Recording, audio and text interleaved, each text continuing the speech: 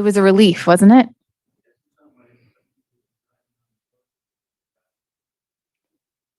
That seems to happen every year, doesn't it? That the first rain, or early rains.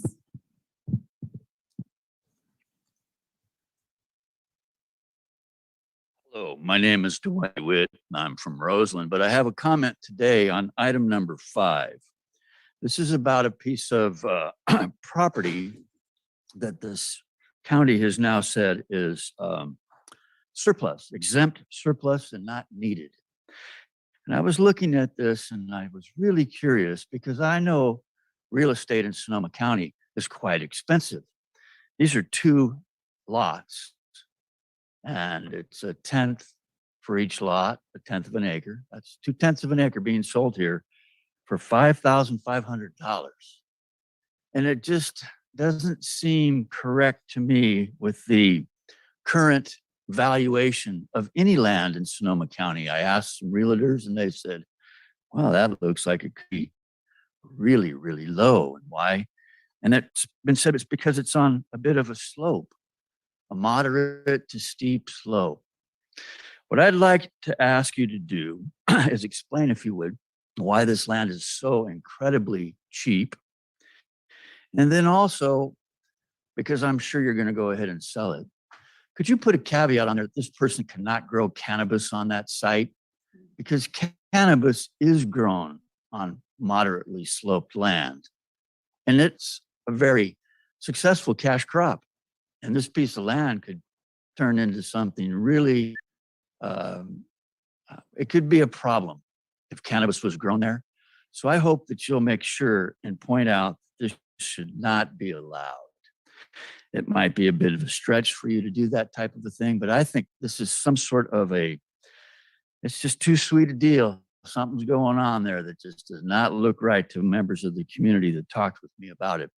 Last but not least, I read your article in the Press Democrat chairwoman, and it was quite interesting. And I thought, I got to bring this gift to you. It's a book from the 2009 Copenhagen Conference on Climate Change, and it's called 2 Degrees Too High. And I thought you might be interested in it, so I'm going to bring it up. Thank you very much, Dwayne. And that does conclude your time. And I do promise that we are working on the Roseland Town Hall, and we'll be reaching out to you to schedule that. Because I know we talked about that last time you were here. And I thank you so much, Dwayne. I don't know if we have anyone from General Services who might be able to provide some additional information on that item. But in the meantime, we can go ahead and see if there are any members of the public who wish to comment via Zoom while we're seeing if anyone from General Services might be available to discuss that particular item. Chair Hopkins, Director Judy is in the process of being promoted. And for anybody in the Zoom meeting, if you'd like to comment on the consent calendar items before the board, any one of those, please raise your hand in the Zoom app or press *9.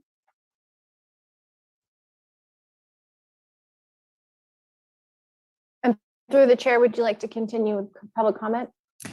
Sure. Yeah, we can continue with public comment. And then if Director Judy wanted to respond at the end, we can do that. Perfect. Thank you. Thank you very much. The first commenter is Steve, then Stephanie, then M. Please state your name and begin your comment.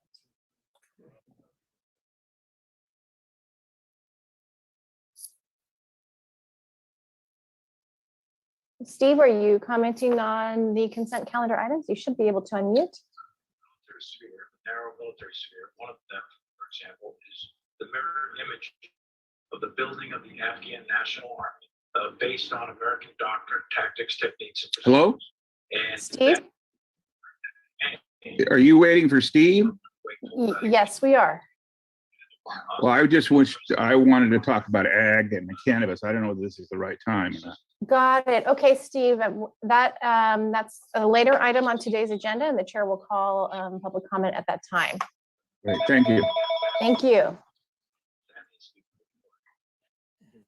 Okay, and again, if you're here to comment on the cannabis item, which is number 24 on today's agenda. We've not yet reached public comment for that. For the next person, if you can please unmute and state your name. Hello, this is Maura Jacobs, and I request that the supervisors please consider adding some time on the agenda today to discuss a complete moratorium on all marijuana permitting until the EIR process Maura, is I'm going to completed. interrupt you because we are taking the consent calendar item comments right now, and that sounds like it pertains to cannabis, which is item 24. So if you wouldn't mind holding off and reach agenda item, this is specifically on consent. Thank you. Thank you. The next commenter, please unmute, and this is for consent calendar items only right now. Hello? Hi, Hello, can you hear me? Yes, we can. So we're not doing cannabis comments right now. What are we commenting on? What's the consent items? Items number 1 through 20, which you can read on the publicly accessible county website and our agenda packet at the Board of Supervisors landing page. So we are not accepting cannabis comments at this point in time. That is item 24. Well, I thought when I just logged on that I heard somebody talking about cannabis and slopes and whatnot. Because they were also not commenting on the correct item. So we were just correcting them, David, but I promise give you an opportunity to speak. It just, if we can get through the consent calendar, then we can move towards the cannabis item. Thanks, Chair Hopkins. There are no additional hands to comment on the consent calendar.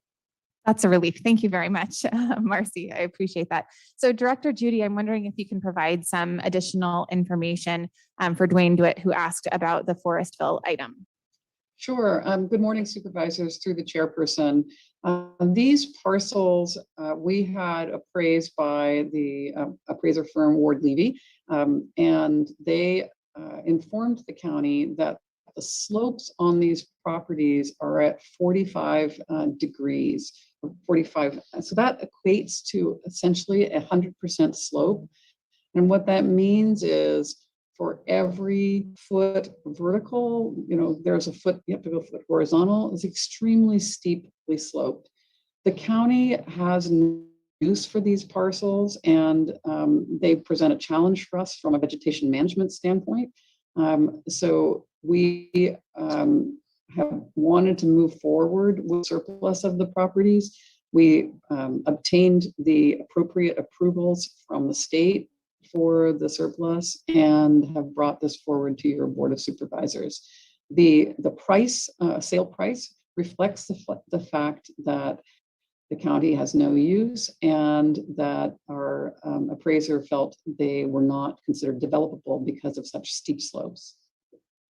Thank you very much, Director Judy. And my understanding is this location additionally is not served by sewer, and these properties would not actually be developable independently because you actually need more space than that just to create a septic field to handle a single family dwelling, especially in light of the total maximum daily load regulations that we are under in this area from the Regional Water Board. And that it's just the adjacent property owner who is actually almost a lot line adjustment to include this on his property, more or less. So, right. All right. Any other questions from members of the board before we move to a vote on consent? All right, seeing none. Thank you very much, Director Judy, for the information. I appreciate it. And thank you to Mr. DeWitt for raising those concerns and bringing that information forward. I would ask Marcy to go ahead and lead us on a roll call vote on the consent calendar, please. And this is items 1 through 20. Supervisor Gorin. Aye. Supervisor Rabbit. Aye. Supervisor Corsi. Yes. Supervisor Gore. Yes. Chair Hopkins. Yes. And so that will bring us over to our first regular calendar item today, which is Freestone Water System financing. And I believe that we have Joe Hoverts, our Director of Transportation and Public Works, and Trish Pacenti, our Deputy Director of Transportation and Public Works, to present this item, as well as the water system financing and the Salmon Creek water system financing this morning. Great. Good morning, Chair Hopkins and board members. Trish Paceni, Deputy Director of Transportation and Public Works. Our first public hearing will be for our Freestone water system. State law requires that an annual public hearing be held by the Board of Supervisors to direct that annual loan repayments be collected on the County of Sonoma tax roll. TPW is recommending that the board adopt the attached resolution ordering that the annual repayment charge for one loan used for water system improvements be collected on the County of Sonoma tax roll in the amount of $14,143 for fiscal year 2021-22. There is no change in annual charges from prior years. Do we have any questions on the Freestone water system? Thank you very much. And I'll bring it back to the board. Supervisor Gorin. Just a brief question about this item and the next two. Very small amount in this resolution, a very small water systems. Is there a way to work on a resolution for a permanent or long-term financing authorization? Because this requires work on your part and our part to pass the resolution, which seems to be somewhat non-controversial. Good morning, Supervisor Goring. This is Johannes. As you can see, the amounts are really low. We are actually at the end of, I want to say on some of them, 20 to 30 year loans. And unfortunately, by law, we have to come to court annually to do this. The good thing is that we're almost done with all the amounts on all three districts. As you know, we have 4 and one that we were recently designated as administrators that are very challenging to maintain due to the income that we get from them. So this is actually like the end of the payment for almost all 3 districts. Great, thank you so much. Just thought I'd ask the question. Any other questions from members of the board? Seeing none, I will go ahead and formally open the public hearing. And I will ask if there are any members of the public who wish to speak on the Freestone water system financing. Seeing none in person, I would ask Marcy to accept any public commenters via Zoom. Thank you. Please raise your hand or press *9 if you're a phone attendee to comment on number 21 on today's agenda.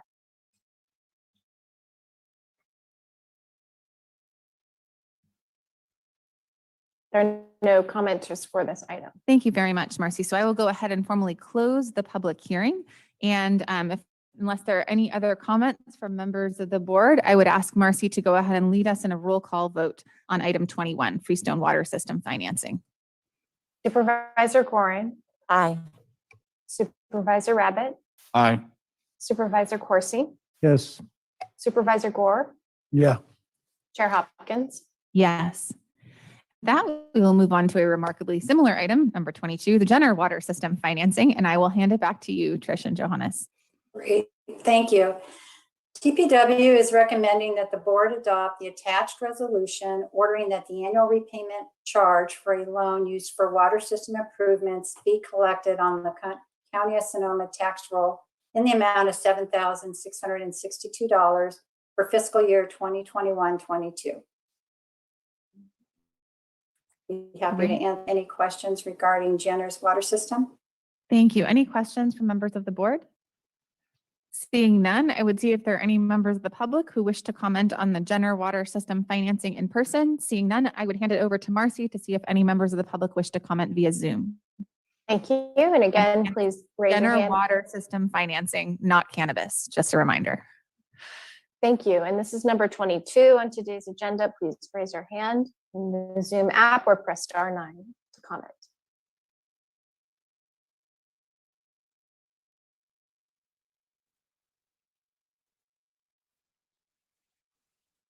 I see one hand.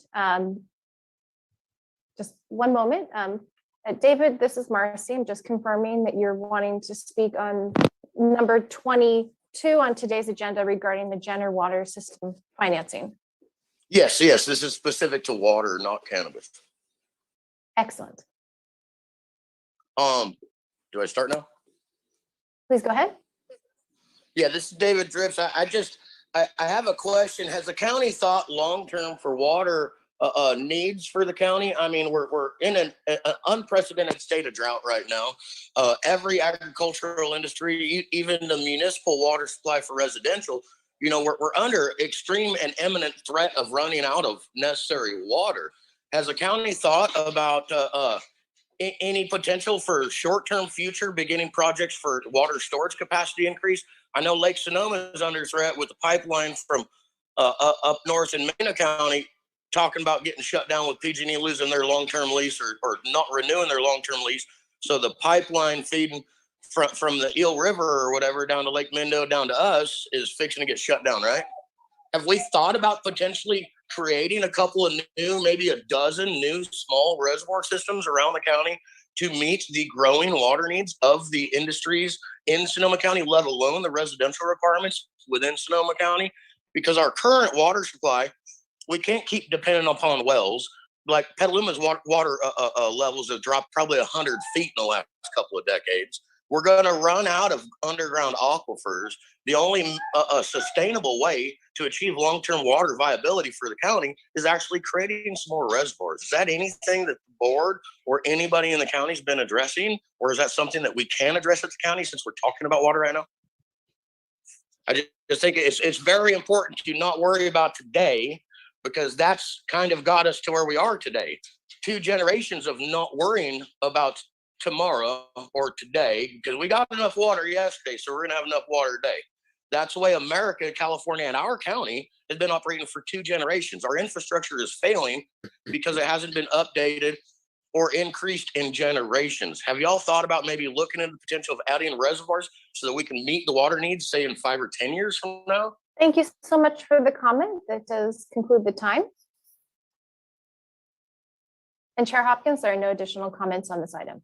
Thank you very much. So I will go ahead and formally close the public hearing and bring it back to the board for any comments or deliberations before we take a vote. Supervisor Rabbit? I just want to respond to Mr. Dripp's comments. The Sonoma County Water Agency, or the Sonoma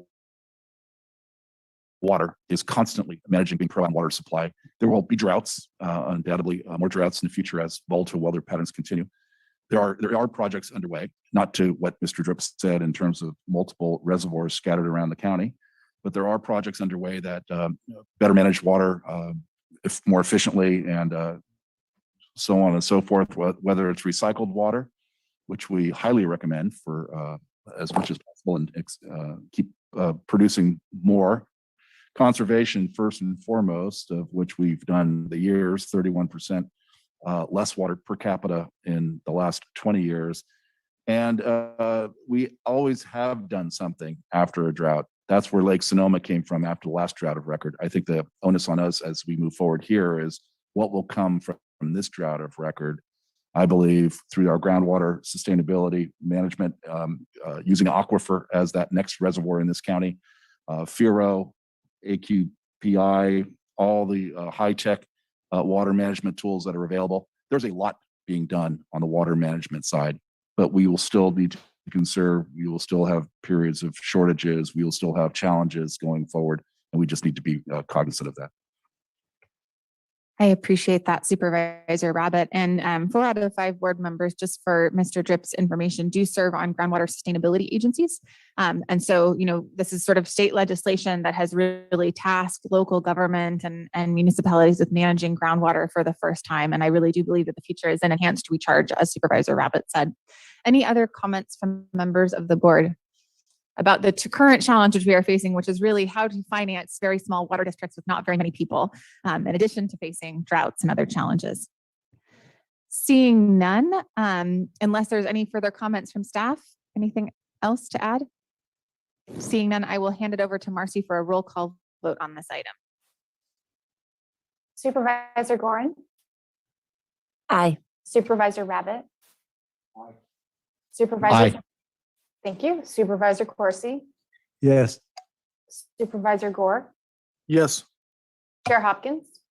Yes. And that will bring us to item 23, the Salmon Creek Water System Financing. And I will hand it back to Deputy Director Pacenti and Director Hoberts for this one. Thank you, Chair Hopkins and board members. TW is recommending that the board approve the attached resolution ordering that the annual repayment charge for the United States Department of Agriculture loan used for the recently completed water system improvements be collected on the County of Sonoma tax roll for the total amount of $44,064 and a total of $1,020 for water availability for fiscal year 2021-22. There is no change in the annual charges from prior years. Be happy Thank to you. answer any questions on Salmon Creek. Thank you very much. And I'll bring it back to the board for any questions. Seeing none, I would take any member of the public present in person and I will formally open the public hearing and see if there are any members of the public in person who wish to comment. Seeing none, I will hand it over to Marcy to accept any public comments via Zoom. Thank you. Once again, please raise your hand in the Zoom app if you'd like to comment on number 23.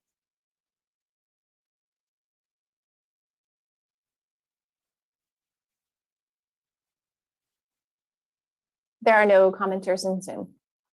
With that, I will go ahead and close public comment and close the public hearing and see if there are any comments from members of the Board of Supervisors. Seeing none, Marcy, would you mind leading us in a roll call vote on this item, please? Supervisor Gorin, Aye. Supervisor Rabbit, Aye. Supervisor Corsi, Yes. Supervisor Orr, Yes. Chair Hopkins. Yes. And with those three motions carrying, that brings us to the item that I believe everyone has been waiting for, which is the Comprehensive Cannabis Program Update Study Session. So I'm going to be handing it over to Director of Permit Sonoma Tennis Wick, Deputy Director Scott Orr, and Supervising Planner for this project, Crystal Acker, and look forward to the conversation. I do want members of the public to know is a possibility that this item will be begun now, but continued into the afternoon if we have an overwhelming amount of public comment. We do need to adjourn into closed session at 11:30 a.m. So we will obviously accept as many members of the public who wish to speak on this item, but it may be that the deliberations take place in the afternoon. So with that, I will hand it over to staff for the presentation. Oh, and I forgot to mention our awesome county counsel who has been tirelessly working on this back before she was even in the county counsel's office working on this, Sita Kutera. Thank you, Chair. Good morning, Board. The purpose of today's hearing is really to scope next version of the cannabis ordinance based on comments from the board and the public that we received today. And then in approximately a month, we'll be back to you with another item that will identify resources and costs for the project to finish, obviously, as quickly as possible. So with that, I will hand it over to Deputy Director Orr and our project manager, Crystal Acker. Thank you. Thank you. And Crystal Acker will be sharing her screen and leading us off with the presentation.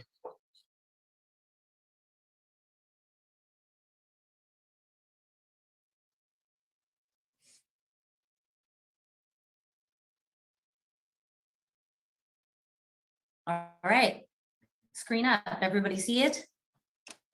Well done. Excellent. Okay. So, hi, I am Crystal Acker. I am the project planner, and I'll be giving the presentation. Scott Orr, the Deputy Director of Planning, you just met, and he's also here today to facilitate the discussion that I know we're going to have later today. So let's get started with a summary of what we're going to talk about. So I'll start with the overall purpose of this comprehensive update, give a bit of background on cannabis regulations, and provide a summary of what staff heard from the public during the recent community engagement efforts we just did. Then I'll go over some policy framework options that staff are seeking direction on from the board, and I'll share our current estimated project timeline. So staff have been directed by the board to conduct a comprehensive review of the existing cannabis program, and that means everything is on the table for consideration at this point. After the board's discussion today, maybe we'll narrow that down some, but the overall goal of this process, which is different from all the previous ordinance updates, is to cast a wide net for what could be included in the new ordinance and study all or most of that so that decisions made later in the process will be data-driven. So how are we going to get this data?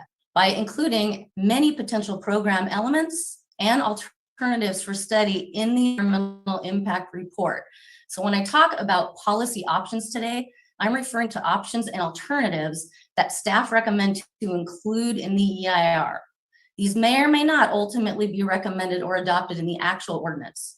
But the more we know about all these options, the better informed our future decisions will be. And the overarching goal of this whole process, which I probably should have made bigger text here, is to streamline the permitting process. So this is a summary of state legislative background, and I'm not going to read all of this, but I wanted to mention that the state first legalized cannabis in 1996 with the Compassionate Use Act, which most folks know as Prop 215, and then compiled the first set of complete state regulations in 2015, which have been amended several times, including recent changes in July of 2021, which in addition to amending the regulations also consolidated all the state cannabis permitting into one department, which is the Department of Cannabis Control, or DCC. And this is a summary of the legislative background for the local, for us, the county. Many people don't realize that the county's dispensary ordinance actually dates all the way back to 2007. It was amended in 2012 to establish a cap of 9 in the incorporated county. 2016 is when the first full cannabis ordinance that included regulation of all portions of the supply chain, from cultivation to manufacturing, testing, and distribution to retail, was adopted under a negative declaration. Then that was amended in 2018 to allow adult use after that was passed by the state, and to improve neighborhood compatibility, and the primary change being that a 10-acre minimum parcel size was established at that time. So the recent Chapter 38 effort to extend ministerial permitting under the umbrella of a subsequent mitigated negative declaration was rejected by your board in May of this year, and staff instead received direction to start over with a comprehensive update based on an EIR. And that is why we are here today. So the very first step in that, in June of 2021, the board approved a preliminary project timeline and an initial resources request for staffing to kickstart a brand new public outreach effort. And one of those staff was me. And here's a summary of what we did. So in the first week of August, the 9th to the 12th, we conducted 8 virtual visioning sessions, 2 each day, in 4 basic categories, which were land use, public safety, water use, and visual. A third-party consultant facilitated these events over Zoom. We had participants, and 442 people participated across all 8 sessions. We also conducted some small group Zooms between staff and community groups. The next week in August, we met with 8 different community groups, 2 of which just provided comments and were not able to attend a meeting, and then also 4 industry groups. And then there was a countywide visioning survey open from August 31 to September 6, which had more than 1,000 participants. And although not all participants answered every question, about 700 to 800 answered most of the questions. So I want to just briefly address the format. The format of both the virtual visioning sessions and the countywide survey both generated a large number of comments expressing dissatisfaction with the process itself and claiming bias either for or against the cannabis industry, often both at the same time, and often related to the same visioning session speaking points or survey questions. So staff wants to reiterate that none of the questions asked during any portion of the recent public outreach efforts were intended to represent every aspect that will be taken into consideration during development of this draft ordinance, nor every factor that will be evaluated in the EIR. The scope of the EIR and details on the proposed ordinance are going to be developed in phases, and this outreach was just the first step in a multi-year ordinance revision process, and it was focused on areas where staff felt we could learn the most from the public and topics that were most useful for this phase only. There are going to be many more opportunities for public input throughout this process, including a little bit later today. So I'm just going to briefly go through the most frequent comments that we heard. So location and separation were a big deal. Lots of comments on that, mostly focused on cultivation rather than the supply chain. And the biggest things that came up were protecting resources, increasing neighborhood compatibility, the potential for inclusion and exclusion zones, setbacks and waivers of established setbacks, whether we should or should not have those, and whether cannabis is better suited to be industrial, indoor in industrial areas or outdoor in rural areas. And note here, I have appellations listed that as the state adopts and implements its new appellations program, that could encourage more cannabis development in the ground outside in rural areas, because that's what the appellation program requires. Odor was also a big deal, and although there were a lot of comments about what should and shouldn't be done related to odor, one common thread was that containing odor within the permitted parcel would be acceptable to most people who commented. Water resources were also a big deal, again, focused mostly on cultivation, including separation from surface waters and groundwater wells, that an accurate baseline of water resources was needed, analysis of cannabis operation impacts, and long-range drought planning were all brought up. Visual resources were another key topic, again, mostly to do with cultivation. Everyone agreed that we should protect scenic resources through some process, and that security fencing and hoop houses are the major visual concerns from most of the people who commented. Public safety, again, focused on cultivation, was a lot of comment source, mostly from the public who want to enjoy safe use of their property when there's cannabis in the vicinity, and that they want separation from neighbors. Also, wildfire risk, road access, and first responder times were brought up as things to consider, and also to incentivize permitting for local residents, as many people feel that if it was local residents conducting these cannabis operations, they might be more inclined to fit in with the neighborhood. Code compliance and enforcement, we heard everything on this, both that it's too restrictive and the regulations aren't clear, and that code compliance should pretty much just be deferred to the state. Also, the industry noted that more education could help curb misinformation in the overall public, whereas the public was concerned that inspection frequency is not restrictive enough, and that violation abatement and penalties are too relaxed, and also rely on neighbor complaints rather than proactive inspections. And across the board, a lot of comments said that maybe this issue was lack of staffing. Permit processing. So a lot of comments came in about short-term code updates we could maybe do right now. And a lot of those are not as simple as the proposers feel. I think that's all I'll say about that right now.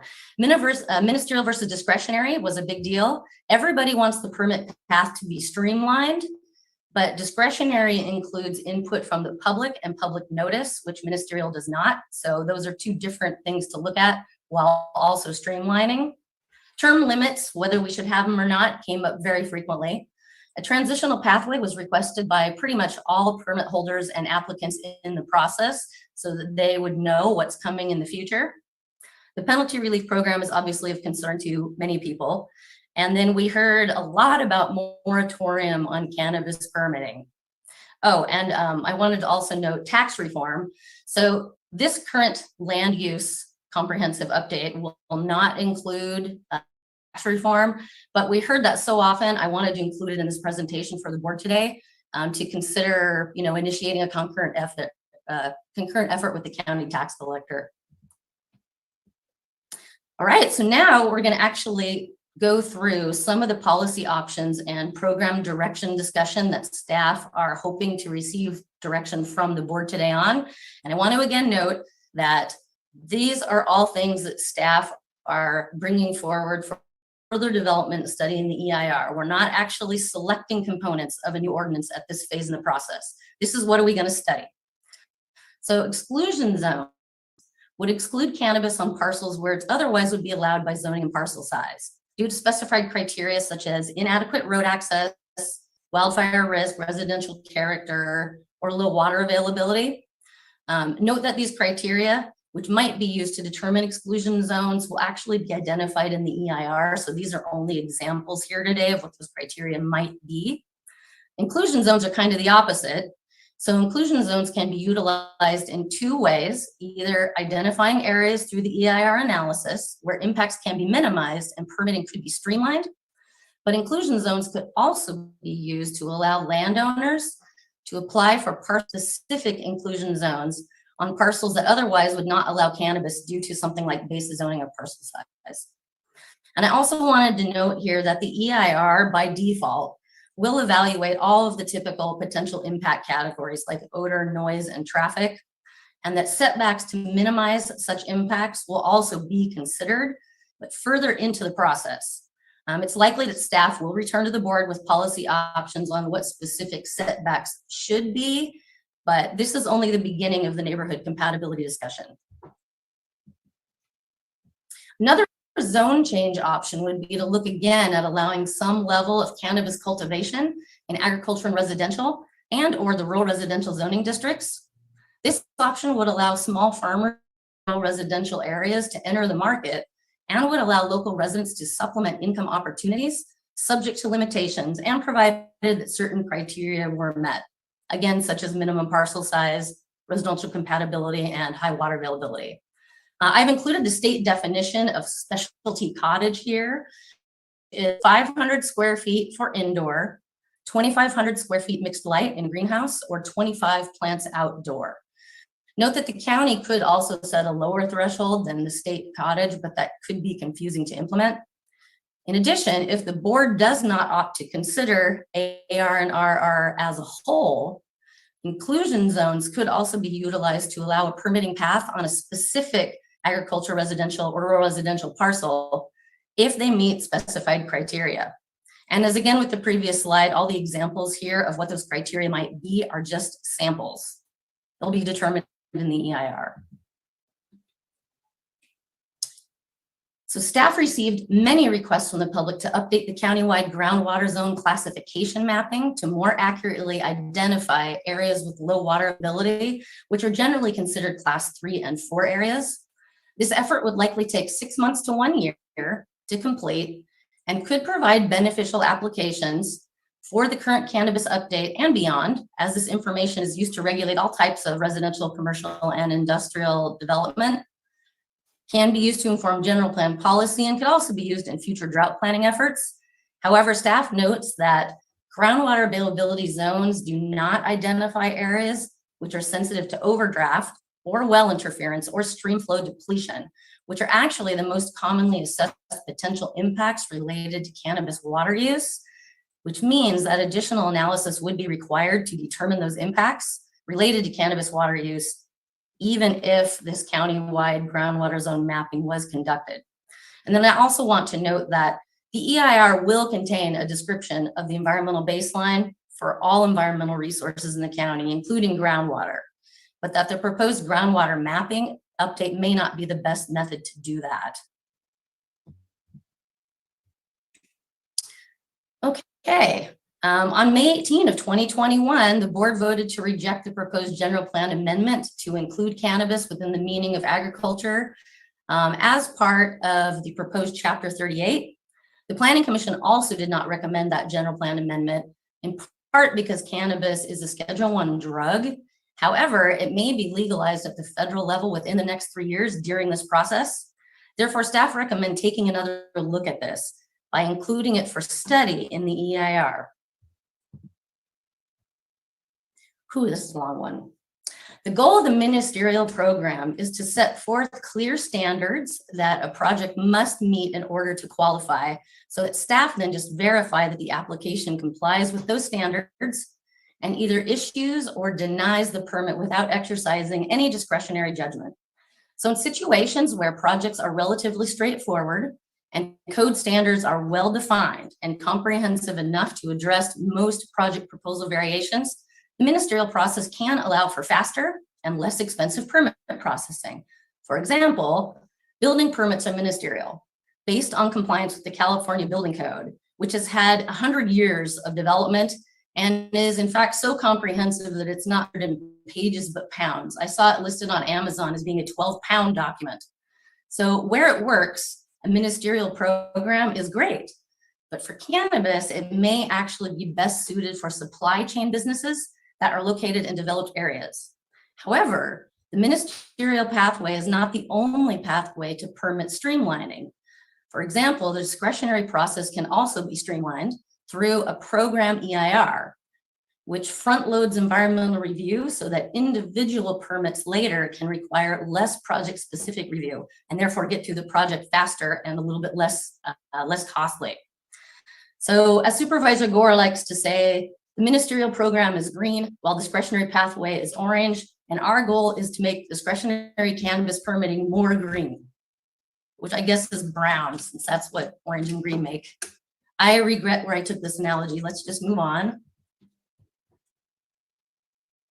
I'm sure it's a surprise to no one that staff received many requests for a moratorium on cannabis permitting until after the EIR is completed and a new ordinance is adopted.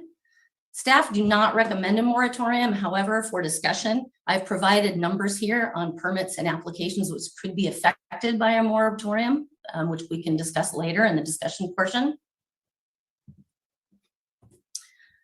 Development of options for a clear transitional pathway as a component of the new ordinance would allow proactive planning and minimization of impacts to existing cannabis businesses.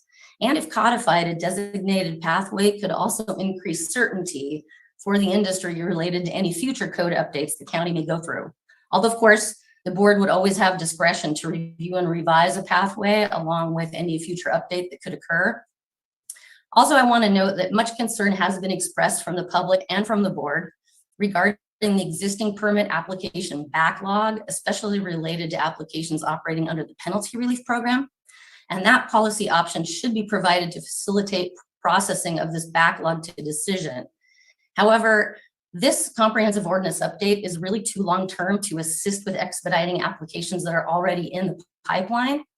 Staff do recognize the need to address the current permit backlog and are exploring options for additional resources to expedite permitting, which could be shared with the comprehensive ordinance update. So after staff received direction from the board today on goals and policy options, a resource request will be developed and presented for the board's consideration at a later date. And this is a summary slide of most of these topics that I've just discussed and what staff would recommend. And then, of course, the BOS direction column is blank right now because we're going to discuss this more later. But so in summary, staff is recommending we look at the full supply chain. That means all the way from cultivation through testing, processing, distribution to retail.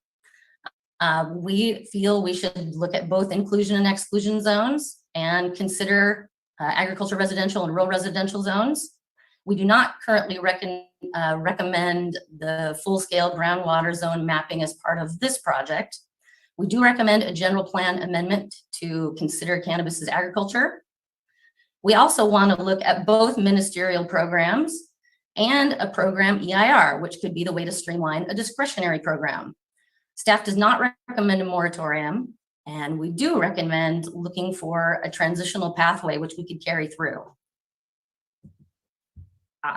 Okay, and this is the project timeline that most everyone has seen before. I'm not going to go through every point here, but the important things are that we are now still in the draft ordinance framework, the very first bullet point here.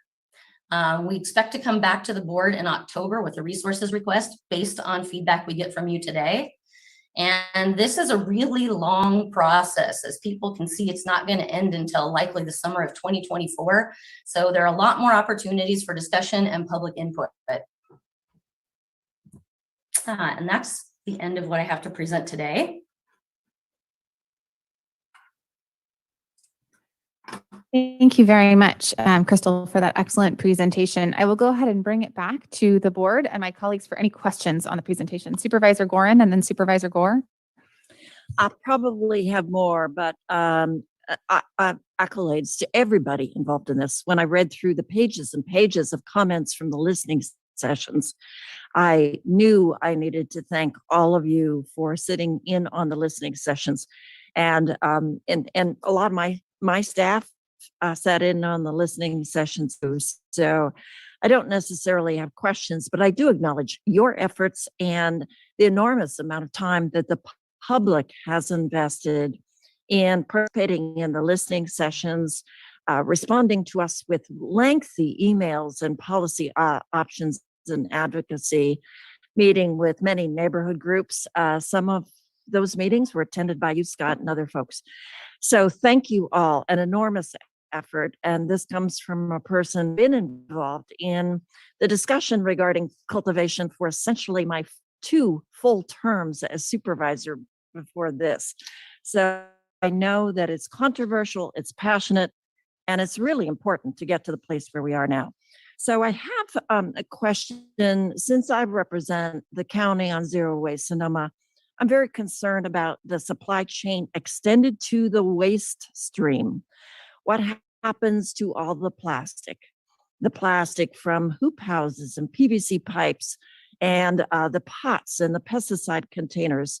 And I would hope that we have some analysis on what that supply chain actually looks like when it extends to the waste stream.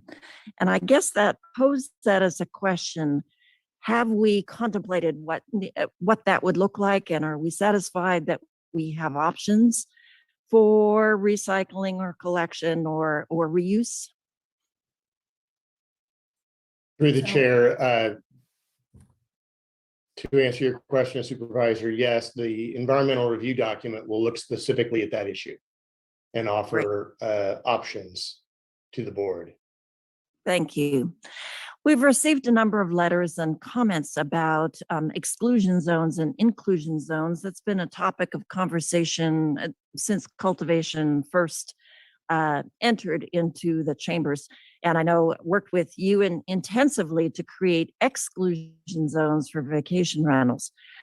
But I'm thinking that the traditional path of creating exclusion zones is not the only path.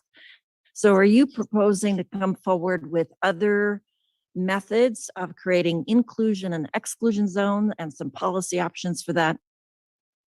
Well, I think through the chair again, I think Prince here is that we'll be doing it on a programmatic basis, which in the past we've been doing it more on very limited geographic areas. And this is going to be far more comprehensive and programmatic, and we'll be able to address impacts in a programmatic basis as well.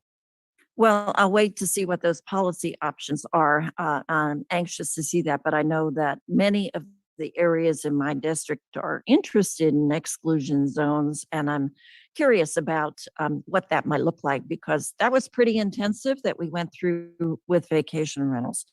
And my last question really involves the AR and RR consideration. We've discussed that for a very long time, and that was part of the cultivation allowance, I guess, especially looking at parcel size in the RR and potentially AR zones. Why is it, and we rejected it a few years ago, why is it coming forward again for consideration? Through the chair, I'll take that one. I was waiting to see which one of you would step forward on that one. Congratulations, Scott. My pleasure. So going through this process, since we are endeavoring at a full EIR, and our recommendation is looking at the full supply chain, from cultivation through transportation, distribution, manufacturing, testing, all the way up to dispensaries. We know we're going to be looking at ag zoning, commercial zoning, industrial zoning, and given that we are a rural county, we think that while we're in there, it's appropriate to at least do the analysis, do the study of what it might look like in AR and RR, especially in the context of a potential inclusion zone. There may be parts of the county, it's, I believe 1,700 square miles, it's a big county, and we try to not overgeneralize with our zoning. So there may be parts of the county that are AR, RR that may skew larger in parcel size and may be conducive to this type of use. We're not saying it will end up in whatever final document we have, but we do think it's worth study, and not just for industry folks, but also for neighbors. I think it's worth knowing what the land use would look like in any particular zone. Thanks, Scott. I appreciate that. And before you were hired at Permits Sonoma, we did do rather detailed analysis of parcel sizes in each of the areas in each of the districts. So I know that information is around. I probably have it in one of my volumes that I have in my office because I am a paper pack rat. So it's probably there. Thank you all again. And I look forward to public comment. Thank you very much, Supervisor Gorin. Supervisor Gore? Yeah, thank you, Chair Hopkins and everybody. I'll echo my colleagues' comments about thank you for your work, your effort, everything you've been going on. So I want to jump in. A couple things for context. Even though we're moving into this process to create a clear path for the future of cannabis in Sonoma County and make some important votes and decide on the future for take the year, the 2 years, whatever it takes to do the EIR, run this through and create a clear path. We also have some other things that are going on right now that I want to ask some questions on so that the board might consider what happens with two different processes. So for instance, last week we had brought forward to us, totally independent of this, this was already scheduled to go after the new policy making, but a moratorium on multi-tenant. And so that's going to come back to us in 45 days. I think we said, remind me of a date. I think it was the end of October, beginning of November. Is that correct?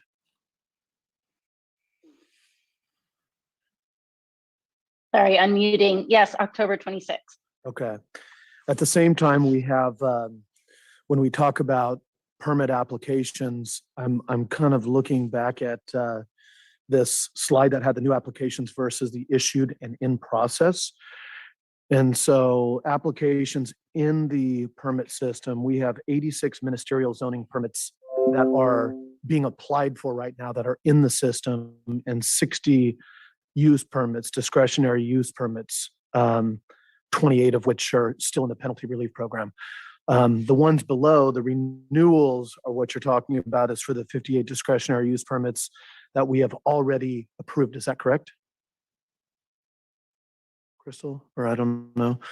With that, the renewals of issued, so these are issued permits. We have 222 ministerial zoning permits that have been issued and 58 discretionary use permits that have been issued. Is that correct? That's correct. As of the date this presentation was prepared, that may be slightly different today. Yeah. Okay. Well, the point I'm trying to get some clarity on with you all is everybody who's in this permit system right now is questioning and saying, WTF? What the heck? WTH? Sorry. What the heck is going on? Are you going to change all the rules for this new EIR, go for another year and a half? And am I going to be subject to the new rules or the old rules? So can you talk a little bit through how we should think about this? Because there's a part of me that thinks that we should, maybe while we're doing the EIR, we should continue to bring another item forward to our board that clarifies in the future what our stance is on vested permits or permits in the process, and some kind of a resolution that discusses that.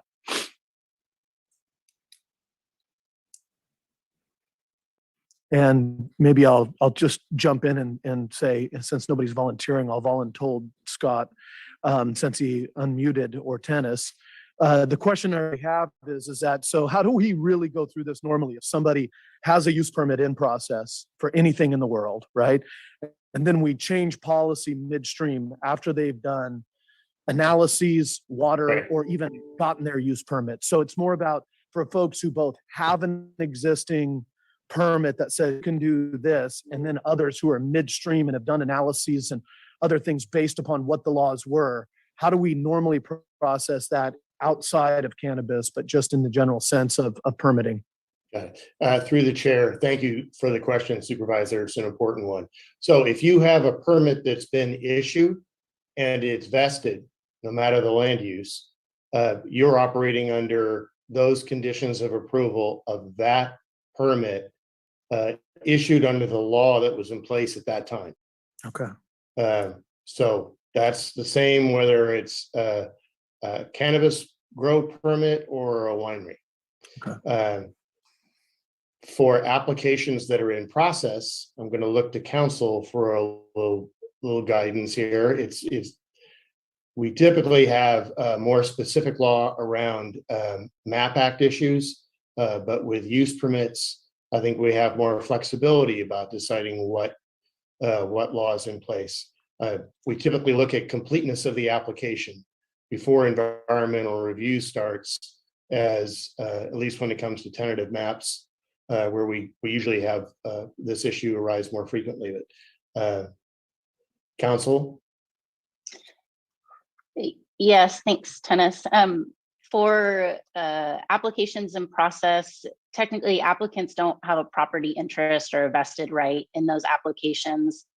So in general, the county is able to change the ordinance, and whatever's in place at the time that that application is approved or denied is what applies.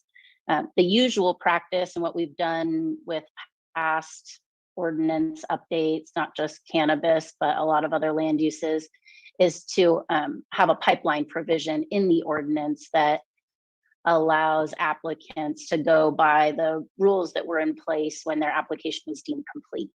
Okay. Well, I think one of the things that we need to consider is people who are in process is, do we wait to the end of the EIR, or do we actually bring back something that provides clarity on those who are in the process now while we are rewriting the EIR? If I were an applicant, and obviously some of the folks who I've talked to who are applicants or already have a permit, what they're asking the question of is, number one, is how much is this going to change midstream on us? And then on the end of the side is for those folks who have vested permits but have a potential renewal after 5 years. That they're asking, will all of a sudden that change, or will I be able to retain the ability to do what I went through the process? So I think you can see what I'm going to be looking for at the end when we get into comments, but I appreciate the answers to that, because I think there's definitely discussion of a pipeline provision that's maybe ancillary to this. And I might bring it up again as a part of the moratorium discussion and talk, since we're going to bring that back and talk about that within the context of what we need to do going forward. I do have a question about specialty cottage. So Crystal, you presented on specialty cottage, and you brought it up within a context of the AR and RR slide that you had. But realistically, can you just a little bit more talk about specialty cottage? Because you pulled up the actual production numbers, but are there any other things as a part of that definition, i.e., is there any things relative to setbacks or what's on the ground, or is specialty cottage just a definition of how much production you can have on site? Through the state, specialty cottage is the definition of how much production you can have on site. Were the board to want to consider incorporating specialty cottage into specialty cottage is in the program, but right now it's not allowed in AR and RR. If the board wanted to consider that, we would look at additional things like setback and parcel size. But those square footage determinations are the only thing that the state requires. Okay, thank you. I think that's an interesting one for us to consider, not just I say AR and RR, but also with other land use sizes as well when you talk about ministerial programs. So that'll be interesting to lean in on. The other one I want to talk about is I just want to confirm that when we're talking about the entire supply chain, we are talking about, as you said, everything from cultivation to distribution. So within that, you're talking about extraction, volatile substances, you're talking about ag processing, I would assume, all kinds of things within all kinds of zoning districts. Is that correct?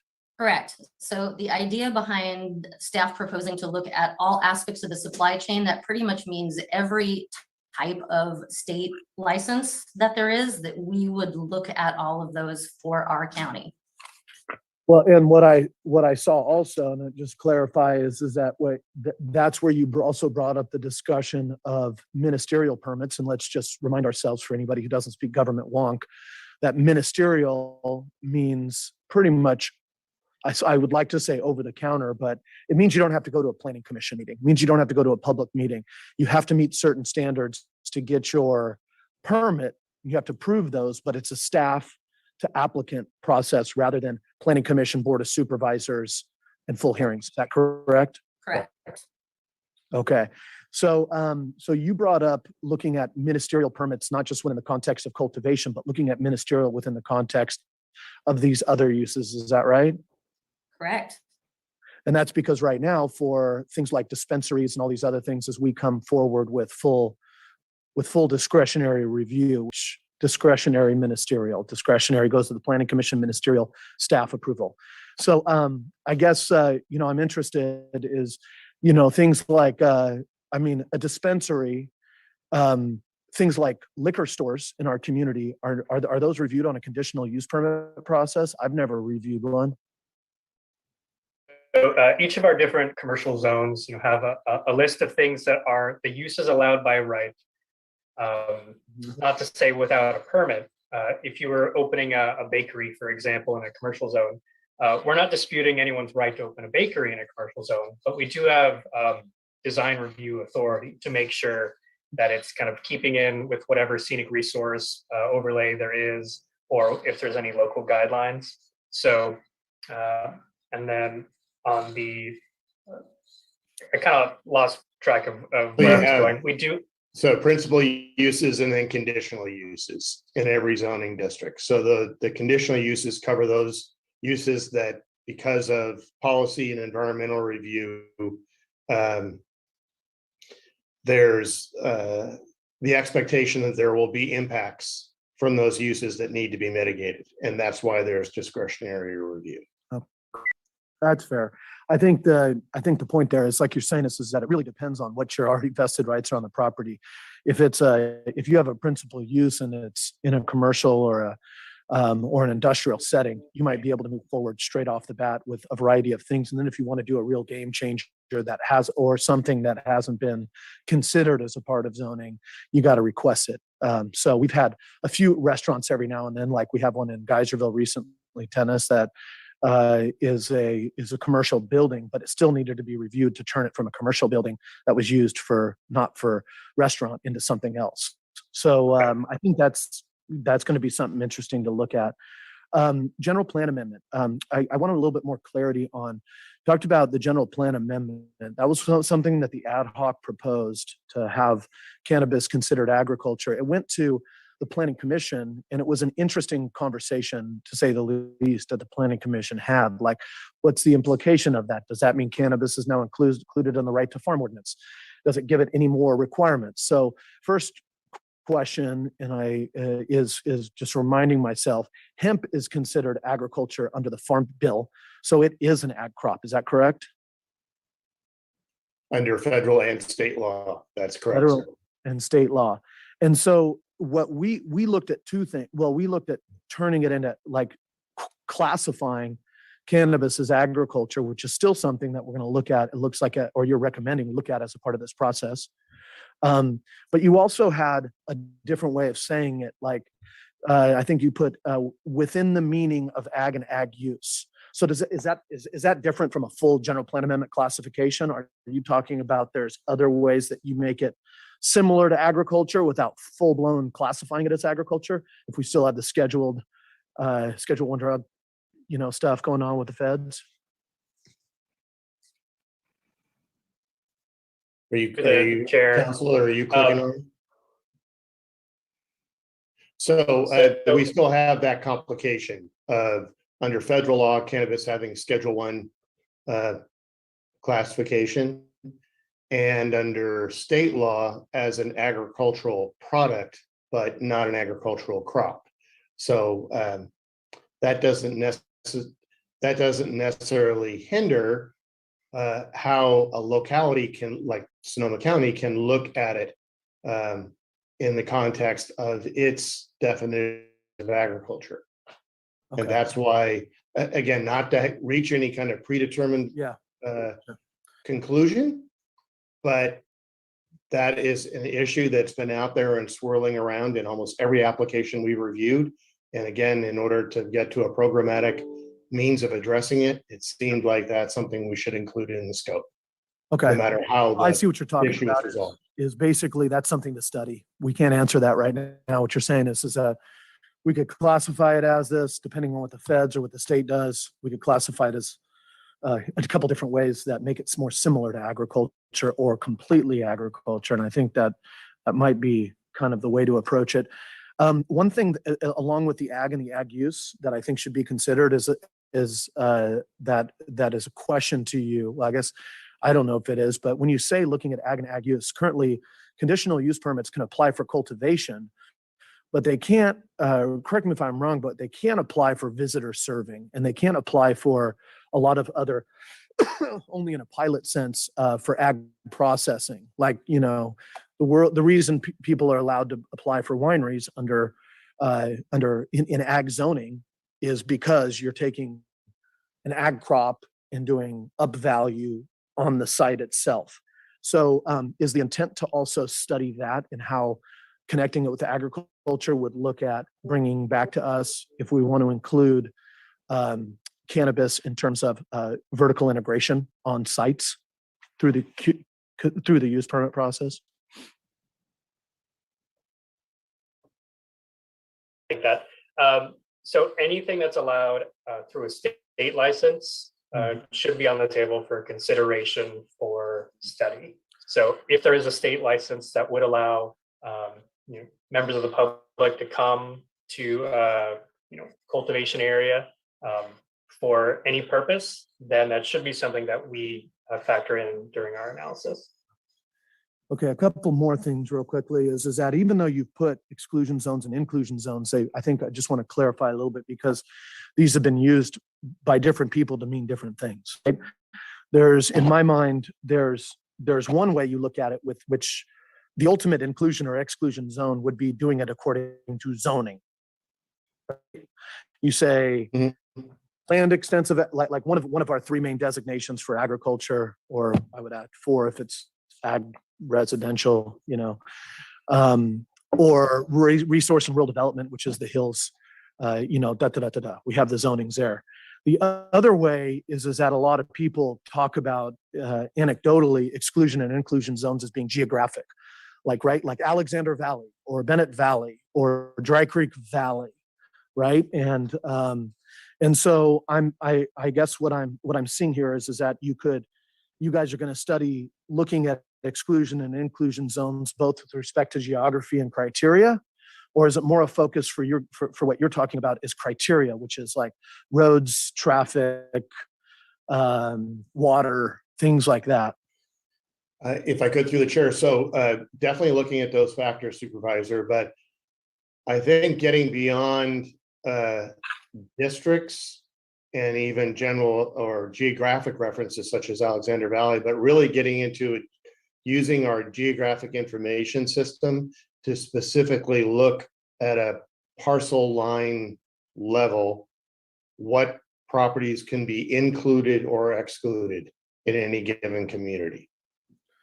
I think we want to create the clearest way of directing people to where the use can occur and where it cannot occur. That would be my recommendation. Okay, good.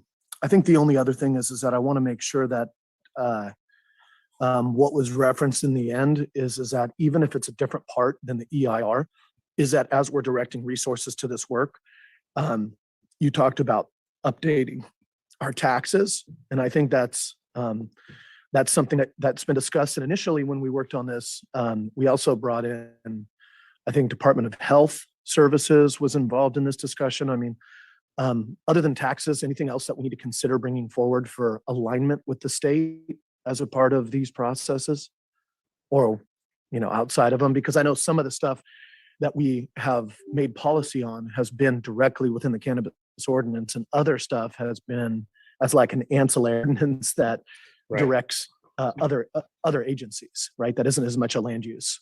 Well, sir, if I could through the chair. So certainly on a public policy basis, there are related issues in health and taxation, but the primary focus of this program that staff's bringing forward and seeking scoping advice from the board and the public has to do with land use, because that's what the Environmental Quality Act primarily charges us to review. Okay, thank you. Appreciate that, all of it. Thank you very much, Supervisor Gore. Looking to my left, Supervisor Corsi. Thank you. Couple quick questions, maybe quick. I wanted to get some clarity on the groundwater zone mapping issue. And I understand the limitations of the existing maps, but could you talk a little bit more about when you say that the EIR will provide a baseline? Is that essentially a new map that shows what the baseline is in specific areas, using new data along with the old mapping? How does that work, that we get that baseline?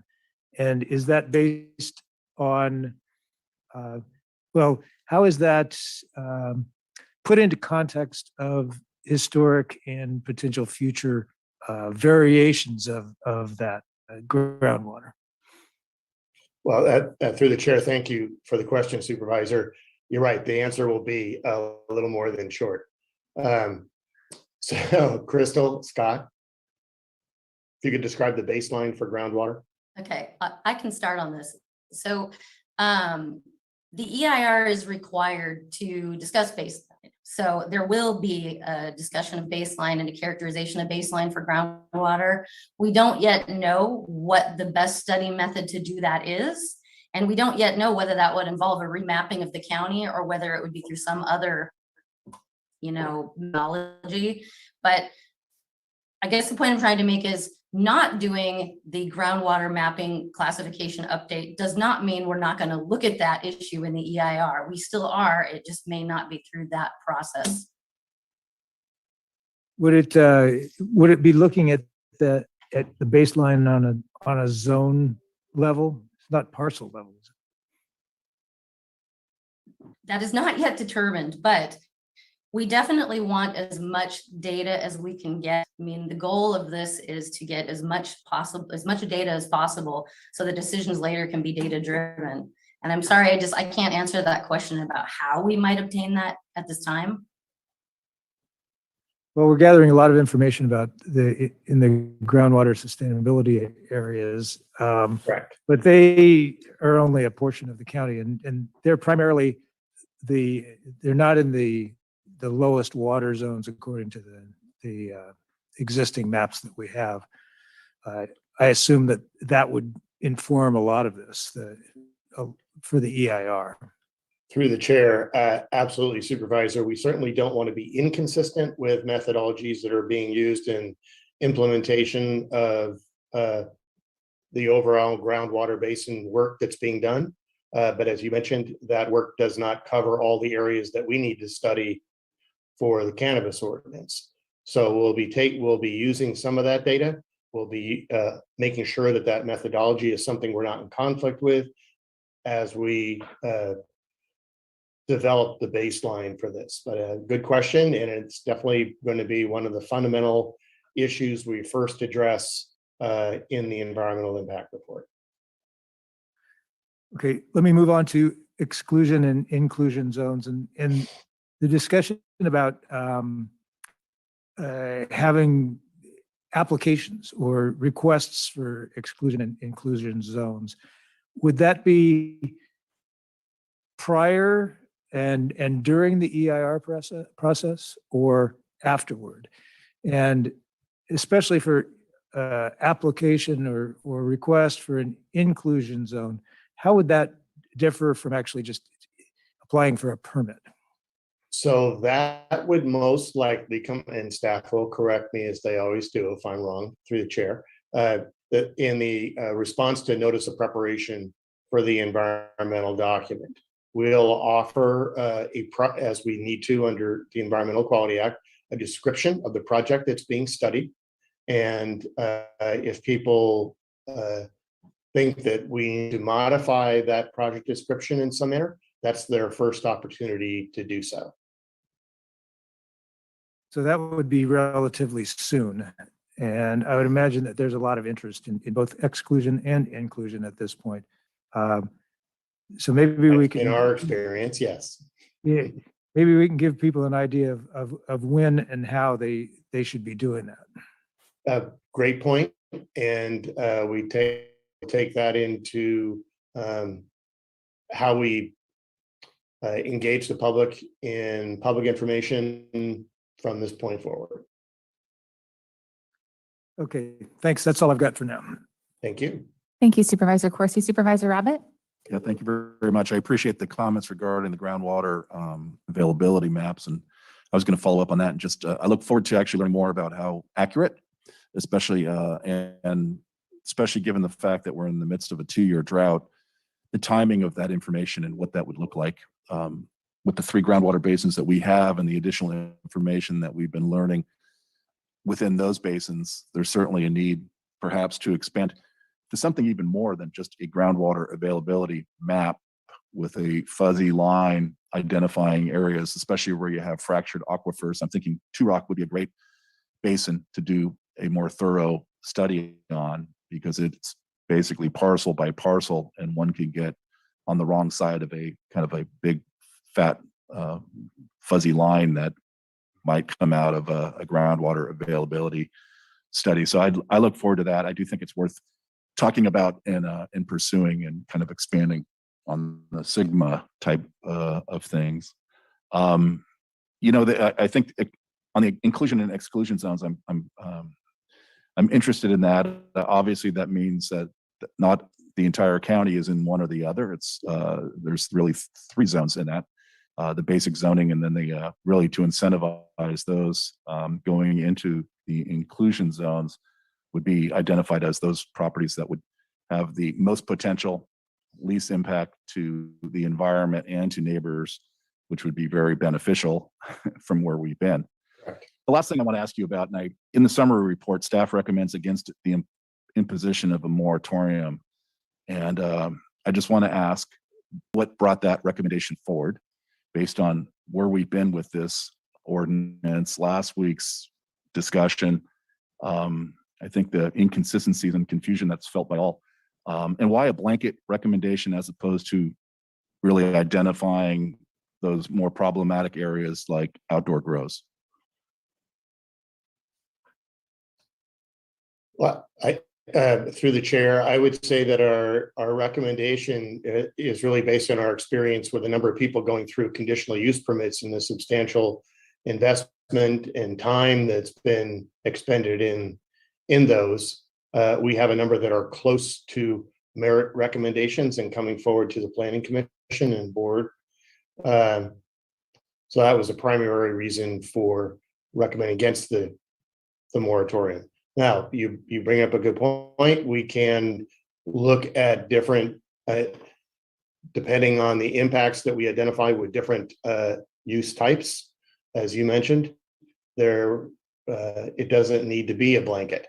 If the board identifies one type of use that's having a greater impact than others, those can be those could be the focus of greater restriction. Yeah, and I have empathy for those that get sucked into the system and spend extraordinary amount of money and time trying to get out the other side. But that's on us as much as perhaps them. And I do think that for those that haven't started that, I feel like we're not doing them any favors by not imposing a moratorium to fix it, because they're entering that same broken process, and they're going to be spending the same extraordinary amount of money going forward. So I just thought I was curious on how you came to that. I have empathy in terms of those that are in the system. I would not want to be in that same situation with the project that I was advocating for. Thank you. Thank you very much, Supervisor Rabbit. And the great thing about going last as chair is that my colleagues have really asked all of the salient points and the questions that I had, primarily around sort of the exclusion and inclusion. And I appreciate staff's perspective. And I also appreciate the briefing that you provided ahead of time. And I recall conversations about data-driven, not political, because one of my frustrations with our current exclusion zone with vacation rentals is the cost of implementing it, and the fact that it really sort of puts the onus on a political effort really from the community. So thank you very much for all of that information. And I believe that we will go ahead and shift, unless there are any other questions from members of the board, into public comment now. And I would like to start to see if there are any members of the public in person. Seeing none, there aren't, and we will go ahead and go to Zoom. And I want to explain a new protocol. We're all sort of learning in this era of combined hybrid, virtual, and in-person meetings. And so what we would like to do is have everyone, oh, there actually is one member of the public in person. So we'll let that member of the public come into the board chambers while I suggest that everyone who wishes to comment on this item raise their hands. If you raise your hand now, you will be guaranteed 2 minutes to speak. In order to address meeting management, if that list kind of grows over the course of the meeting, we may have a reduced time available for folks who join later. So we'll try to get a sense of how long that list is right now. Everyone will get 2 minutes. And then if people kind of add to that list or jump on midway, we might need to reduce the time down from 2 minutes, if that works for the clerk of the board. And I do see the member of the public joining us in person. Thank you so much today. And please come on up and speak, and we'll start the timer once you start speaking. Right. Thank you for having me. My name is Deborah. We can't hear you. I don't know if you can get a little bit Can closer you hear or me now? a little bit more. We're hearing from the. How about that? Perfect. That's beautiful. Thank you. My name is Deborah, and I would like to address the issue of redefining cannabis as agriculture. One of the things to consider is that the Department of Cannabis Control just reestablished more regulations and redefined them. Under Title 4, Chapter 9, Article 1, Section 8, 1600, the definition of cannabis cultivation site is a location where cannabis is planted, grown, harvested, dried, cured, graded, and trimmed. All of these are agricultural activities.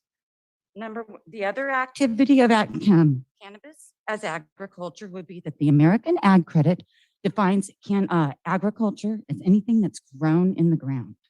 That would be interesting to take a look at.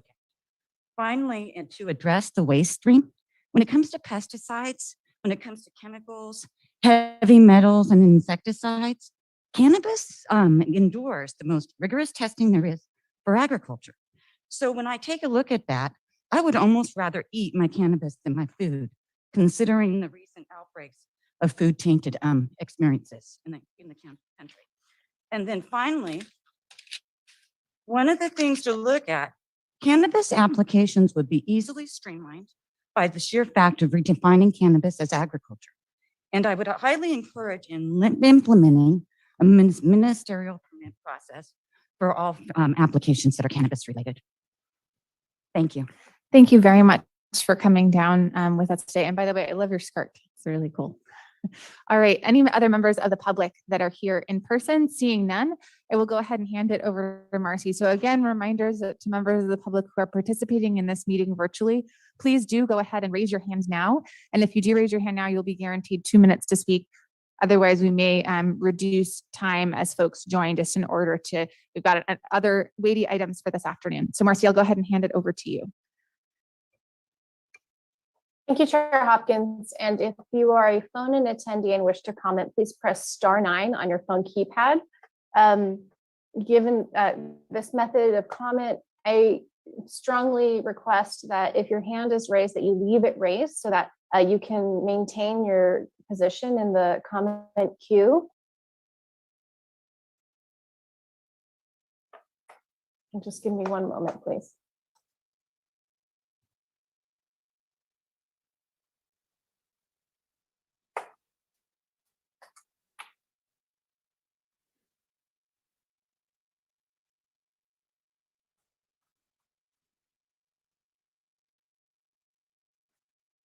And while I'm just getting prepared, if I can please ask to have the timer slide up for 2 minutes.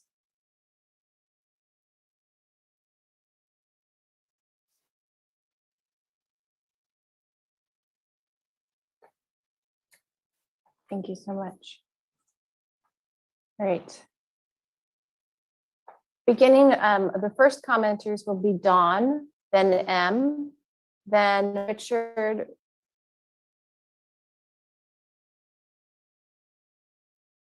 and please go ahead and unmute and begin your comment. Good morning, supervisors and staff. Thank you for your continued time and effort on the issue. I want to urge you as you move forward in this process to find ways to remove the barriers to cannabis cultivation and licensing to allow the industry to grow, because that means more jobs, more tax revenue, and possibly more tourism.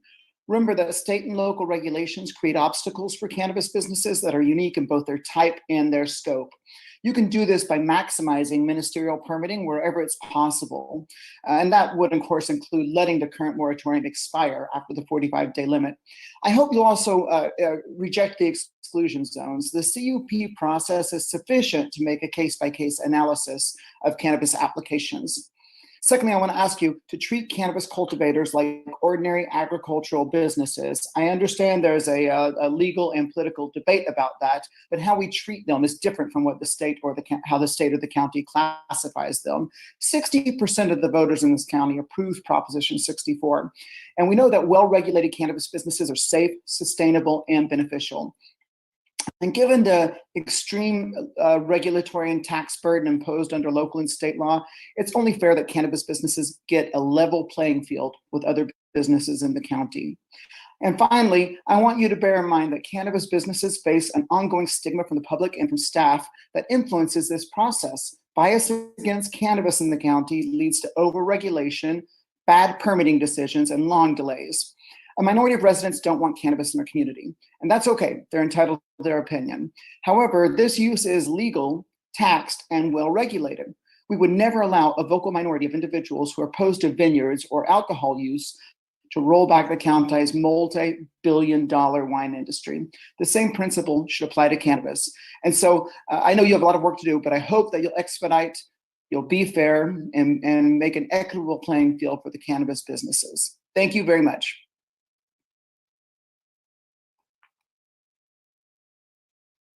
The next commenter, please unmute and state your name. Good morning. This is Maura Jacobs, and I live in Bennett Valley, and I urge the Board of Supervisors to implement a countywide moratorium on any and all new ministerial permits, certainly until after this EIR process is complete. I think Supervisor Rabbit stated also most rationally why that would be a good idea, and a good idea for the applicants as well. And just to correct the previous speaker, Proposition 64 is really a proposition that decriminalized marijuana and did allow for commercial development, but allowed all counties to decide whether or not they wanted to ban that activity. And most counties in California have still banned this very large commercial push that Sonoma County is pushing. Napa County, for example, has a very sane approach to this because it's a very new and disruptive industry, quote unquote industry. And also marijuana in California state law is defined as a commercial product. So you would have to have a new statewide ballot initiative to redefine this as anything remotely close to traditional agriculture. Folks, we are not talking about a nutritional food substance here, and our food supply is very important in America going forward with the continued decrease of farmland available for food production. This is a drug, and it needs very high regulation. Thank you. Thank you. The next commenter, please unmute and state your name. Can you hear me? Yes, we can. Yes, my name is Richard Rudansky, and I'm a Bennett Ridge resident. A petition for the Bennett Ridge neighborhood with 140 resident names states in part that we are, quote, in favor of prohibiting commercial cannabis cultivation in rural residential zoning districts through Sonoma County, including the Bennett Ridge neighborhood, end quote. Such activity, including cottage-sized cultivation, is clearly incompatible with our neighborhood. In 2016 and 2018, the board refused to open up the RR districts to such cultivation. Do not backtrack. Commercial cannabis cultivation in the RR districts was illegal then, and it's illegal now. To now backtrack and open neighborhoods like Bennett Ridge in the RR district to currently existing illegal grows would essentially reward such illegal behavior to the detriment of legally established rural neighborhoods. How can this be considered good policy? However, if the board somehow decides to backtrack, the board should not reduce but should increase minimum allowable parcel sizes and should place Bennett Ridge in the exclusion combining district as part and at the time the new ordinance becomes effective. I appreciate Supervisor Corsi's comments on this in this regard. Residents should not be required to apply for such exclusion status with the attendant costs. Because of the topography of Bennett Ridge, many homes on smaller properties had to build fairly close to boundaries of larger lots with exceed 2 acres. My wife and I, like many of my neighbors who lost their homes and everything we owned in the 2017 fires, relied on the board's prior decision when we decided to rebuild. We did not dip into our savings and retirement accounts to rebuild just to have commercial pot farms for profit in our neighborhood. According to CEQA, the EIR must describe a reasonable range of feasible alternatives. Allowing it in rural residential zones and rural neighborhoods is not reasonable, nor is it feasible. Thank you very much for your attention. The next commenters are Stephanie, John, and then Jean. You can please unmute and begin. Hi, can you hear me? Yes, we can. Okay, thank you. My name is Stephanie Danaher. And what I'd like to see are appropriate locations for cannabis production, not in rural residential districts. Neighborhood consideration is essential, and concerns like noise, water, setbacks, odor, safety, traffic, et cetera, are very important. These are serious considerations in preventing neighbor feuds and violence, which we've already experienced in our neighborhood. All permits, those already granted and those waiting, all need to be reviewed after analyzing the EIR and revoked if necessary. And accountability for bad players needs to be taken seriously, otherwise it taints the entire industry. Thank you for your time.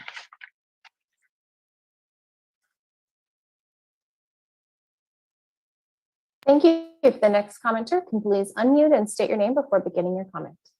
Hello, I'm John Lowe. The previous caller lives in my neighborhood. She captured my dog and sent it to the dog catcher and said I beat my dog.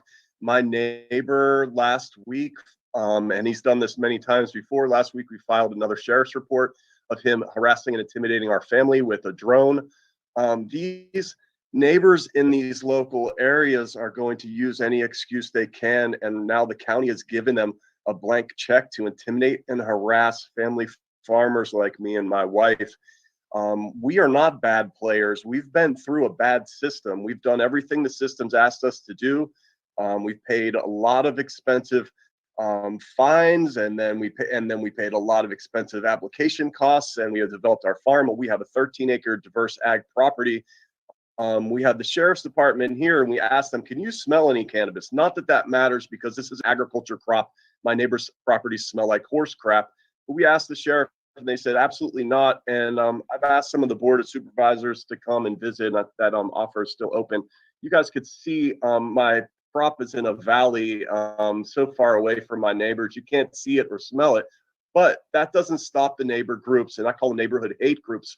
We're allowing this one generation of ex-flower children, mostly baby boomers, to bully the next generations around. And this has been happening for a long time. I think you'll see they're invariably the same generation. And we have to decide at some point whether or not we're going to keep giving them this megaphone to bully around families like mine and my wife. We have a 3-month-old baby boy and a 2-year-old daughter, and we have a Robert Nissenbaum next door neighbor, and Marshall Bailing and people like Stephanie who just called, who are intimidating and harassing us to try to trigger us so they can call me threatening or something like that.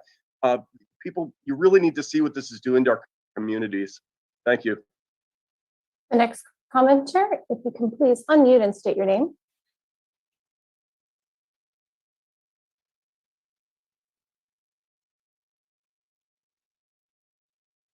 Jean, it looks like you've unmuted. Are you able to begin?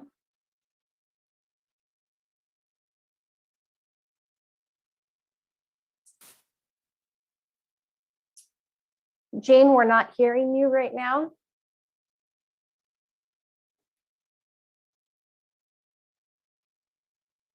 Do you want to try again now? You're muted. Am I unmuted now? You're unmuted now. Yes, please go Okay, ahead. thank State you. your name. All right. My name is Rachel. That's my husband's computer, I guess. And first of all, Marcy, you're doing a great job. I can't imagine how hard that must be. Anyway, thank you for accepting my comments today. 5 years ago, we're 5 years into this cannabis ordinance implementation, and it should be evident that the crop and neighbors are not settling into an easy coexistence. Mr. Gore even famously told us that he got rid of a cannabis grow near him. Ms. Hopkins explained she had no idea that odor was so strong when visiting a nearby Montgomery Avenue grow. Surely what is good for the supervisors should be allowed for those neighbors who are being asked to accept a grow near them. All of us are tired of these conflicts. Now's the time for the board to take the failures to heart and build back an ordinance that will not continually produce angst and hostility among all parties. And I think everyone will agree with that. I am a little concerned about the staff recommendation that Crystal said their number one was to streamline the process. Surely we've seen that administerial layering streamline hasn't worked. So I don't think that's the way to go. What we need to do is look what's best for all of us in the county. Currently you have an exclusion zone in AR and RR, and I highly recommend that you keep that. I think that that will far into helping with our neighborhood compatibility. As far as the moratorium, I do encourage you to keep it up, but I do understand that there are some process problems that you may have to deal with. I do understand that the small grower might feel worried about their investment, but I'm equally sympathetic to those of us who are seeing that our life investments in our home is in jeopardy. I'm really tired of being called a minority, which I don't believe we are, and we have all worked really hard for what we have. I'm looking forward to a successful EIR. Thank you so much for the comment. And the next commenters are Vi, Craig, and Daniel. Please unmute and begin your comment. Good morning, Chair Hopkins and Supervisor. My name is Vi. I'm from Bloomfield. And I would request that the Board of Supervisors identify specific areas that are suitable for cannabis based on the criteria that you're developing through the environmental impact report and the planning process. It is important to address neighborhood compatibility as has been promised in the past. Both inclusion and exclusion zones should be identified where cannabis can and cannot be grown. There needs to be scientific analysis to assess cannabis odor impacts, wells and water supply impacts, inadequate narrow access roads and shared roads, fire and wildfire safety, visual blight, noise, crime and safety, appropriate processing locations, cannabis tourism impacts on roads and public safety, improved enforcement, and cumulative impacts on all the issues identified in the EIR that may be uncovered during the process. We in Bloomfield believe that distance from cannabis is the most important way the supervisors can mitigate the cumulative impacts of cannabis on rural residents. There is currently an overconcentration of cannabis operators and applications in the dairy belt, and we request the EIR study the impacts of overproliferation of cannabis in any one area and limit this practice. We also request that supervisors give rural residents equal attention as that given to the cannabis industry when considering the health, safety, and welfare of our homes and lives. Thank you.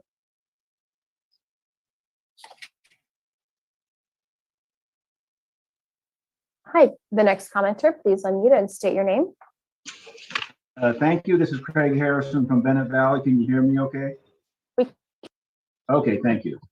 I think the overall goal of this entire exercise should be to reduce the angst and hostility between growers and neighborhoods. Just hear what people are saying today. Their needs are incompatible. We have to face that. Designate easily identified exclusions of cannabis as banned. You could list 12 of those today. You don't need a long administrative process for that. It's just figuring out the boundaries. Designate inclusion zones where permitting is expedited, especially for commercial zoning. Rezone some more parcels to be commercial. We need more of that. Scattering cultivation around the county will continue a failed approach and assure conflicts that will consume your time and county staff resources. Einstein said, insanity is doing the same thing over and over again and expecting different results. Let's not be insane. Study all EI issues thoroughly, or a court will order a do-over. Use science to analyze water and science to establish setbacks for outdoor cultivation. Science, not opinion. Do a financial analysis of grows of various sizes and types to decide how many acres or projects the county will permit. Do a comprehensive study of the cannabis industry, including how cannabis is grown. Without objective information, staff uses self-serving opinions from the industry. This resulted in a multi-tenant permit fiasco. Of course, big growers game the system for their financial advantage and mislead staff. What else is new? Analyze whether outdoor cultivation can even survive economically here.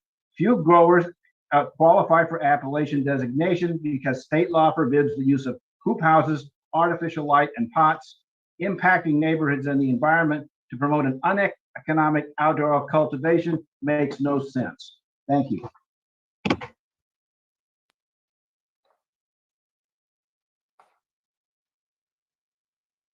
And the next commenter, they are, the next individuals are Daniel, Fred, and then Bill. If you can please unmute and begin your comment. Hi, this is Daniel McCoy from the 2nd District.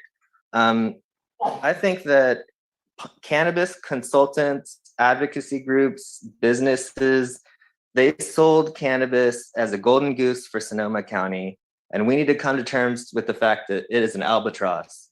The cannabis industry people, they've treated us like garbage in our own neighborhoods. And I think they thought they could get away with it because they controlled this process from day one with their money. And people didn't know what was going to happen. Now the people are awake. Okay.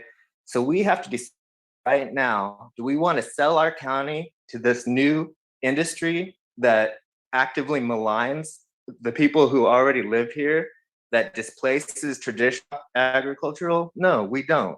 There should be no ministerial process ever. In fact, we should need to look at Marin County and Napa County and realize cannabis should not be grown in this county.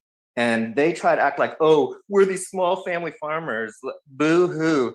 Oh, we're just trying to grow hemp. No, not. You're growing high THC marijuana to intoxicate people and sell to young people and rot their brains so that you can make money. You put a goat on your farm, quote unquote, and then grow your hoop houses full of marijuana so that people can get high. That's not the county I want to live in. I think we should not rezone anything. They should never be anywhere near rural residential. It shouldn't be anywhere in the county. It should be a moratorium on all permits, all grows until this EIR is conducted. And then if it's an honest EIR, it'll say what a disaster it is for the county. And then we should ask ourselves, what does Marin County know that we don't know? They just have the people there with enough money to fight these people. But you know what? Thank you so much for your comment. That does conclude the time. And the next commenter, please unmute and state your name. Can you hear me? Yes. My name is Pam Tishy. I am a member of the Neighborhood Coalition. I am not a prohibitionist or a fearmonger. My husband and I have been stewards of our land for well over 30 years. We have also helped many neighbors in various ways care for their land. Not in our wildest dreams could we have imagined the 10-acre parcels that surround the homes in our neighborhood could each become home to an acre of cannabis. I'd like to share some concerns and experiences. Safety. A while back, one of our neighbors was held at knife point by a man who insisted that she take him to where the marijuana is growing. More recently, I observed 2 semi-trucks, each towing 40-foot trailers, hauling supplies to a parcel that is in the cannabis application process. Those trucks had to travel over many back roads where it's barely wide enough for 2 Priuses to pass. Also, many of the grow sites have several cars parked along narrow roads during trimming season. Water. Many people in rural neighborhoods need to haul water every summer, not just in drought years. Odor. I personally feel nauseous when I smell cannabis, which brings me to setbacks. 100 feet is not nearly enough. While listening to the public comments after a previous supervisors meeting, I heard one grower say something like he's trying to fulfill a lifelong dream of growing cannabis. I'm sure I speak for all of my neighbors when I say it's not part of our lifelong dream to live next door to a commercial cannabis grow. Please keep cannabis out of rural neighborhoods.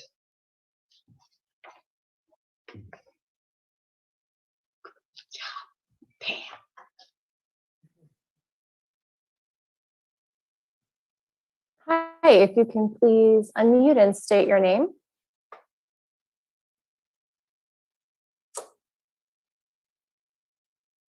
Can you hear me? Yes, we can. Hi, this is Bill Krawitz, Sebastopol. Represent the Now Group, Neighbors of West County, which is kind of a combination of Fog and Gold Ridge and the Coffee Lane Group. Yeah, I'd like to comment a little bit on the opening remarks of Crystal and Bradley Dunn and the PD. They talked about studying cannabis and they'll go where the evidence and data is.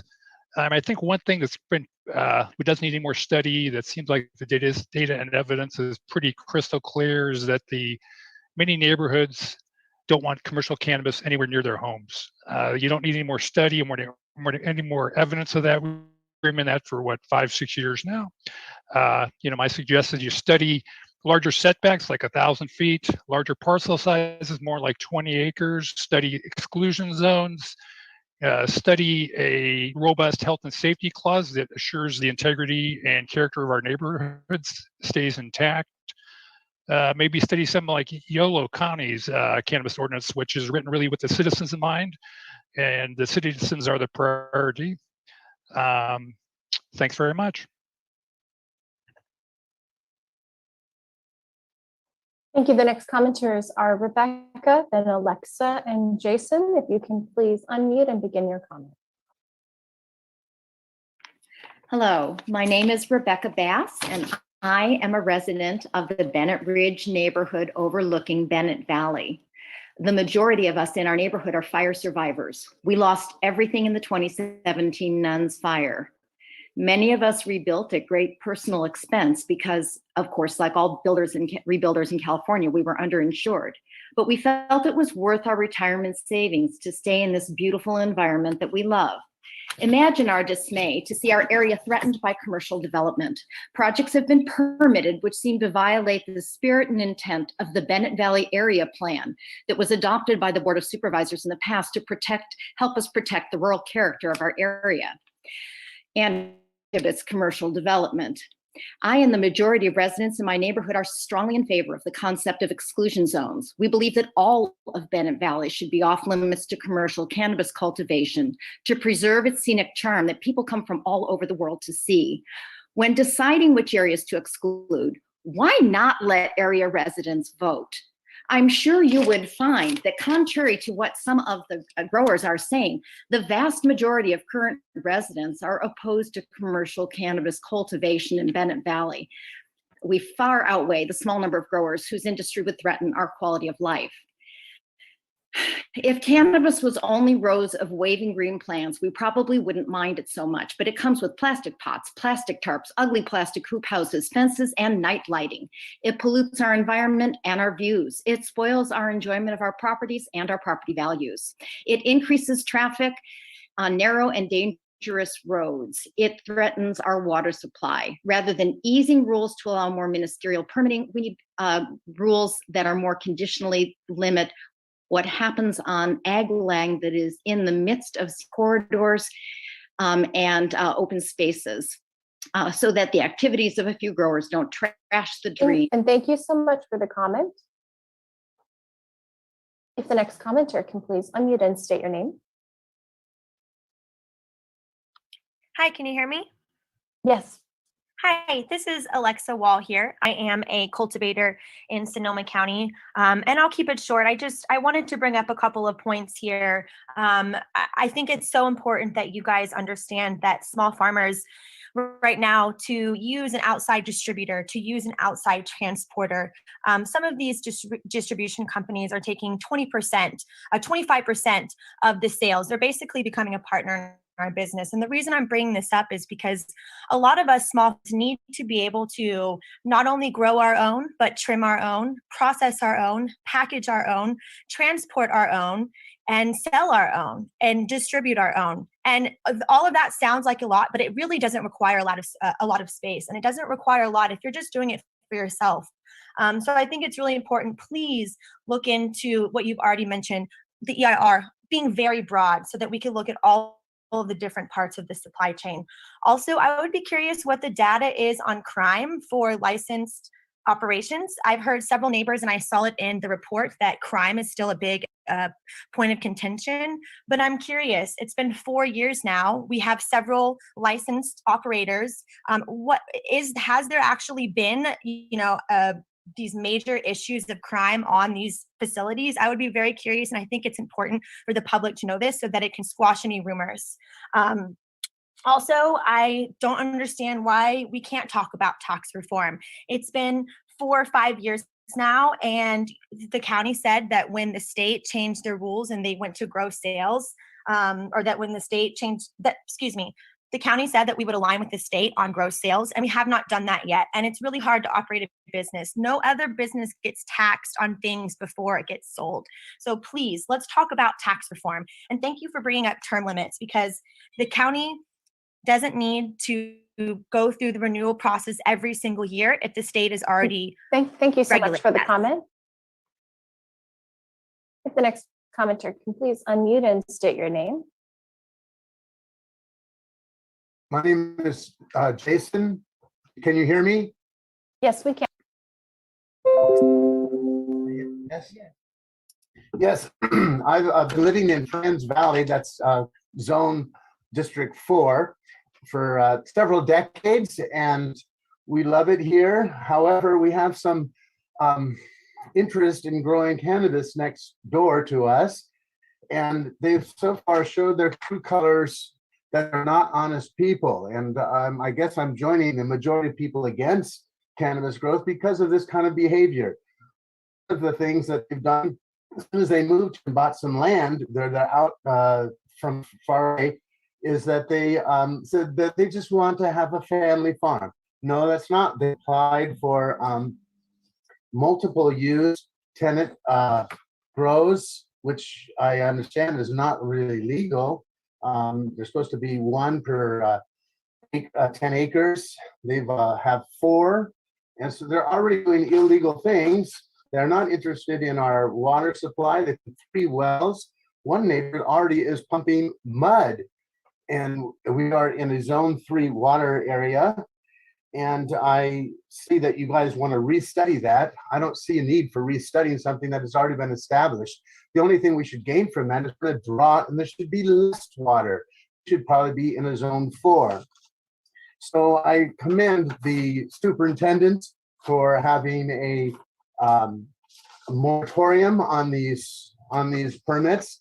I do not agree with the staff. Oh, we can't have a moratorium because it's making people wait longer and they've already applied. Sorry, you haven't even made decisions on how you're best going to have exclusion zones. Our county, our valley already qualifies for some of the traditional things, such as wildfire, such as our character of our area, low water availability. And so, yes, let's have an exclusion zone for Friends Thank you Valley. so much for the comment. The next commenters are Julia, then Bill, and Patrick. Please unmute and begin your comment. Hi, Chairman Hopkins, Board of Supervisors, thank you for the time to speak. I would like to echo the comments by Supervisor Rabbit and urge you to reconsider the moratorium of new applications until the EIR can provide standards guidance where holistically it does and does not make sense to cultivate cannabis in our county. I can't imagine how it would serve anyone, whether the applicant, the county staff, or the residents, to have work continue on applications that may prove to be completely counter to the findings of an IR. This includes applications that prove to be in an exclusion zone or applications whose plans will have setbacks that actually no longer meet the needs and findings of the future ordinance. Again, I strongly urge us to consider whether it would be beneficial to have permits grandfathered in that explicitly contradict the ordinance that you will be looking to put in place after the IR is complete. Secondly, I'd like to echo comments made by Craig Harrison. If we are to have a ministerial process, it should really be in clearly defined inclusion zones where the county has sufficient work to make sure that there is infrastructure in place, including water, including police and security and traffic mitigation control measures that can support the industry in a positive way and simultaneously reduce the antagonism with smaller neighborhoods in dispersed, faraway watersheds where none of those infrastructure elements are present. So again, I'd really like to urge that if we are to have any ministerial processes, these are only to be considered within inclusion zones, and that exclusion zones are therefore also strongly reviewed and considered to make sure that the rest of the county does not have to bear the burden of poor infrastructure in support of this industry. Thank you. Thank you. Please, if the next commenter can unmute and begin. And please state your name for the record. Good morning. Are we live here? We are. Good. Good morning, everyone, and thanks for this whole process. I feel for the Board of Supervisors at this point. You're on the forefront of the fight, and you're entering basically uncharted waters regarding the future of pot grows, and it's not going to be easy. And you got quite the battle. So I'd like to be clear that the pot growers represent basically a minority at this point. They've been outspoken and we've heard from them. I don't have a problem with that. What I have a problem with is that the majority of these folks that would like to move into either Alexander Valley, Dry Creek, or Bennett Valley don't really have a vested interest. They don't live here. They're probably not really too concerned about property values. And their interest is basically the bottom line. And I get that. And if you have in front of you the list of Bennett Ridge folks, you'll see that the petition that was circulated of 140 people, the majority, well over 90%, have voted not in favor of pot grows. And I get that. And I think if I was a pot grower at this point, I would probably choose the path of least resistance. Maybe there will be an inclusion zone and something to go with. But to come into the valley here, it's just not the appropriate place. And let's not be fooled that there's some unique qualities about the dirt, because you know you're going to bring it in, you're going to bring in the fertilizers and so forth. So the climate you can find anywhere in this county. So I'm basically promoting exclusion zones at this point. Before you redefine or deface Bennett Valley, I think you really need to look into the EIRs in some of these areas. So all you have to do is take a quick drive up to Oregon, and you can now see what that has done for the whole area. So we got more to say, but thank you for listening. I appreciate it, and good luck with this fight. Thank you.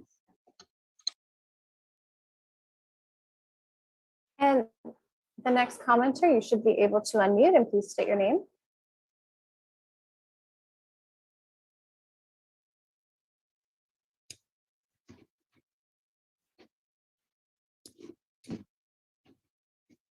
Can hear some clicking, but you've muted again. Patrick, are you able to unmute again?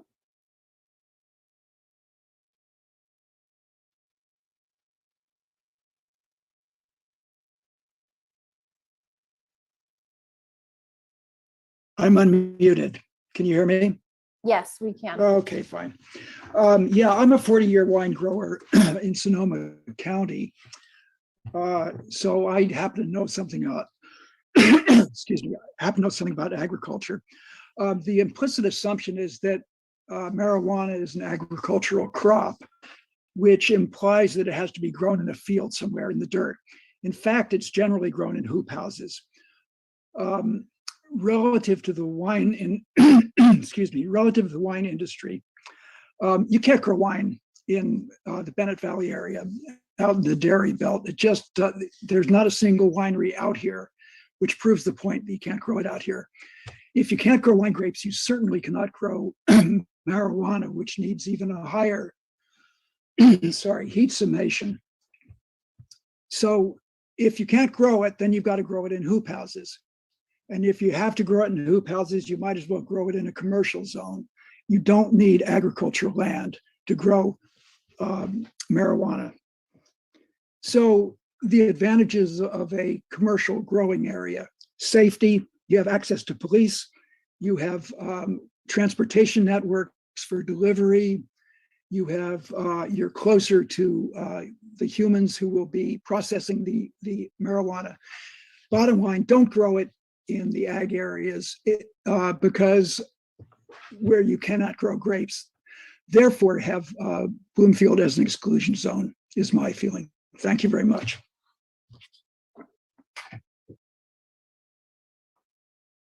And the next commenters are Gil, Ann, and Joanna. Please unmute and state your name. And Gil, I may have that wrong, so please correct me. Hi, this is Gil. Can you hear me? Yes. So I live about 700 feet away from a permitted grow, and we've had nothing but problems in my neighborhood, and I'll just list a few of them. The smell can be absolutely overwhelming. We've had several instances of cars driving up our driveway in the middle of the night, their lights turned off. I imagine they're looking for access to get to the plants in the field next to us. My well's going dry, and yet I can hear the cannabis irrigation system running day and night. They pump thousands of gallons of water from our aquifer. And at least in my neighborhood, I've never met a single person who lives next to this thing who is in favor of it. So when they say we're in a minority, boy, that's sure not true around here. Thanks for listening.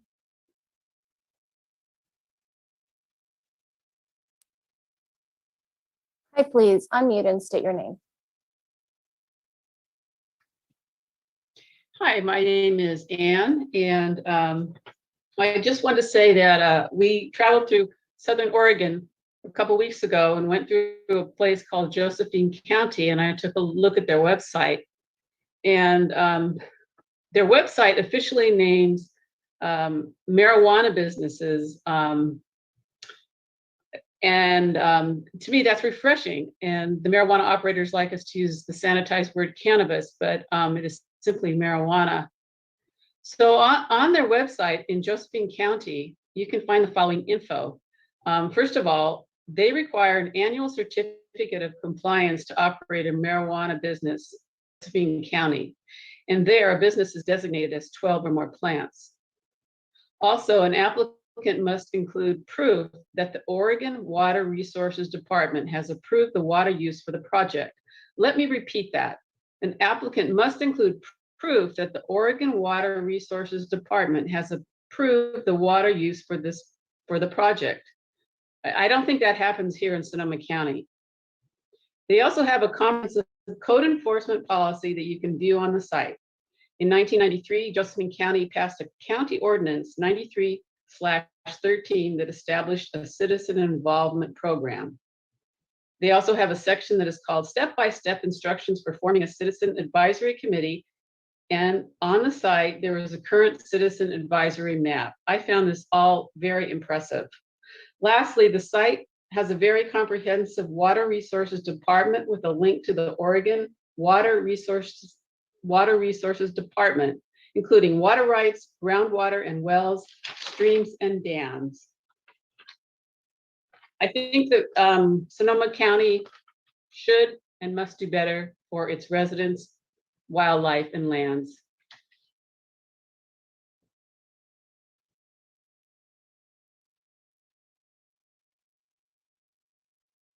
Thank you. The next commenters are Joanna, Natasha, and Craig.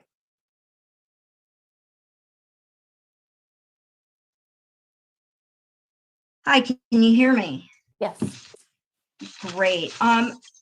Thank you for taking my call. Thanks, staff and the board, and Crystal, and thank you for including Appalachians in the discussion. I've lived in this county a long time. We have a long history and legacy of cannabis production, and these types of regulations at the state level, which dropped yesterday, final regulations did on Appalachians, and I look forward to working with the county on that. As it presently stands, though, I know only one potential appellation, and that's because we really don't have any enough outdoor cannabis farms. So, you know, I am concerned that a stated goal is to make ministerial permitting available to mainly supply chain operators, when the goal should be to move in the direction of cannabis as agriculture, especially given the fact that Sonoma County has a ministerial hemp program, same plant, same environmental impacts. So in terms of study, I really encourage that the study that we're discussing today, the environmental impact report, be as broad as possible and include AR and RR for cottage licensing, inclusion zoning, and ministerial permitting on up to an acre on ag zones, outdoor, in the ground, because this is what an appellation is. And I do also want to say something about the enormous amount of misinformation and hysteria that comes from certain neighborhood groups. They're gaming the system, they're harassing local farmers and county council. The last thing you ever put on a parcel is a house. Thank you so Let's much for the protect comment. agriculture. And if the next commenter can please unmute and state your.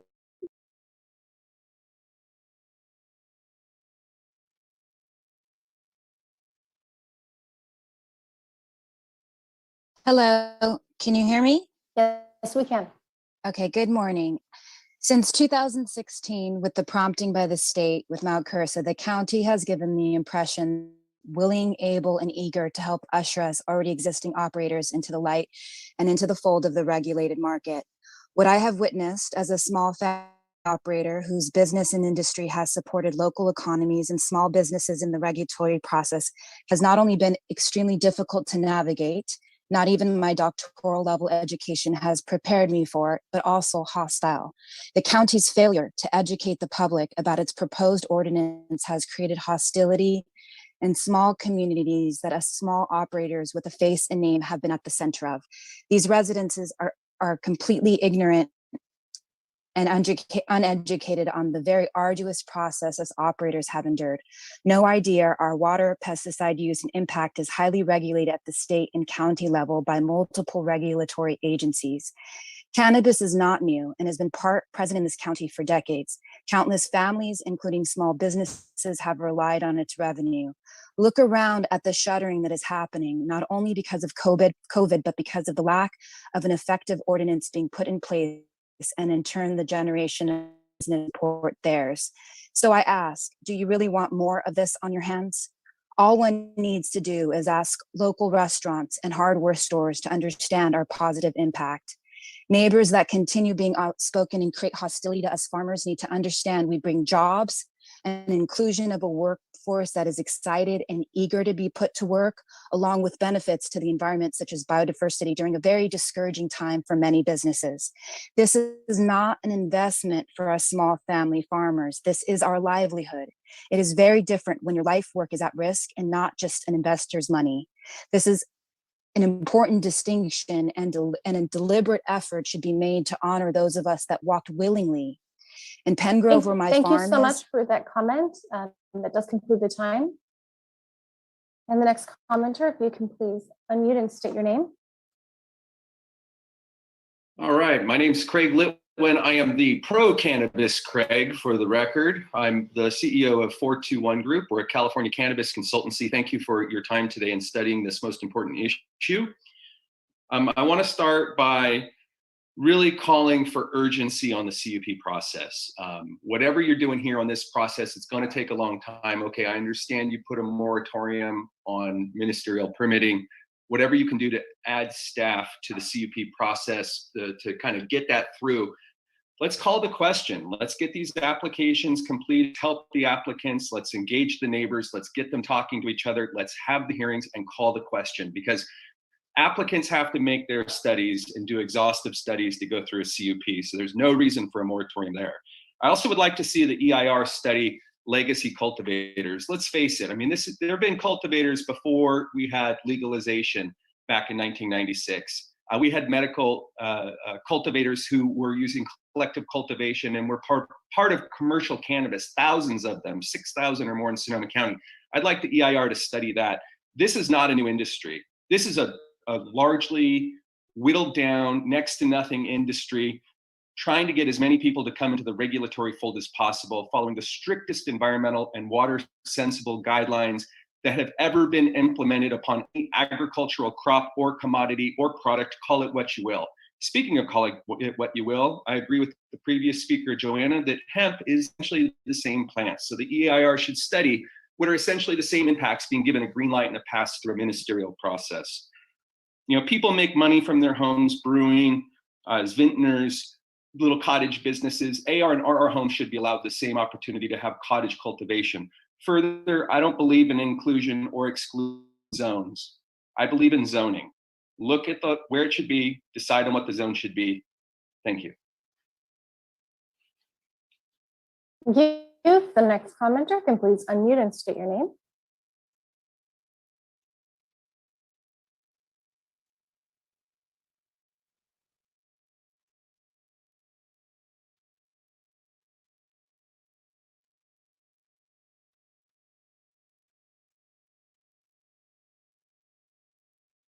Deborah, are you able to unmute? Sorry, I didn't hear my name. Yes, thank you. Concerning the moratorium, prior to the EIR, we must stop issuing and renewing permits that violate the current ordinance, including the health and safety clause, especially for outdoor cultivation, as Supervisor Rabbit mentioned. This applies to both ministerial and CUPs. For ministerials, there's an inherent conflict because the minimum setbacks have no ability for the county to require a longer setback, thus causing public nuisance. Although the CUP process allows the county to require longer setbacks, the county has treated the minimums as sufficient, and by not requiring longer setbacks to prevent nuisance, that again, it violates the health and safety clause. The only mitigation of odor is distance. The county is acutely aware of this, and Yolo County recently showed that we're using quantitative analysis that 1,000 feet was the minimum. So unless the county agrees right now to increase the minimum to reflect this and cause 1,000-foot setbacks, it needs to pause issuing or renewing outdoor permits until after the EIR. Even Department of Cannabis Control wanted to know how the county would ensure no significant impact of odor on residents with its current ordinance. You know, people mentioned that odors from pig farms are nasty, but would you accept a change in zoning that suddenly allowed a new pig farm next door? And I'd like to mention that in addition to inadequate setbacks, we should pause granting new permits prior to completing the full water analysis. Until we understand water availability in our hotter and drier climate and the interrelatedness of surface and groundwater, also as requested by Department of Cannabis Control, it's irresponsible to allow a new water-thirsty industry to expand when others are prepared to cut back. And finally, several have talked about exclusion and inclusion zones, and I'll add my 2 cents to that. I really think that creating exclusion zones that prohibit cultivation in areas near residents, poor water, fire risk, long dead-end roads, shared private roads, et cetera, will help everybody. Thank you. Okay, the next commenters are Cecile, Lauren, and then Ron. If you can please unmute and correct me on the pronunciation of your name as well.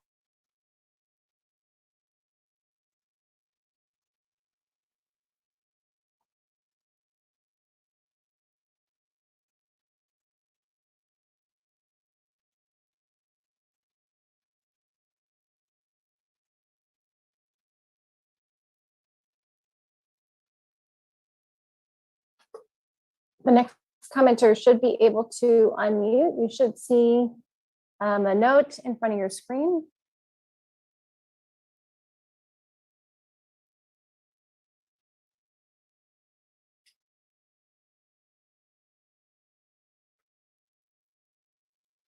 Cecil? There's a seal. I think that's correct.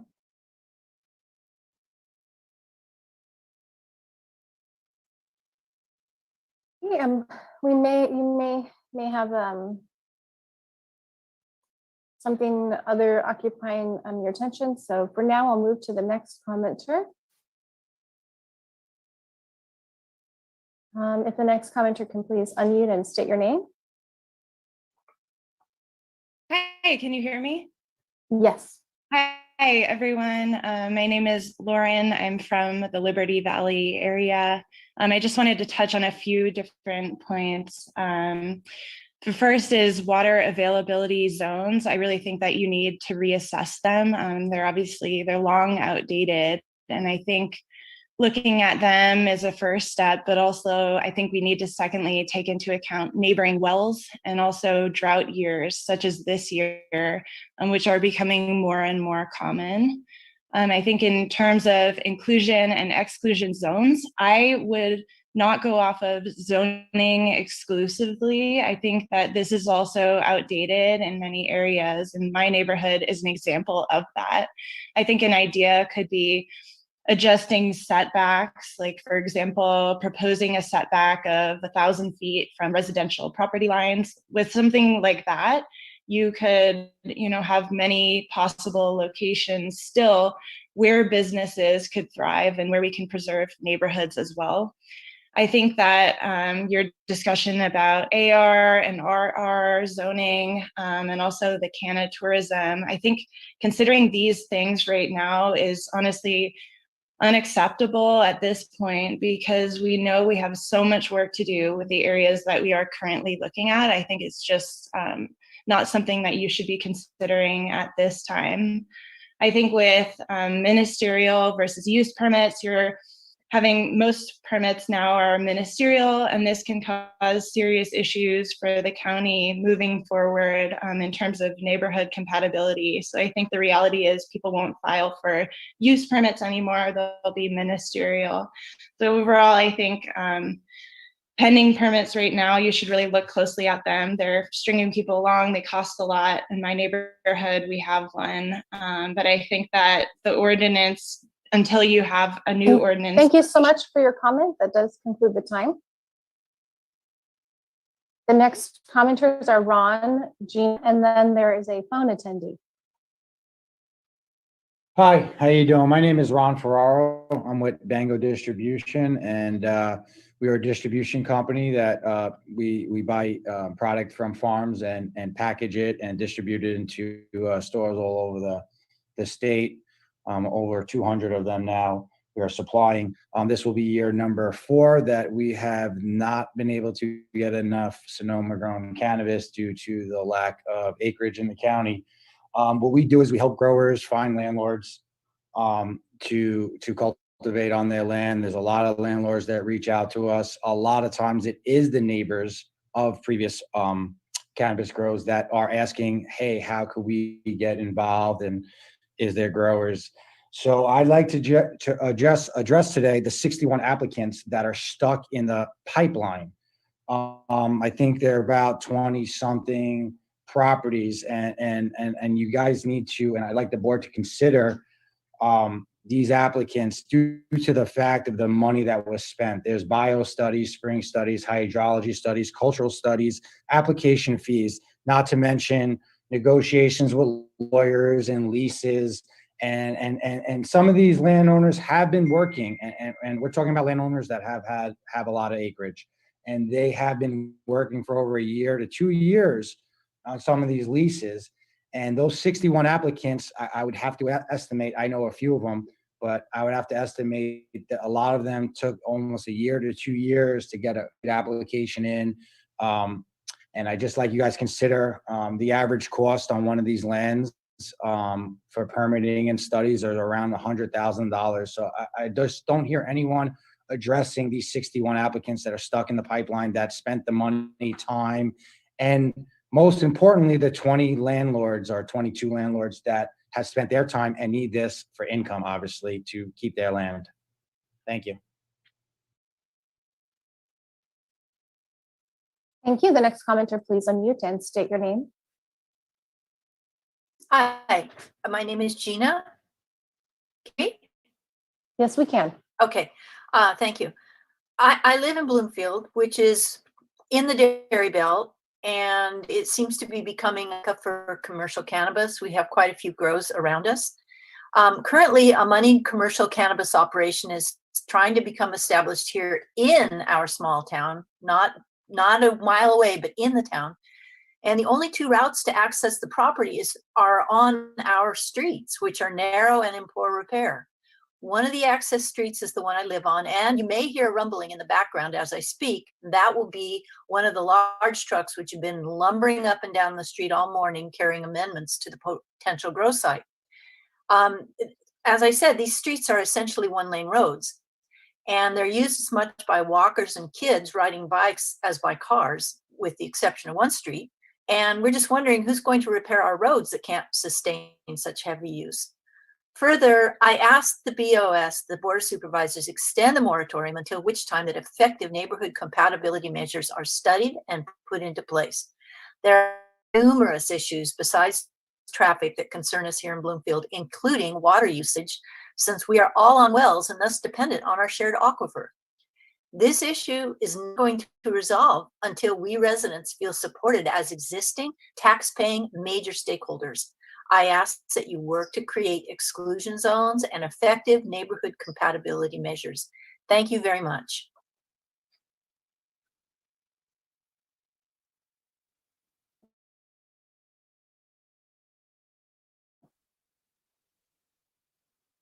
And the next commenter is a phone attendee, so you will hear a prompt to press *6 to unmute.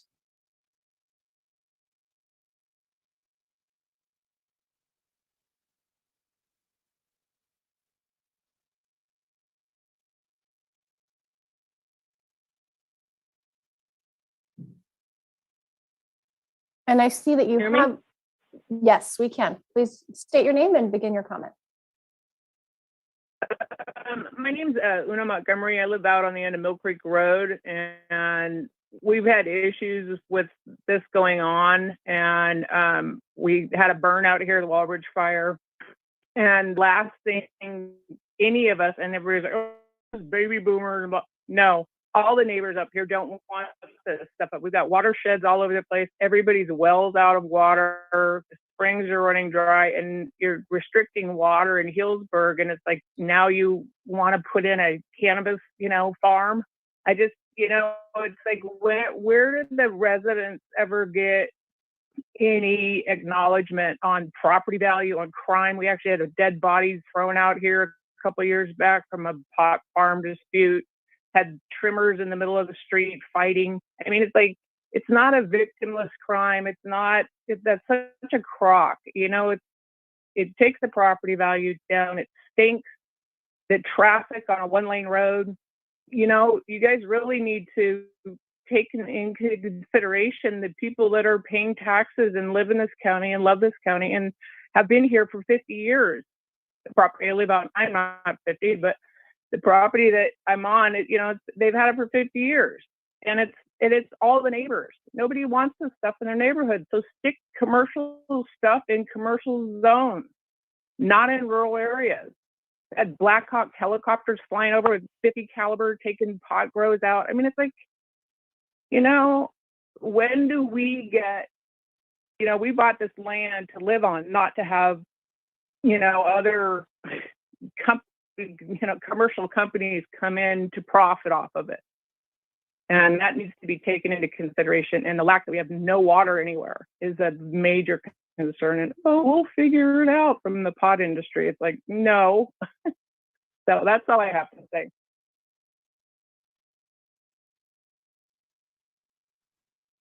Next commenters are Christina, followed by Brian and Brantley.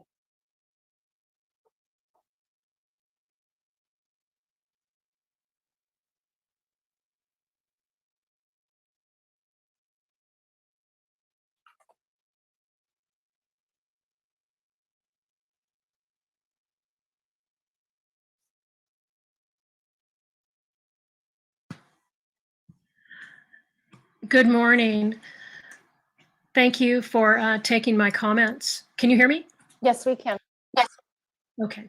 My husband Gregor and I are 25-year residents of the Mill Creek and Creek watershed within the footprint of last year's devastating Wallbridge fire, in which so many of our friends and neighbors lost everything, or just lost so much forest.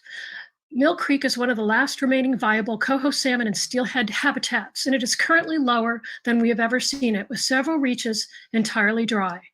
Several neighbors are already having to truck in water for basic survival.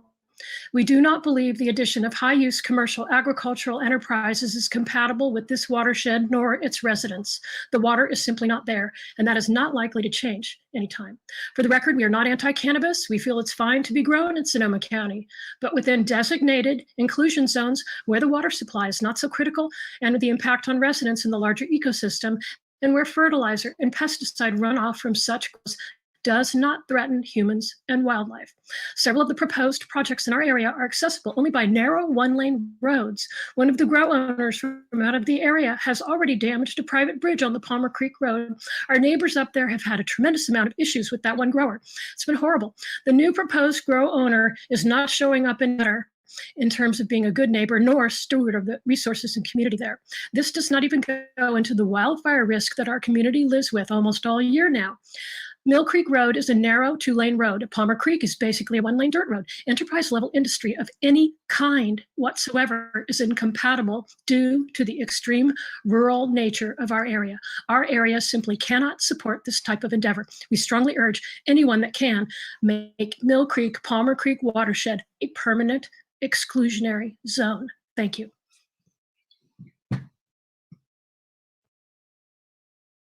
And the next commenter, please unmute and state your name.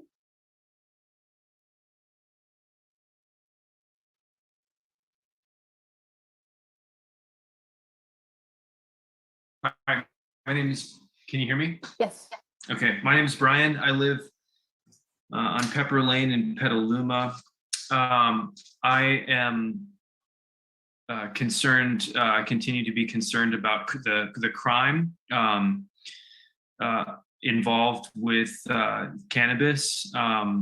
There was a crime on our road just over the hill a couple years ago where anyhow, what ended up happening is a stray bullet came through a neighbor's window. Also on the other side of Petaluma, this is also about 2 years ago, there was a group of individuals that targeted what they thought was a cannabis grow operation, but ended up being a family house, which was about 4 doors down from a close friend of mine. And the family was held at gunpoint. So these crimes are real. They're in this town within the last couple of years. I have 2 young children. It's a cannabis grow operation just down the road from us, very much in a residential. Our street is highly residential. It's rural, but it happens to be zoned,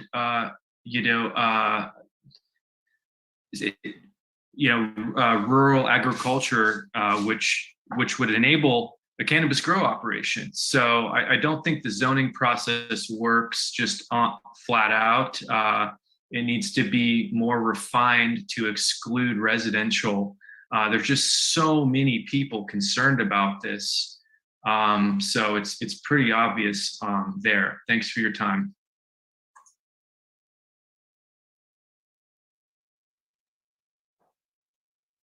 The next commenter can please unmute and state your name. You hear me? Yes, I can. My name is Nancy Richardson. I live in Bennett Valley.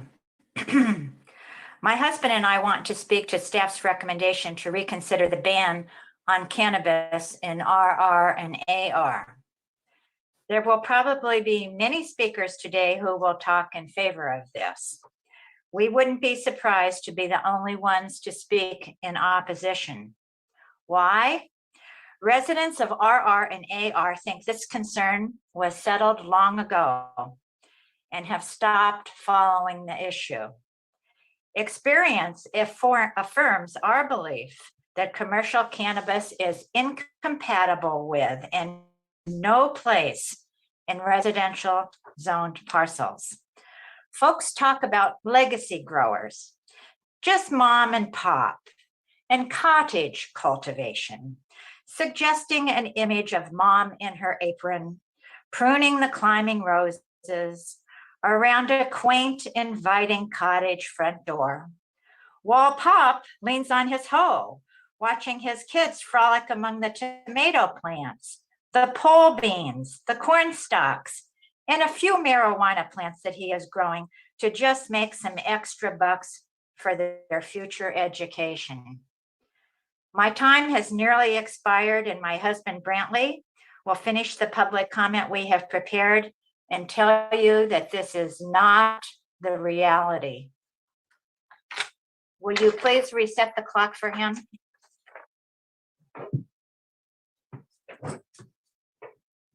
The chair. Yes. Thank you. This is Brantley Richardson, Bennett Valley. We live on a short cul-de-sac, 4 houses on our side of the street, each on an acre. All but ours have had a cannabis operation. As a result, the neighborhood experienced high traffic, parking issues, vulgar language, intimidation and harassment, an armed robbery, a misdirected home invasion, a nuisance lawsuit, sheriff visits, ugly, illegal stockade fences, security cameras, and minor vandalism. Our point is these were not neighbors, but commercial operations incompatible with residential zone parcels. The parcel owners never lived on their properties. The owners or occupants were never involved in neighborhood alerts, issues, or social occasions. But why should they? It was strictly business for them. We are not against cannabis. It just needs to be restricted to appropriate locations. You'll probably hear that growers who want NRR and AR are nice people. Their neighbors have no problems with commercial cannabis and welcome them. If that's the case, allow these neighborhoods to apply for inclusion zone status and leave the rest of us rural residents in peace. Thank you.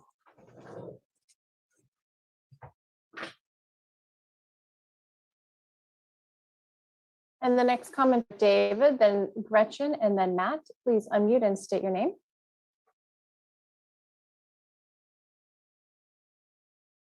Hello, can you hear me?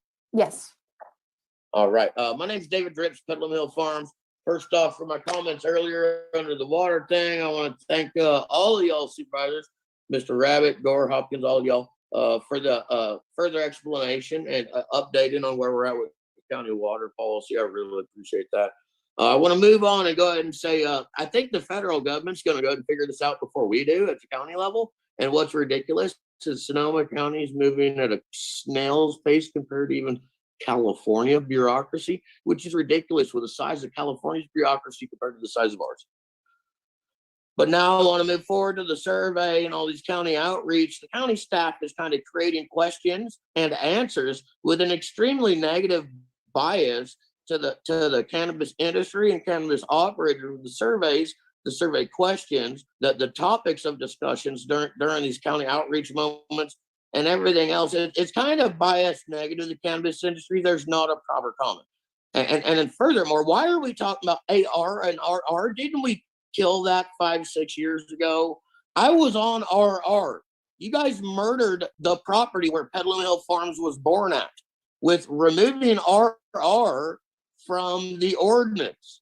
And I honestly can't argue with it. Get it away from the neighbors, because with all these neighborhoods hating these neighborhoods, that we're not in neighborhoods, we're in rural areas, and these neighbors are 700, 1,000, 3,000, a mile away, feet and a mile away. These people are so far away, we have a negligible impact anyway. So don't table RR, don't bring RR and AR back to the table. Leave residential alone. It's only going to instigate further neighborhood problems.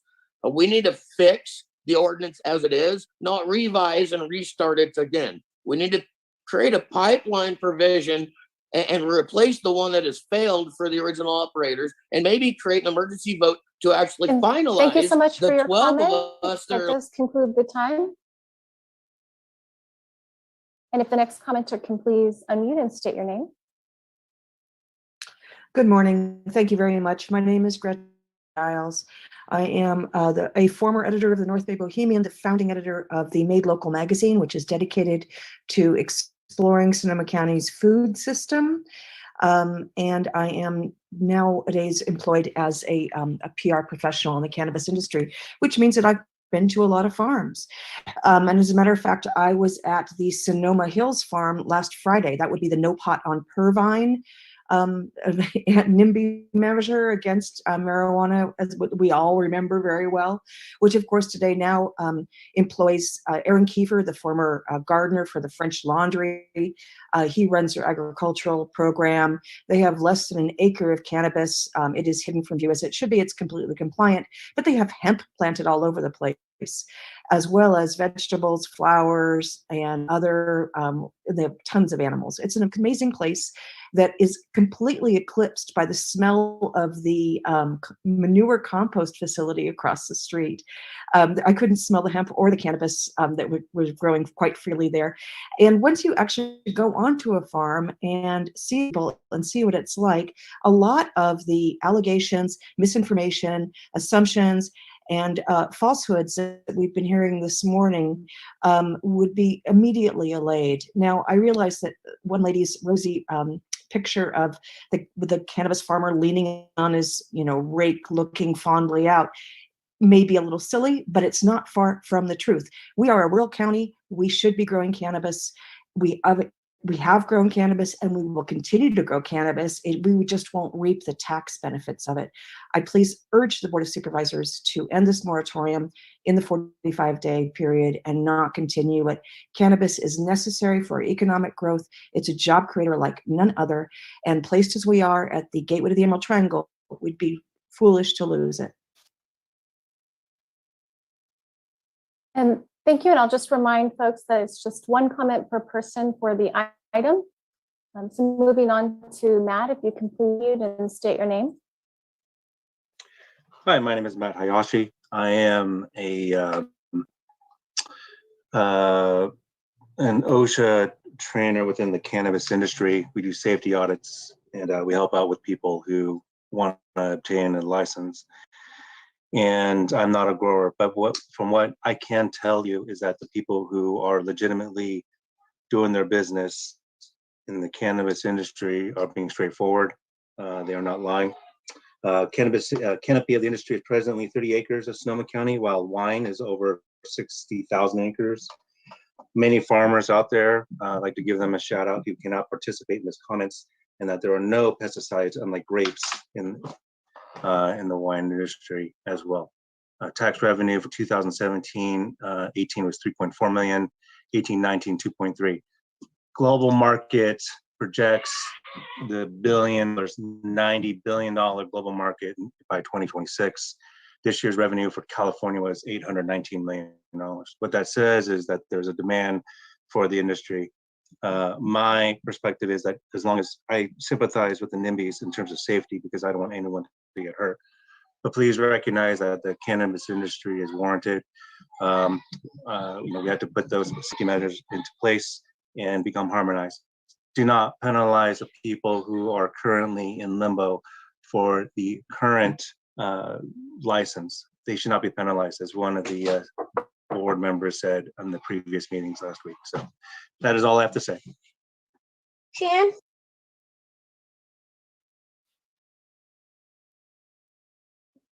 Thank you. And the next commenter is Keila, followed by Kim, and then Julie. Hi there, this is Keila Peterson, and I just want to comment that maybe Sonoma County in the very first place needs to take some responsibility for coming out big and allowing multiple acreages, stacked licenses. And now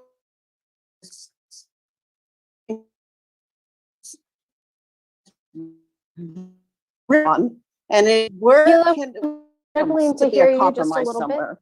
And oh, sorry, like, we have to have a compromise. Can you hear me better? Yes, Hello? that's better. Okay, sorry. So I'm just hoping that with the neighbor groups and the cannabis industry, we can find a compromise. And what would a compromise look like? Outdoor only, no greenhouses, Appalachia, supporting the craft, more of a craft industry instead of a big, huge commercial industry. I think there's different ways that we can view this to have, neighbor compatibility and industry compatibility. So I urge your staff and the board to kind of begin to think out of the box. We are a very small farm. We collect all our own rain catchment. No one knows we're here. And we've been in business for 4 years with the CUP. So there is places that cannabis belongs. So thank you very much.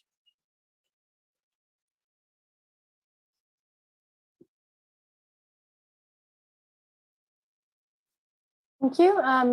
I'm seeing, is the timer able to be reset? I'm seeing 1 minute right now. That may be my Zoom. Do you all see 2 minutes? I see 1 minute also. Okay, looks like we have a connection issue, so I'll pull up. Actually, you know what, Darren, are you able to help us? I don't think they can see it though. Sorry, I was just talking to Darren about running it in here, but I was also saying you could run the 1 minute twice if needed. I think that's a full Zoom disconnect. So here's what just allow me 1 minute, and I have a clock on my computer. Okay, thank you, Marcy.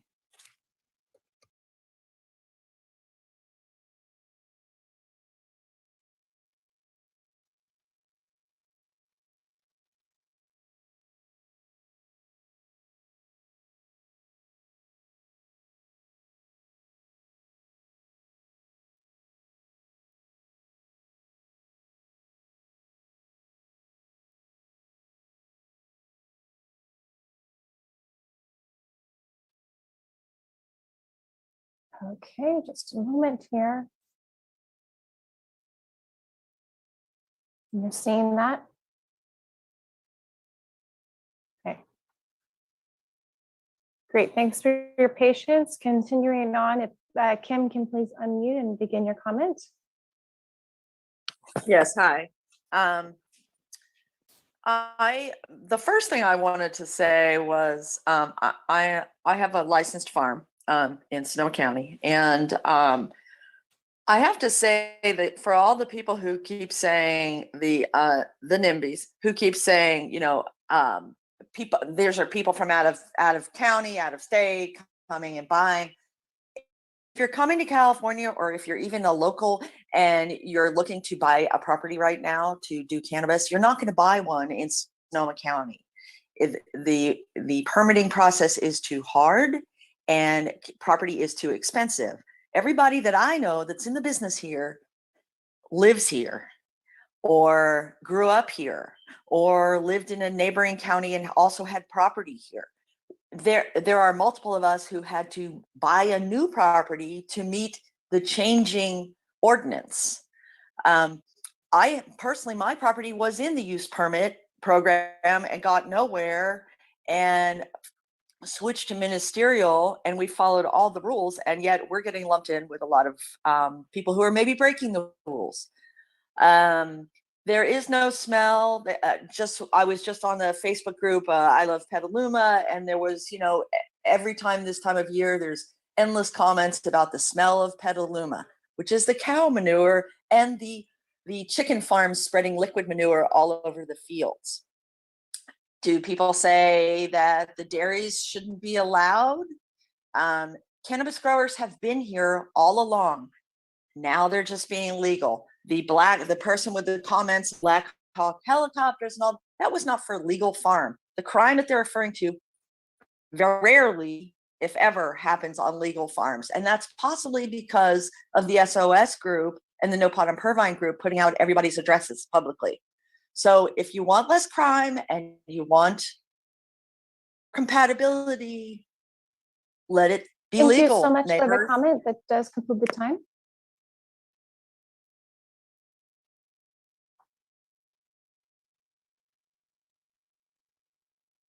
Thank you. Just one moment. Okay, Julie, if you can please unmute and state your name before beginning your comment.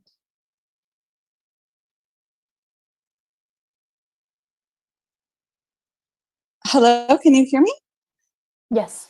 Okay, great. Hi, my name is Julie Mercer Ingram. I am a cannabis attorney in Sonoma County. And I am now general counsel at a local cannabis company that's also based in Sonoma County called Proof. I'd like to speak to you today with years of experience in permitting and a couple of years of volunteering as a co-chair of the Cannabis Advisory Board. As a company, a cannabis company in Sonoma County, Proof has manufacturing and distribution, and we're statewide. We currently employ 25 people, and we would very much like to source our biomass and work with local farmers. But at this point, it's all but almost impossible because there's just not enough. And this is that started pre-Prop 64 and had a medical collective. We were able to source plenty of flower in Sonoma County because there was a deep background and history of cultivation in Sonoma County. This is not new to Sonoma County. The CUP process is very slow and onerous, and all the issues that have come up today are addressed in the existing CUPs. So I urge the county to resist the call of a moratorium on further permits. We have a process that is already very slow. We had thousands of growers, and now we have less than 100 of CUPs. So please let this use permit process do its job, and please reject the idea of exclusion zones. We've gone through this for years as a county, and it's just best to let the permit process run its course. With an EIR, we'll be able to do that even better. So I urge you to consider looking at AR and RR as well, because if the EIR demonstrates that's an applicable zone and allows for it, then we should also allow for it. Thank you very much. Thank you. And I think we're ready to transition back to the other side. So just one moment here.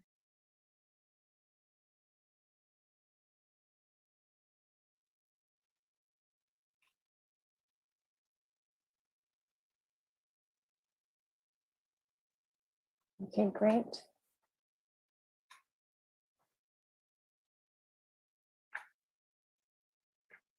And the next three commenters are Nancy, followed by Raymond, and then Steve. And I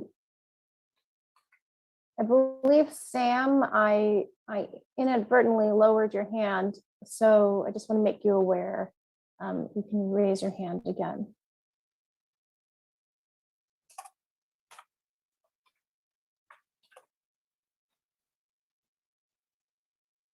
And the next commenter, please state your name and begin your comment.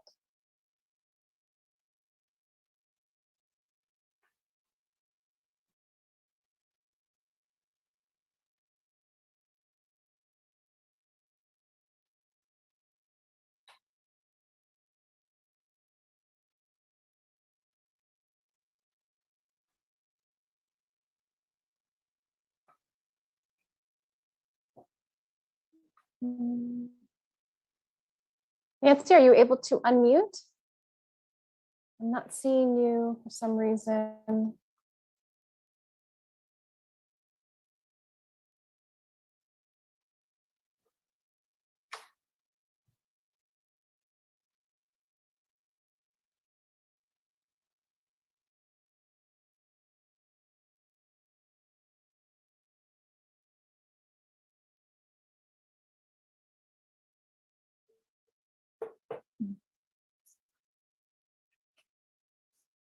Okay. All right, not seeing Nancy any longer.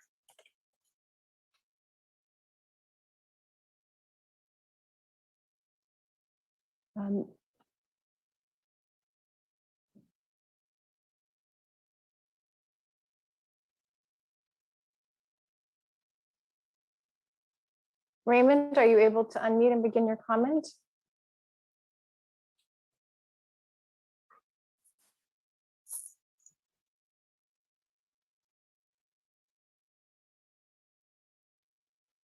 And I'm going to need to ask Jamie to unmute the people. For some reason, I'm not able to at this exact moment any longer. So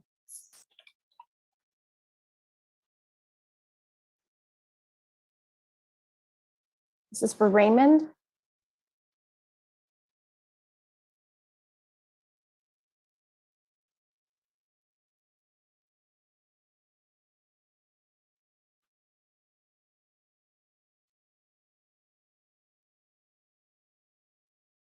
Hello? Hi, we can hear you. Good. My name's Ray Kraus. I live in the Mark West watershed. I wanted to say a couple of words about groundwater. A number of comments that the groundwater zone map is out of date or somehow inaccurate. I don't think that's true. The geology that was done is good. The mapping that was done in conjunction with the development of the first general plan was based on the known geology, and there's no additional information to just change that. I think the problem is the intention of that map was not to evaluate all of the impacts of water use, but to evaluate the likelihood of encountering sufficient water for a domestic home. Zones 4, very unlikely. Zone 3, less likely. Zone 1 and 2, very likely. Does not address the issue of stream flow and the impact of water extraction on stream flow. That requires additional study. We have done so in the Mark West watershed. We have a hydrology model that shows definitively that the scale of use of water that would be imposed by new commercial cannabis production would in fact potentially reduce stream flow to the point where it would damage the ability of salmon to reproduce. That additional evaluation could be done by looking at groundwater wells, logs and data. It would require more evaluation, but the identification of the zones and the zone boundaries is adequate and sufficient. It just was prepared for the general plan to distribute residential development and not necessarily to protect stream flow. Thank you.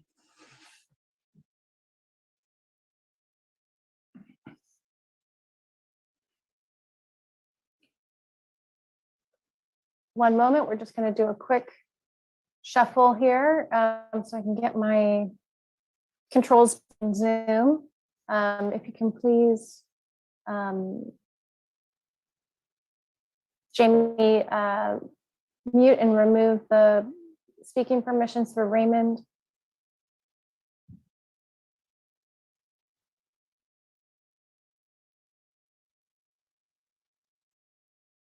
Thank you. And I think we'll need to maybe remove the slide temporarily so we can do a little toggle of my controls.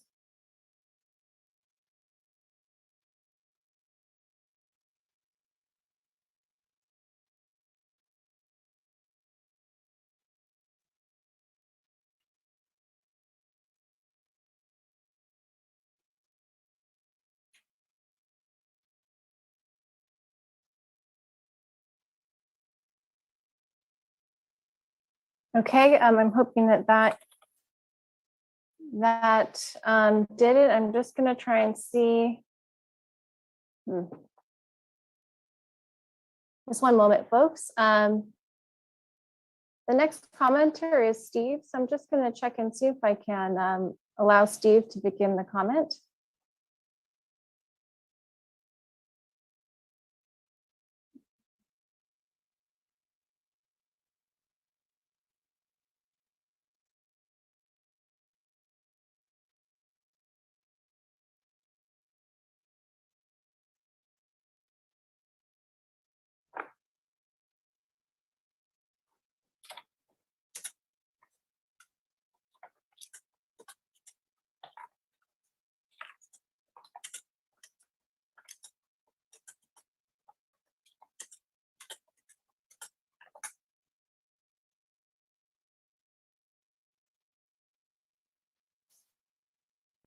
Okay, Karen's going to assist in just a minute for just a moment here. So Steve, hi Steve, just 1 second. Let's get the Okay. timer back up, please.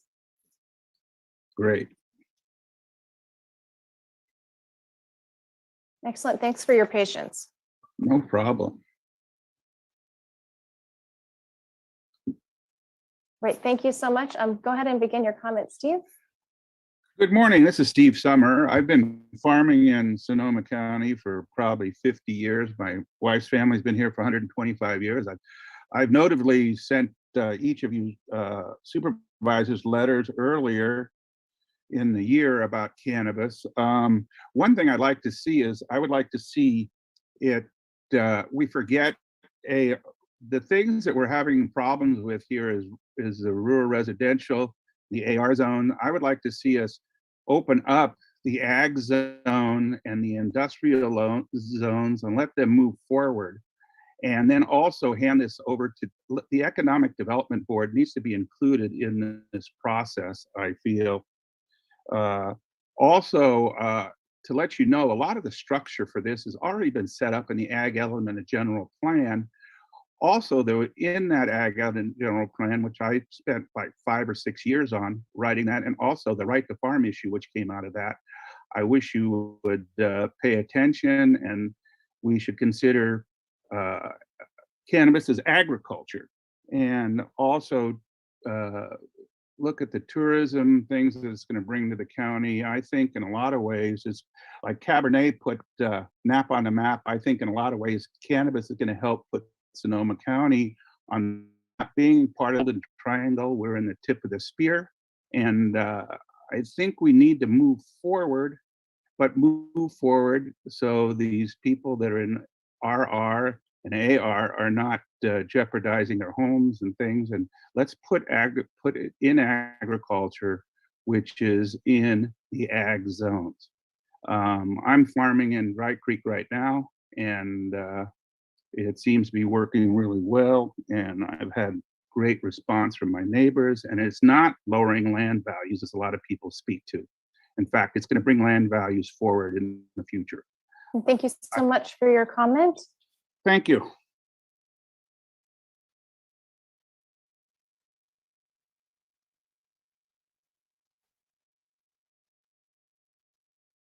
Okay, returning from previously, maybe we have a chance to try again here. Cecile, are you able to unmute? Yes, good morning, supervisors. Are you hearing me? Yes, please go ahead and state your name before beginning the comment. My name is Cecile. Good morning. Back in 2019, during an appeal hearing, the supervisor asked staff why the setback for odor was 300 feet. One answer was that it was based on the sound carrying from agricultural events to neighbors. Two supervisors requested that a more scientific basis be made available for their decision-making.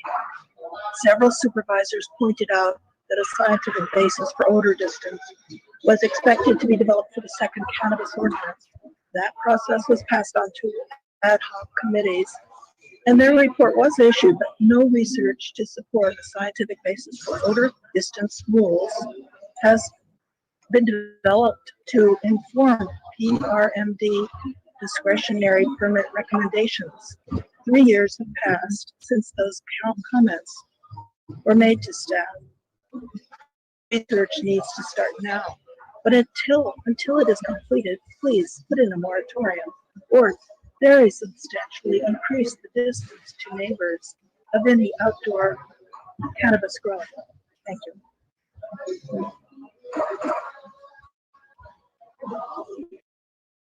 All right, the next commenters are, there are two phone attendees, followed by Amelia. If you can please unmute when prompted by pressing *6 and state your name.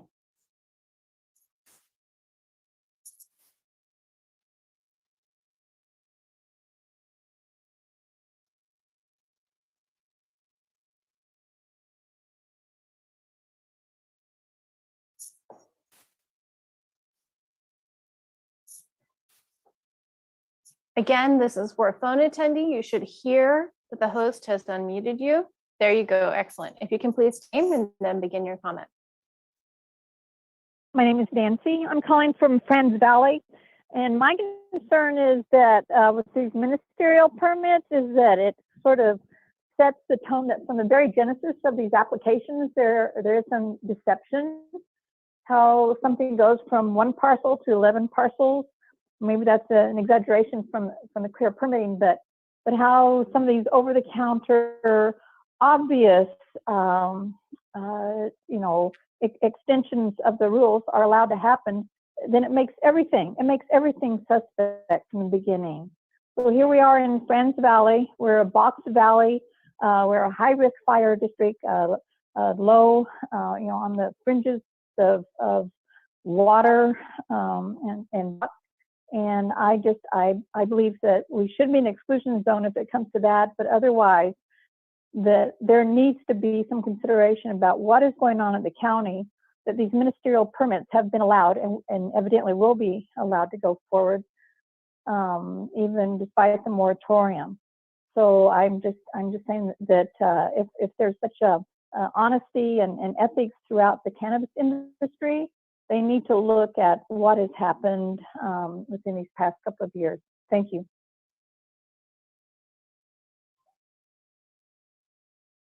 And the next commenter, who's also a phone attendee, if you can please unmute and state your name.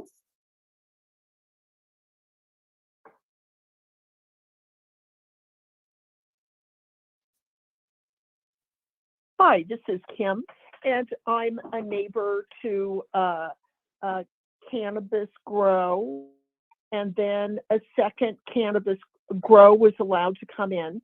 We have endless traffic up and down a private easement road. The county has previously allowed parcel splits.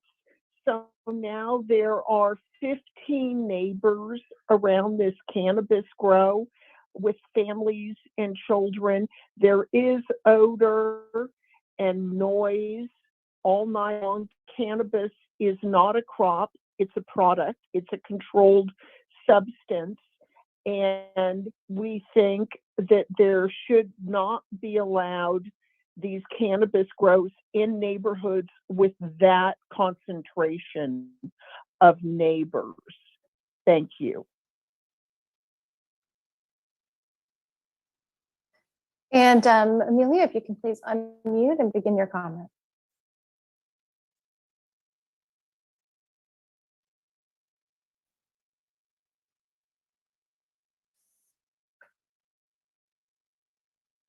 The next commenter is Amelia, followed by Sam and Joan.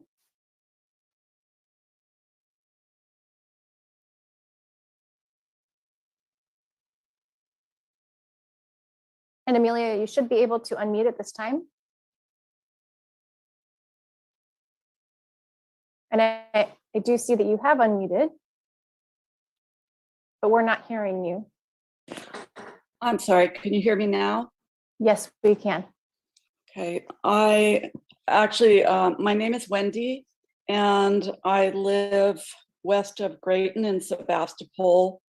And I want to voice my opposition to having cannabis in or near rural residential neighborhoods. And I would prefer to see it at least 1,000 feet from any rural residential property. And that concludes my comment.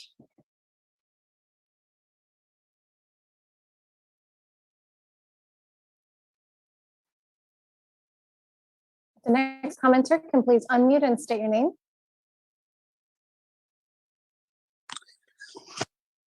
Yeah, hello. Thank you, Board of Supervisors and county staff for taking the time today. My name is Sam Del Paz. I'm a cannabis consultant in the industry and also the vice president of the Hessel Farmers Grange. I just want to address the massive outcry here of anti-cannabis bias that and I feel for neighborhood concern. I think compatibility is a strong consideration, and it's a discussion that needs to be open dialogue between the industry and between neighbors, because mostly these small farmers that I represent are neighbors, and they've been here and nobody was complaining about them until they try to make a legitimate living. And then you want to treat them with little parity to any other agricultural industry. We're going to sit here and cry about water and complain about odor, and we're not going to address any of the agricultural activity that has made Sonoma County what it is today. This is very, very, very disheartening and sad, in my opinion, to go at an emerging community that wants to do the right thing and legitimize, and to target them with this amount of antiquated cannabis rhetoric and bias is asinine. I would like to recommend that the Board of Supervisors prioritize the priority permitting applicants that have been in this process for 5 years. They've been waiting patiently. They've checked every box, and they need to be pushed through immediately. They need to be allowed to farm, whether you have to take the environmental impact out of the farms that expand past there, or whether you have to take it directly out of 65,000 acres of grapes. This is getting ridiculous. This is getting very, very, very, just extremely biased, and you're ruining livelihoods out here. It's unacceptable. Thank you.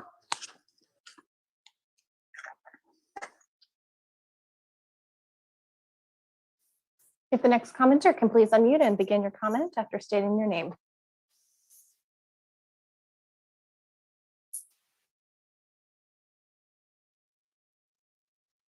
Joan, are you able to unmute?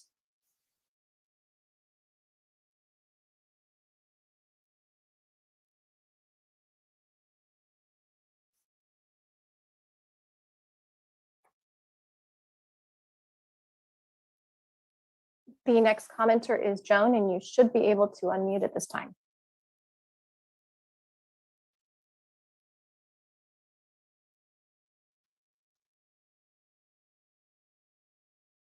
Okay, Joan, I'm not seeing you unmute. I'm going to move to the next individual. You can always email this to BOS. Hello? Hi. Hello? Hi there. You can you hear me? Yes, we can hear you. Can you hear me? Yes, we can. Good morning, Supervisor. Okay. Good morning, supervisors and staff. I live in the Mill Creek community, an RRD zoned area that was severely impacted by the Walbridge fire. This is an extreme fire danger designated area with one-lane dead-end roads. It is also Class 4 designated water scarce zone. Despite these factors, our area has been deemed appropriate for commercial cannabis cultivation.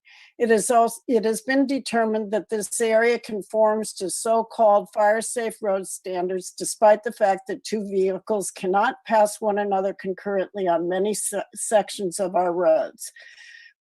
Regarding security concerns, typical response time from the sheriff's office is 45 minutes, often longer.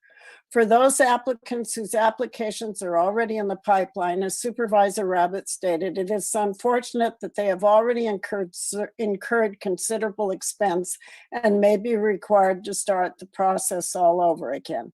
That truly is an unfortunate situation. However, as anyone who has embarked on a business venture can attest, that is the risk one willingly assumes. Perhaps the county could reimburse these individuals for the application fees they have already incurred. Please consider these factors in your deliberations. Thank you.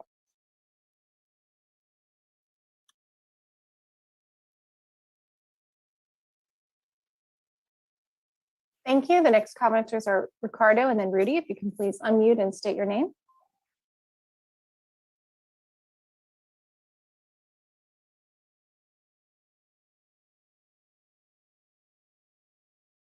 Yes, hello. Hi, please go ahead. Hey, my name is Ricardo Mulato. I'm just calling in to urge you guys to remove this moratorium. I've been working in cannabis for a couple years now, and I have a couple farmer friends and people who are trying to do this legally. And I currently work at a farm, a legal farm, pot farm. And, you know, the way things are going, you guys are just making this a real big struggle for us, and it's disheartening. It's really disheartening. And it's hard to make a future here. And, I think the majority speak out to say that we need help with trying to do this right. We were promised a safe path, and look at us here 5 years later, still kind of talking about the same things. And at the federal level is going faster than us. California will be legal pretty soon. And we just need our ag properties to be considered as ag properties for when it comes to cannabis. And again, I urge you to remove the moratorium, and we need to come up with a streamlined process to help out the local small farmers. And the minority group that's going to talk on how this is affecting their neighborhood. Look at the wine industry. They're taking more water. They're blowing out more pesticides. It's, if anything, it's a more destructive industry. And I don't want to fight back and forth, but I think the local cannabis industry needs a little help, or else, there's not going to be any of us left. And that's what it's looking like. We're just being run out. And Thank you so much for it's the heartening, comment. really. And with that, Marcy, I'm going to ask that we go ahead and transition to 1 minute. We have allowed everyone who raised their hand initially to go ahead and have 2 minutes to speak, actually, and then some, just to make sure, because there were a few folks who had lowered their hands and then raised it, and we wanted to make sure we covered everybody who had originally raised their hand in the meeting. But at this time, in order to proceed into closed session in a timely fashion, we are going to shift public comment from 1 minute to 1 minute from here on out. Thank you, Marcy, for resetting the timer. Thank you. And again, the next commenters are Rudy, Viva, and Virginia. And again, just another reminder that it would be 1 comment per person for the item.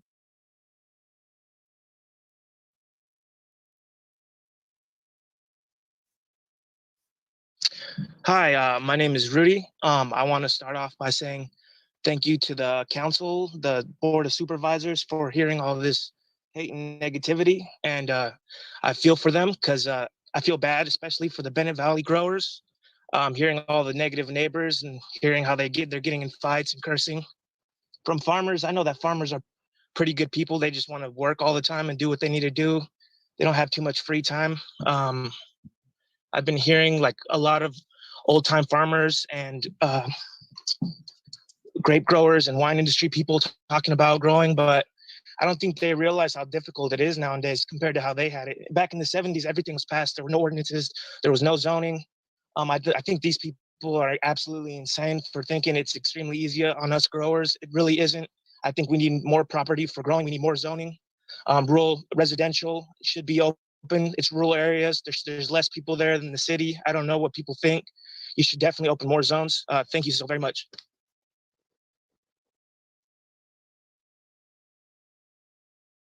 And can the next commenter please unmute and state your name?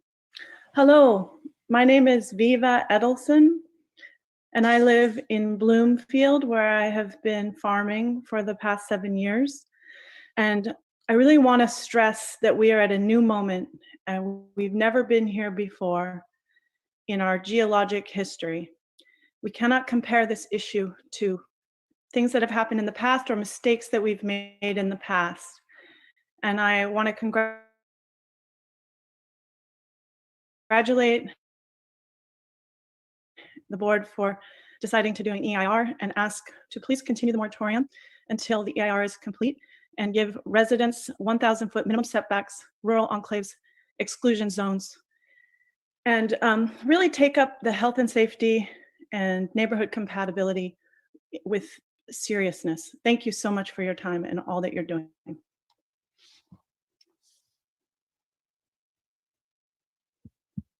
Thank you. And I'm going to stop my colleague sharing. It looks like we got a little more there. Jamie, are you able to put the slide back up, just the slide alone?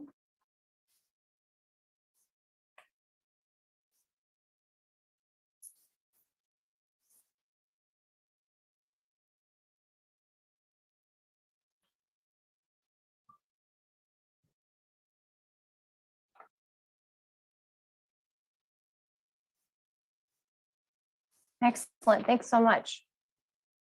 All right. Thanks for everyone's patience, Virginia. And if you can please begin your comment. My name is Virginia Hare from Bloomfield. Can you hear me? I believe the county must include a groundwater study in the environmental impact report because of accelerating climate change and the ongoing drought. The most important issues for us as rural residents are water usage and groundwater depletion, odor, noise, and light pollution, fire safety, and appropriate setbacks from property line to property line. We need notification of any pending cannabis permits near rural residents so that all of our concerns can be heard and addressed. This notification can only be addressed by a conditional use permit through PRMD, not a ministerial permit. Thank you for your service.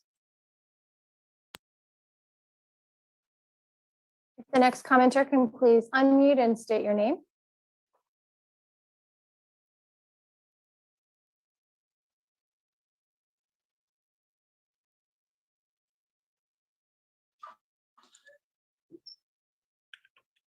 Hello, can you hear me? Yes, we can. Yeah, my name is Flynn Ablin and I'm a resident of Sebastopol. And I'd just like to say that as a business owner who sadly was not able to get a permit yet in Sonoma County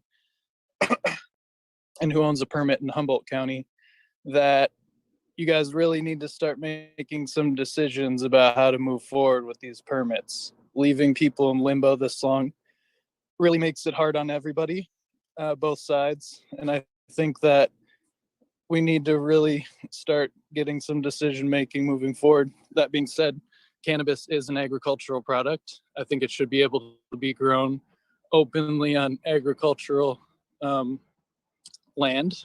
And I think that a lot of these farms really need to be opened up more and to make permitting easier and more legal so that a lot of the problems that these people are complaining about stop. None of these helicopters are coming for legal farms. Crime would go down if these people were able to operate legal And businesses. Thank you for the comment. That concludes the time. Diana, Marcy, and then Laurel, if you can please unmute when prompted.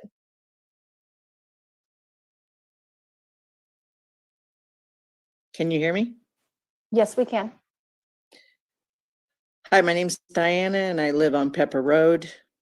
I find the word hate versus disagreement, it should be, we just disagree that pot should be grown next to homes and people's livelihoods, I understand, are being jeopardized by this moratorium, but I urge you guys to keep the moratorium on, stop all the permits in the pipeline until the EIR and the water issues are resolved. We ran at this blindly and now we have to revamp. There's no compatibility with the pot growers in my area. And in fact, we exchanged pleasantries during the watering abuse situation over there on Pepper Lane. So I urge you, please keep this moratorium and the staff's recommendations, do not take them up.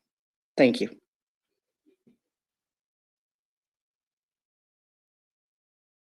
If the next commenter can please unmute and state your name. Hi, my name is Marcy Greeley. Can you hear me okay? Yes, we can. Thank you. I'd like to the board to please also consider when you're taking the vote that permits do not run with the land and that they be limited to each individual grow application as proposed and permitted by governing authorities. I understand the EIR will examine appropriate inclusion and exclusion zones, and I urge you to use science and scientific analysis to assess appropriate setbacks at least 1,000 feet to neighbors and other sensitive issues. Odor analysis, well usage nearby, groundwater depletion, fire safety, visual blight, crime and public safety. Please use scientific analysis when examining these issues, and processing location. Thank you for your time and your service. And the next commenters are Laurel, then S, and Jeffrey.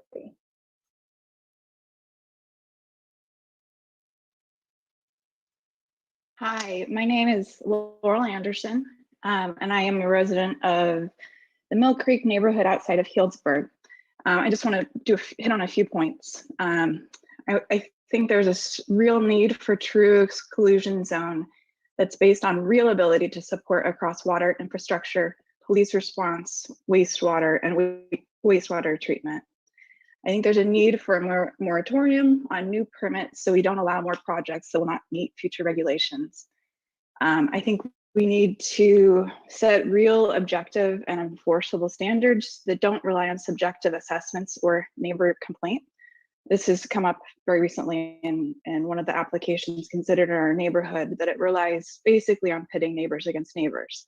And then lastly, I think we need to create an ordinance on that point that doesn't keep putting neighbors and cannabis growers in constant opposition to each other, to, for example, not in RR, not in residential areas.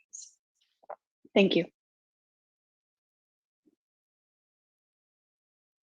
If the next commenter can please unmute and state your name.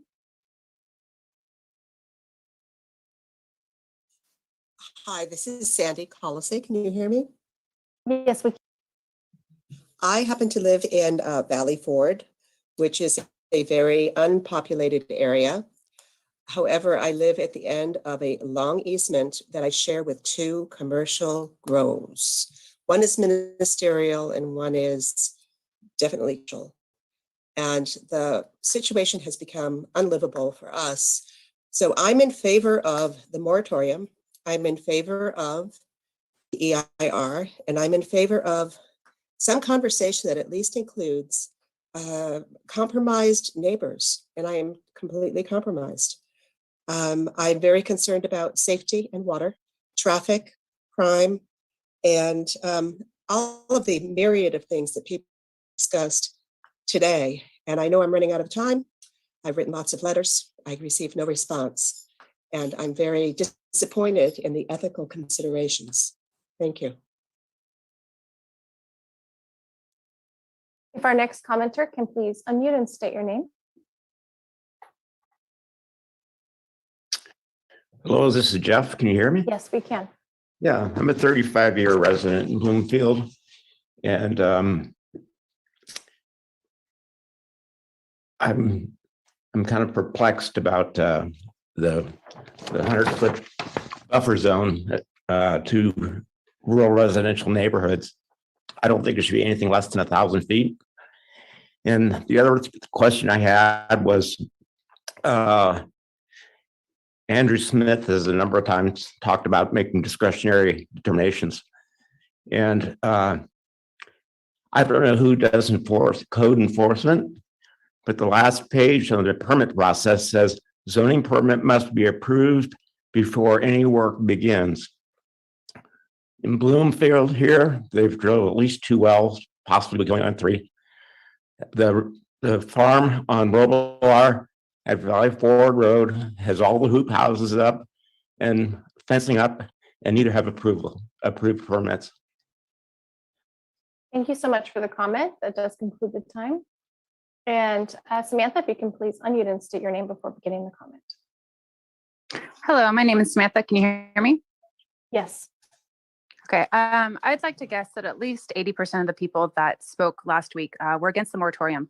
And in case you're wondering where those people are, where the industry is today, we had a surprise rain last week and the whole industry is rushing to save the crops from the mold. So we're all very busy.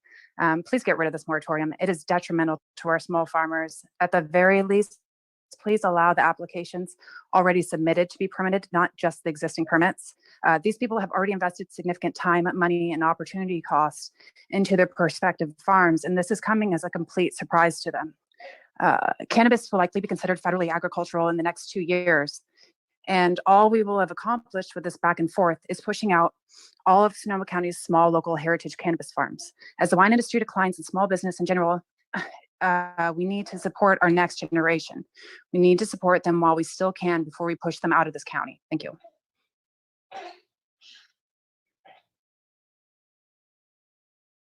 The next commenter, please unmute and state your name.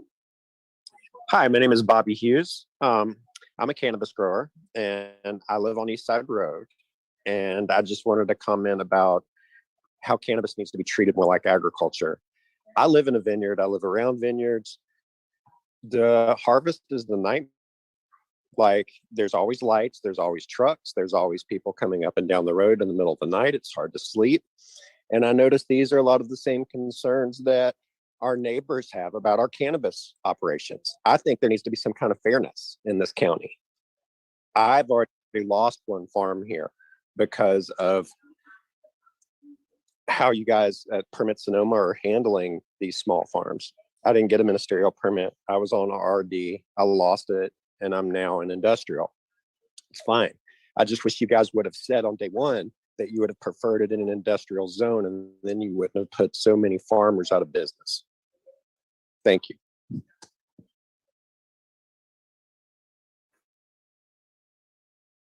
Thank you. And with that, Chair Hopkins and board, that will conclude public comment. Thank you so much, Marcy. And I appreciated that at least one member of the public thanked you, Marcy, for all of your work on managing public comments, because I know it's very challenging and we were trying to make sure that everyone who had raised their hands originally had their full 2 minutes. And so I just really, really appreciate your work on that. We will be taking a pause from the cannabis conversation in order to adjourn into closed session. And we do anticipate coming back at 1:30. I believe that we should be able to get through our items in that amount of time. So we will be adjourning into closed session and heading back at 1:30. But before that, we will be taking public comment on items 26 and 26A. So I'm looking out to see if anyone has any comments in person. No, they do not. And Marcy, if you wouldn't mind taking public comment on closed session items, that is 26 and 26A. Reminder, we are not taking any more public comment at this point in time on cannabis or on events for that matter. That will be our second afternoon conversation. Marcy? Thank you. If you would like to comment on the closed session calendar items, please raise your hand in the Zoom app or press *9 to raise your hand.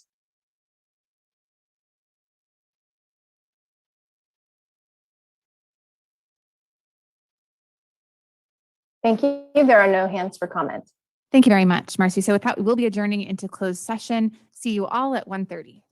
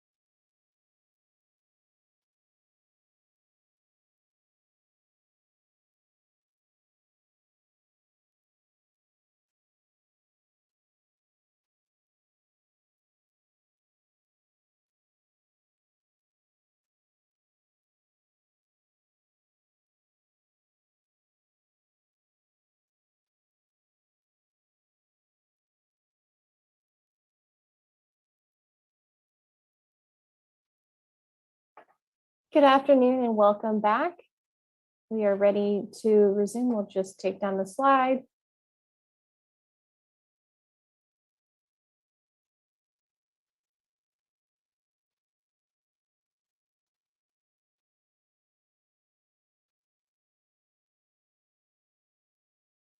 Thank you. And Chair Hopkins and board, we're ready to begin.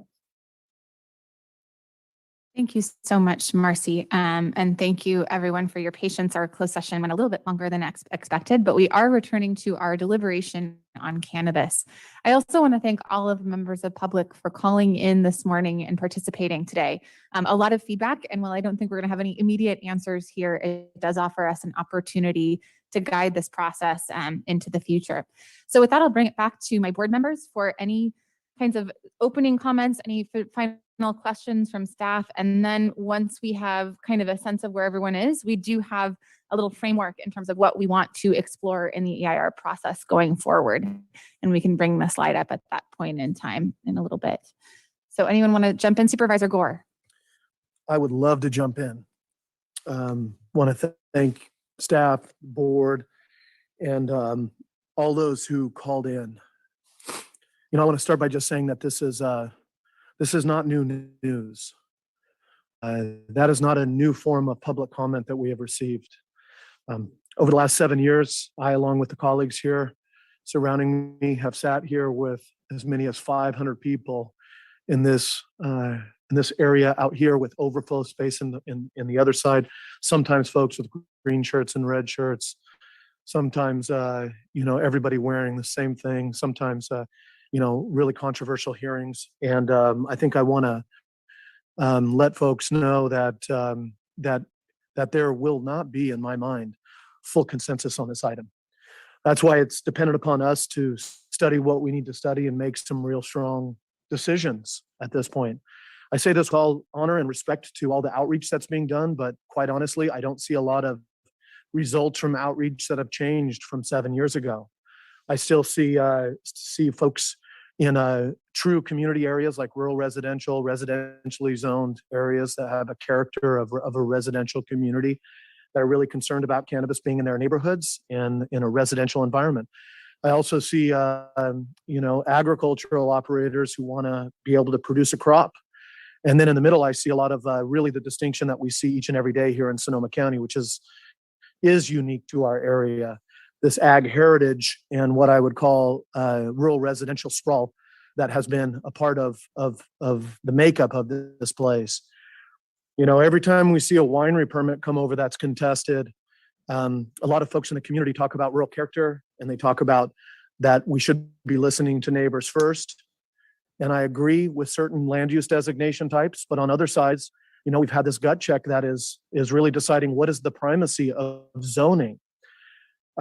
If you choose, like I have, to live in an agricultural area in Sonoma County that is not zoned residential, but your house is in an agriculturally zoned area, you have to live with the impacts of agriculture, whether that is the Sonoma aroma of South County, or whether it's the wind machines of North County buzzing in my backyard, or it's the beeping, the incessant beeping at harvest time as people are keeping me and my kids awake. But you know what? I also get to live in agriculture, and I honor that. And I understand that we have to manage the impacts of agriculture, whether that's cannabis or otherwise. So a couple of things I want to go to this. Number one is that I consider myself to be pro-community and pro-cannabis. I come at this on one side where, I led efforts to have an exemption and get cannabis cultivation out of rural residential and ag residential areas. That was a 3-2 vote. I also proposed the measure to cap cannabis applications at 10 acres. That was a 3-2 vote at this board. Those were two primary things that led to community compatibility right off the bat. I think I just want to talk to the neighbors out there who act like community compatibility hasn't been addressed. And I want to tell you that that's flat out wrong, in my opinion, because those were big efforts that deleted thousands of parcels in Sonoma County. On the other side, I've been accused of being pro-cannabis, and I am pro-cannabis as well as pro-community. But I believe that we should have a ministerial process. We should be looking at original jurisdiction as we have recently and speeding up the processes that people have gone through. and those should focus on agricultural areas. So on the other note, I would say to those who ask for a moratorium, I say, no way, no how. We have forced people to work through an imperfect process. They have spent years in said process, spent tens, if not hundreds of thousands of dollars to work through that process, and they have a right to due process, as do those who have completed the system have a right to have us look at what should the vesting of their permits be and how we honor the work that they've put into their properties, and how do we also move other ones, as people have talked about some of these ministerial permits, how we move those towards conditional use permit long-term. As I say, vested permits need to be honored.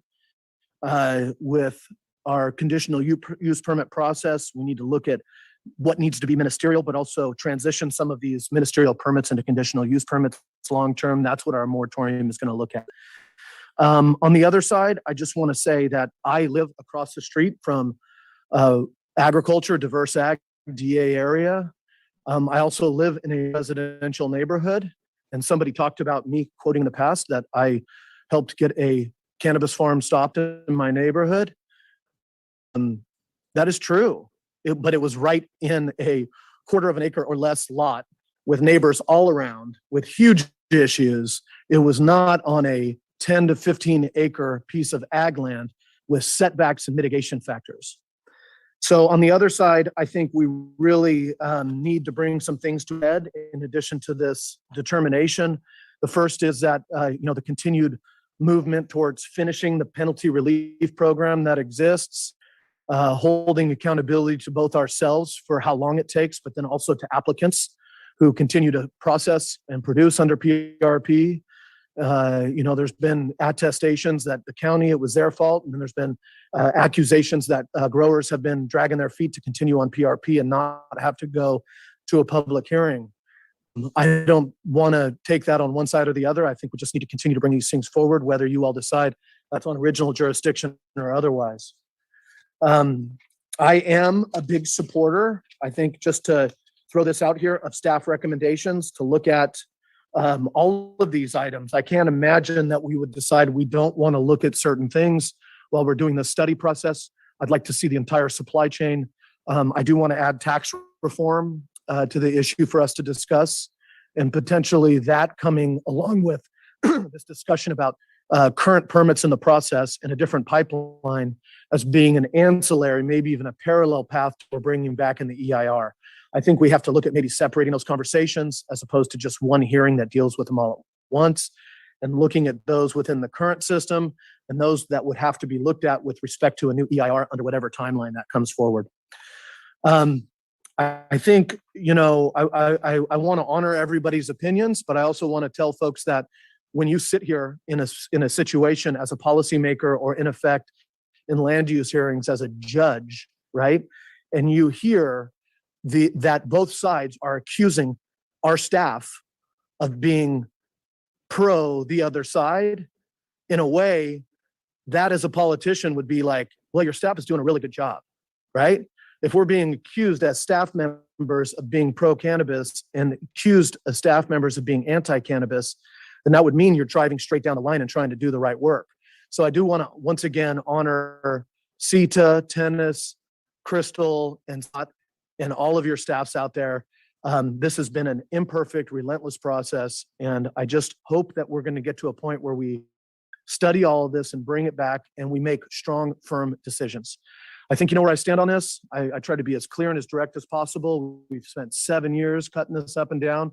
We as supervisors, we need to get to a point where we make strong decisions based on the zoning. For me, that's going to be my focus. You talk about exclusions. I do want to stay one supervisor while people are talking about their specific areas, whether it's Alexander Valley, Russian River area, Palmer Creek, Friends Valley, Bennett Valley, others like that.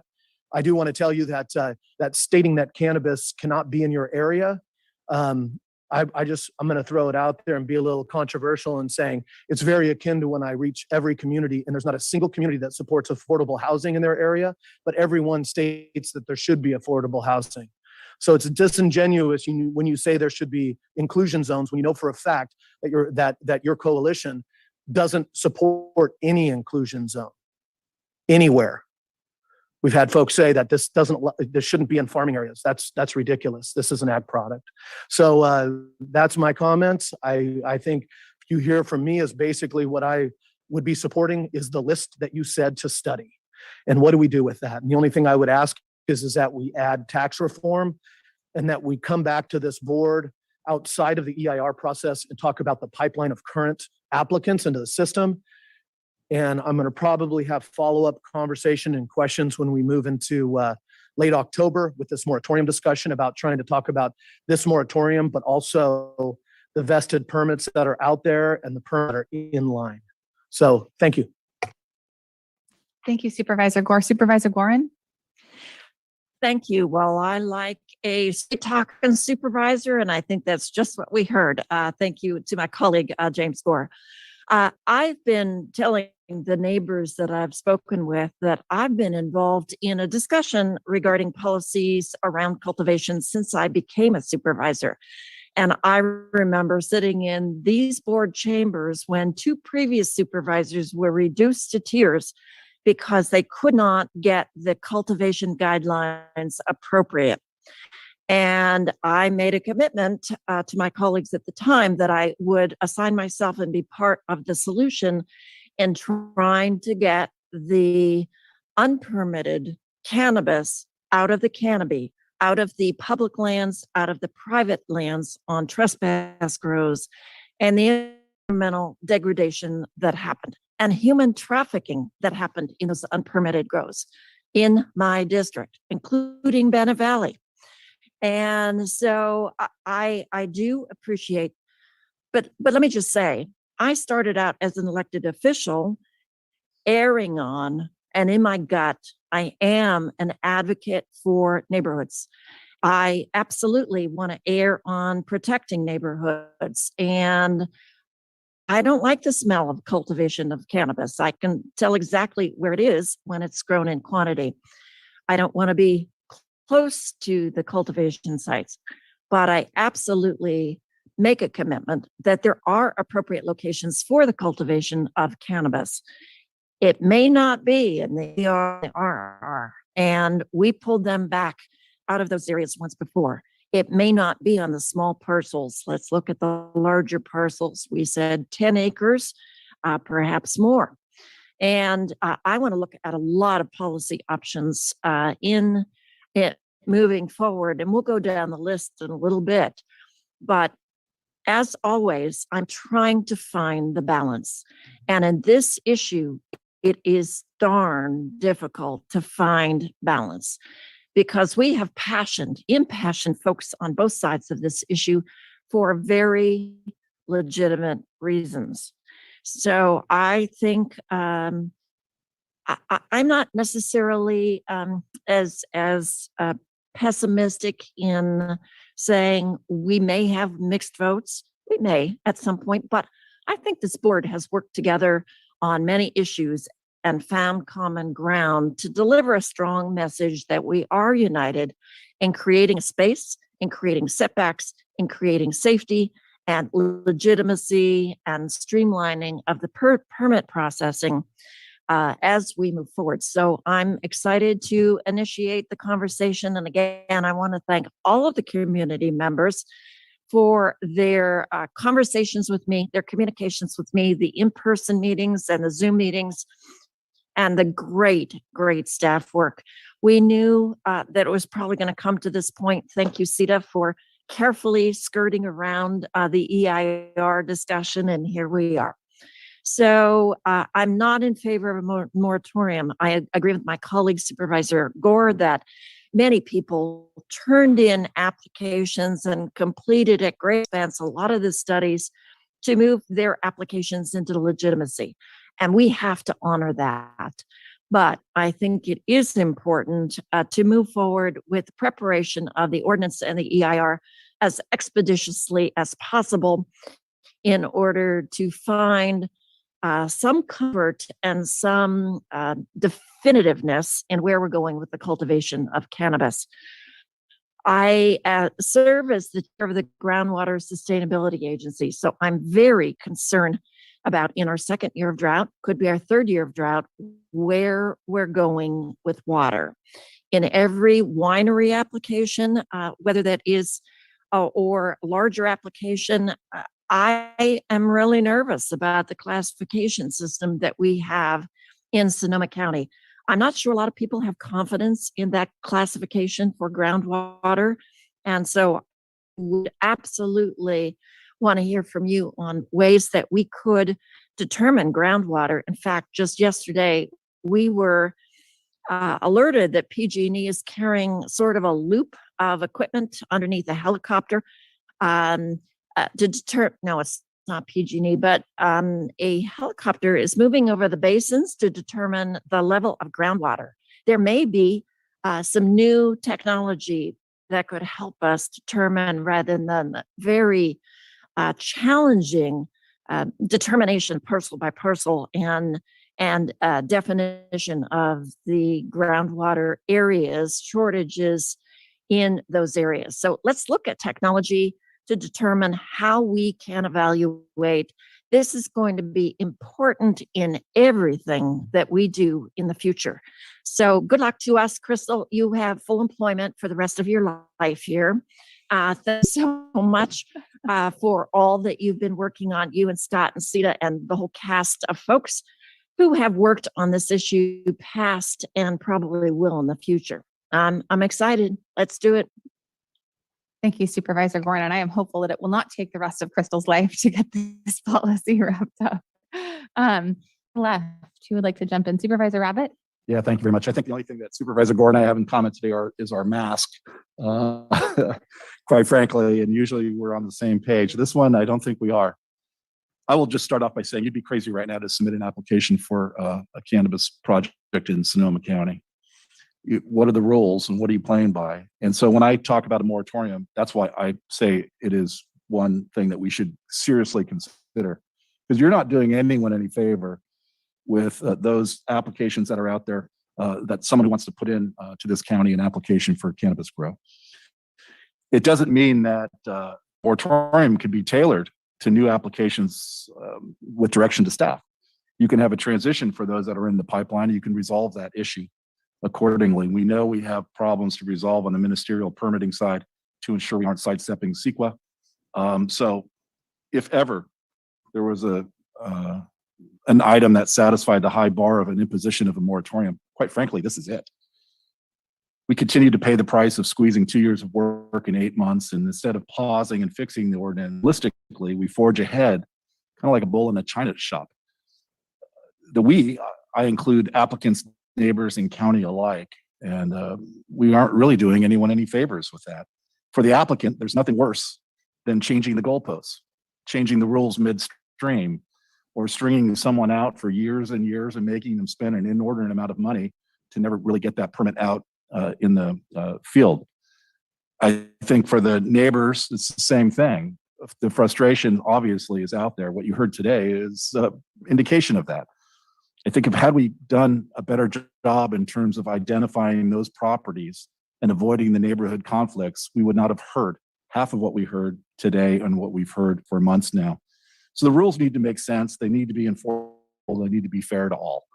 And I know staff has done a great job in that. And I think really it lies back on the policymakers to really make sure that we have a policy in place that makes sense, that is consistent, again, that is fair, that is enforceable. I think years ago, the board postponed addressing neighborhood compatibility, and I disagree. Right now, we have 3 criteria for neighborhood compatibility, and that's been the problem. It's zoning designation, it's parcel size, and it's setback. Those 3 items alone do not make anything more compatible on one piece of property than another. In fact, you could have one grow that would satisfy all 3 of those and be perfectly fine, and you could have a grow on another site that would be the worst place possible. That's something we need to refine. We need to get more granular. We need to figure out that level that we're willing to put out there to make sure that we can give direction to that applicant to go to this spot and grow here, because you won't run into the problems with the neighbors. And that's what we've been really missing. Thinking that those 3 items alone is neighborhood compatibility is just wrong. It's incomplete. and it will never get us to where we need to be going forward. The setbacks, I still don't understand how this came to be. It's not to the property line, it's to the building structure. I don't know of another, you tell me if there's another land use out there that where we use that for criteria. I don't think there is going forward. And I'm not sure how that came to be. So we need to stop and really get it right. And I've been clear from the beginning. My focus has always been about the neighborhood compatibility issues, especially as it relates to outdoor cultivation. I don't have a problem with all, I voted for the dispensary a couple of weeks back. I don't have a problem with any of that supply chain side of things, as long as it's done in the proper manner going forward. Really about the outdoor cultivation and the outdoor cultivation as it impacts rural residential neighborhoods. There are dozens, hundreds of perfectly fine locations in this county, and even down my district, there are dozens and dozens of outdoor grows that are great. They're out there, working away and growing a product and making money. But there are other ones where it's the applicant through the county picking the absolute worst site possible, surrounded by residences, surrounded, and it's just something that we need to fix. And the time has come, and I hope that's what really we do as we go forward with the policy questions and use the EIR to our advantage to really get the information out. I still think that's true, that there are literally hundreds of those properties. I like the idea. I want to make sure I go through my notes and get everything out, because this has been such an issue for me, at least in the South County and some of those instances that I've mentioned. So again, I like the idea of exclusion zones around dense residential enclaves. I like that idea. However we define that is up to this board as a policy. I like the idea of inclusion zones on properties where a grow is perfectly suitable. In fact, I would use inclusion zones to actually incentivize people to go to that zone by giving them ability to have larger grows, or to streamline the project and have it go through the process twice as fast. An acre, 2 acres, 5 acres, if it's the right property, it's the right property. And I think that we could really focus in on that and really put people in that direction. We would be much better off. And I think the neighborhoods of this and the residents of Sonoma County would be better off. I do not support cottage grows in the AAR and RR zones. I think it's pretty obvious why that interaction, the reason that we eliminated that originally. I love David Drip's comments earlier. He moved out of that zone. As you said, we murdered his RR or AR project that he had there. The same rules apply now. It's really, that's the problem that we're trying to alleviate. Why would we actually produce that, put that back into the mix? I do not support a general plan amendment to classify cannabis as agriculture. The state purposely does not classify it as such, so why should we? At the bottom line, and I think I'm 100% in favor of streamlining all the processes, but I think that really starts with clear, consistent policy direction. If you have clear, consistent policy direction, things are streamlined. And that's the most important thing to have streamlined. It doesn't matter how long it takes to go over across the street, whether it's an extra month or not. But if you're going back and forth trying to figure out what you're trying to do and how you do it, that's where things get muddled very quickly. I appreciate the staff's comment regarding one size does not fit all. It does not, and that goes back to those issues regarding the 3 criteria that we have. Again, a DA property that is 20 acres, 300 feet from a residence, and it may or may not be the right property for a grow. It depends. And that's why you just can't use that and say, check the boxes, go ahead and do it. I do appreciate the criteria of that. I look forward to the EIR analyzing the water resource issues, including perhaps an updated groundwater availability zone. I heard when I was in transit, the public comment regarding that. I thought that was very, regarding how that was looked at as just for residential. I would hope, and again, I think that we can do better in terms of analyzing our basins a little more thoroughly going forward, and I do appreciate that. I look forward to actually the interplay between public safety and visual resources. I think part of the problem is high security fencing, alarms and guards, and some cases lighting. make for a very different look in the agricultural world. And that's where, you know, a lot of the, I think some of the issues come from as well. You never see cannabis grown down to a fence line like you do a vineyard. You know, and maybe at some point in the future that will be the case in the right location where you're not bothering anyone.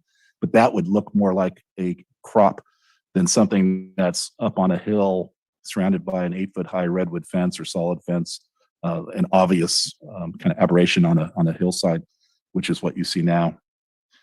I do agree with some of the comments regarding the survey. I will say, I started the survey to see how it was crafted, and I did feel frustrated, and I stopped because I thought some of the choices were insufficient. So on the outreach side, I think as we craft policy and listen to one another and not talk past one another, I think we could actually get there. And I think right now what you're seeing is through both the survey results, the fact that both sides see it as biased, is that we're not talking to one another in the right fashion yet, because we haven't addressed the real problems yet.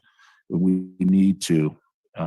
So, you know, I would propose that we do take a time out, figure this out, not just the EIR, but really where are those sites? How can we identify them? How can we point people to them so that we don't have the angst that we're having right now in this county?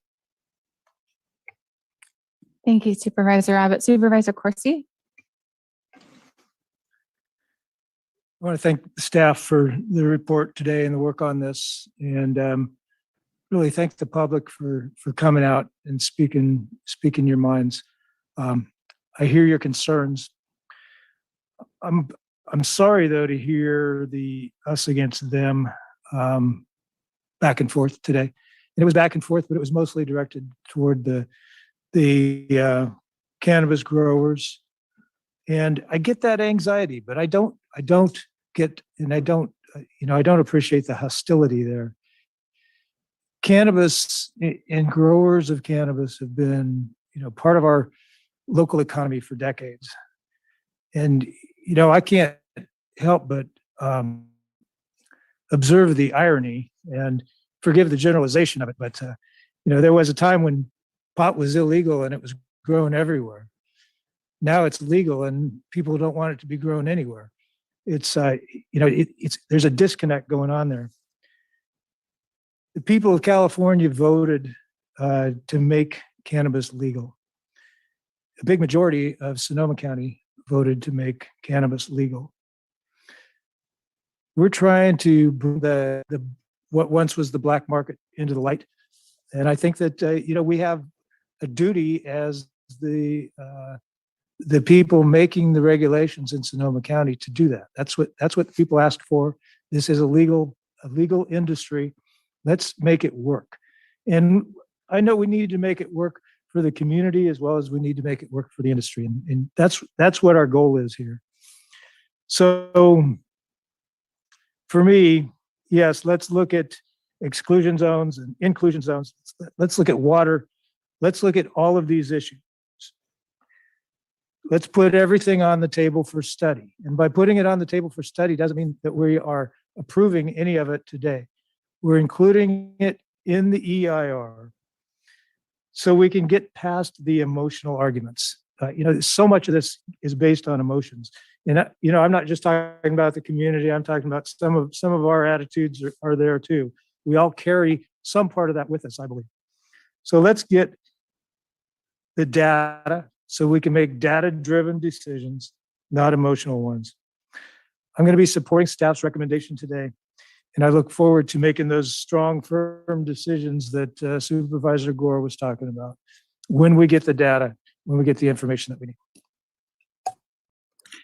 Thank you very much, Supervisor Corsi. I would like to echo my colleague's sentiments in saying that I hope that we can move past the hostility, the personal, emotional, and sometimes political nature of this conversation and really get down into a data-driven conversation. And, that's what I actually really look forward to, is establishing those actual metrics, right, that we are basing decisions on and evaluating actual impacts as opposed to what I believe sometimes are perceptions. What is the reality and how can we differentiate the reality from the perception or from the fear of something that may or may not come into fruition. And, I'm going to go back to playing a bit of the Pollyanna card, which is that I really do fundamentally believe that we can achieve some win-wins here. I think that we can actually find places where it is totally appropriate to cultivate cannabis well away from neighbors with adequate groundwater, and that we can make it easy and affordable for folks to cultivate cannabis there, right? I also think that we can create, setbacks that make sense from sensitive uses that we have established. I also think that we need to grapple with the fact that I have always thought it crazy to not consider something that is agriculture when it's a plant growing in the ground. And I look forward to having that conversation about what it means to define it in one way or another.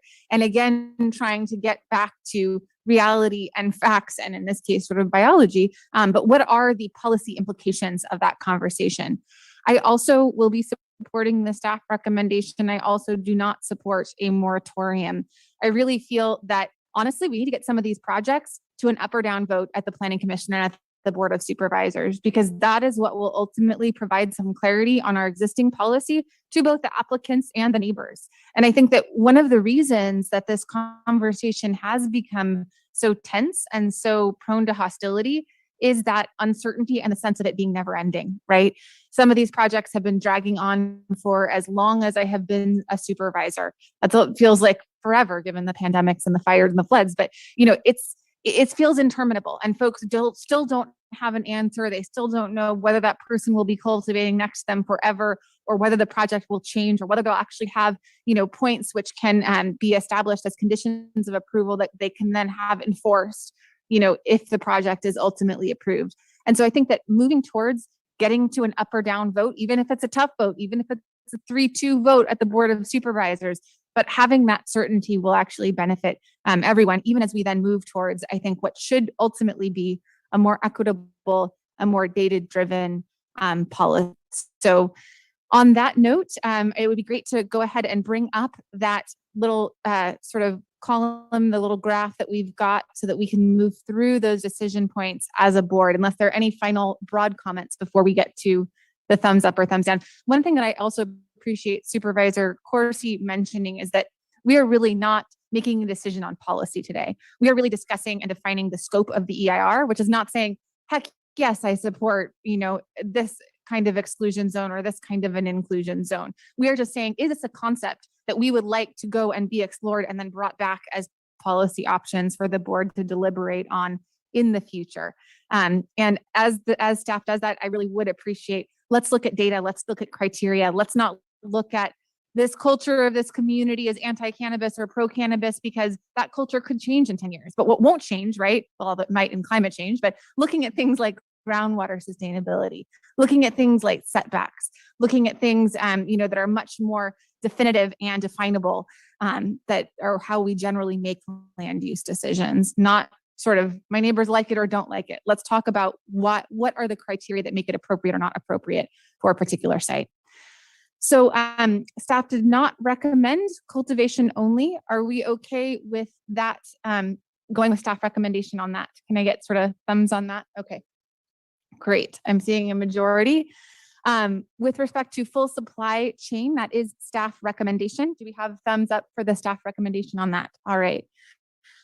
What about exclusion zones and inclusion zones? Do we want the EIR to be investigating those possibilities? Seeing unanimous on that from the board. AR and RR consideration that is recommended by staff. Do we want to go there? I see that's a 3-2. We do have a board majority to at least look at that and have that conversation. And I will say that, just sort of speaking for myself personally, obviously not for my colleagues, I do know that there is AR and there is AR. And in West County, we could have a 15-acre AR parcel and we could have a 1-acre AR parcel. And so I'm really interested in this, in particular with respect to, quite frankly, zoning inconsistencies in my district, where I think that there are parcels that really should have a different zoning and might be more like a DA, but there are some legacy holdover sorts of zonings that we do have. What about the groundwater zone mapping?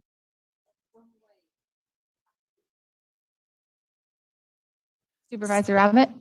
Well, I think the real question is, and staff, correct me if I'm wrong, it's you got to look at water. So how you look at water, the tools you use to look at water is I believe, as yet to be determined. I'm not sure if zone mapping alone, based upon what I heard earlier from the hydrologist engineer who called in, is going to be adequate, but you got to look at water. So I leave it up to staff. Would staff like to comment and provide any sort of explication or background on this one? Through the chair, yes. So I think from staff's perspective, it's the zones, I think, as everyone has mentioned and acknowledges as a relatively crude tool, maybe still valid, but not the best. And that we have so much more information from the Sigma implementation. Again, that's only applying to part of the area where we're going to be looking. But we hear the board loud and clear that we need to use all tools available to provide a more modern way of identifying the baseline for groundwater and the impacts on it. Great. So consistent direction from the board to essentially gather as much information as we possibly can with respect to groundwater. Recognizing that as Supervisor Rabbit brought up earlier, I think you were citing Two Rock. You know, there's so much fractured aquifers over there that you could be on one side and have ample water and springs, you know, running in a drought, and on the other side have absolutely no water at all. And I would also identify, you know, Valley Ford and Green Valley as areas that have similar challenges, at least in West County, where some are very water rich and others are water poor. Freestone actually also. Any other areas to highlight in terms, especially those I think that are not covered by existing GSAs? All right, moving on to the general plan amendment agriculture conversation. Is that a conversation that we want to have? I see a board majority on that one. What about the ministerial program? Thumbs up on that. All right. And that moves us on to the programmatic EIR, which, yes, I believe we have already said that we're on that moratorium. All right, we got one thumb. That does not carry, but duly noted. Then moving on to the transitional pathway. Thumbs up, yes. And I believe that then concludes with the scoping of the EIR. Are there any further questions for the board before we shift to our next fun land use item for the afternoon? Thank you for leading us through that. And I would just iterate and confirm the conversation that we had regarding the waste stream from the industry. I really want better information about how that is actually implemented, reused, recycled, all of that. Great. And do we have a majority of the board that is interested in discussing the waste stream of the industry? I do see a majority there to have that conversation. And that's actually a great lead in too, because I know it's going to be a topic of our next item as well. But one last call, any other questions for the board, or is that pretty clear direction? Through the chair, one more question. Could we get a thumbs up on whether you'd like us to look into tax reform as part of updating the program? So it may not be reflected in an environmental impact report, but do you want us to consider that as we're moving forward with this process? I think it makes some sense because we've had some conversation about, do we look at the number of plants or the square footage? How hard is it to administer and to define what the tax is?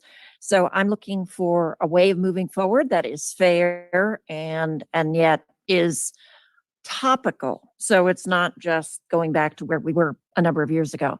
Let me ask a question, and I think this issue has off radar. When we first started talking about cannabis, we talked about a program that was being developed at the state level, track and trace, to try to determine where the cannabis was growing and where it was delivered to. And so has that program, that technology or software not been implemented and moving forward?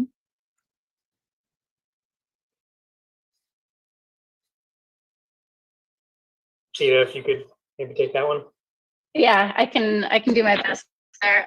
The track and trace program is being implemented by the state under our local ordinance. All of the operators must comply with the track and trace program, and code enforcement and the ag department are able to verify that based on whether they have these metric tags. So all of the plants will be tagged.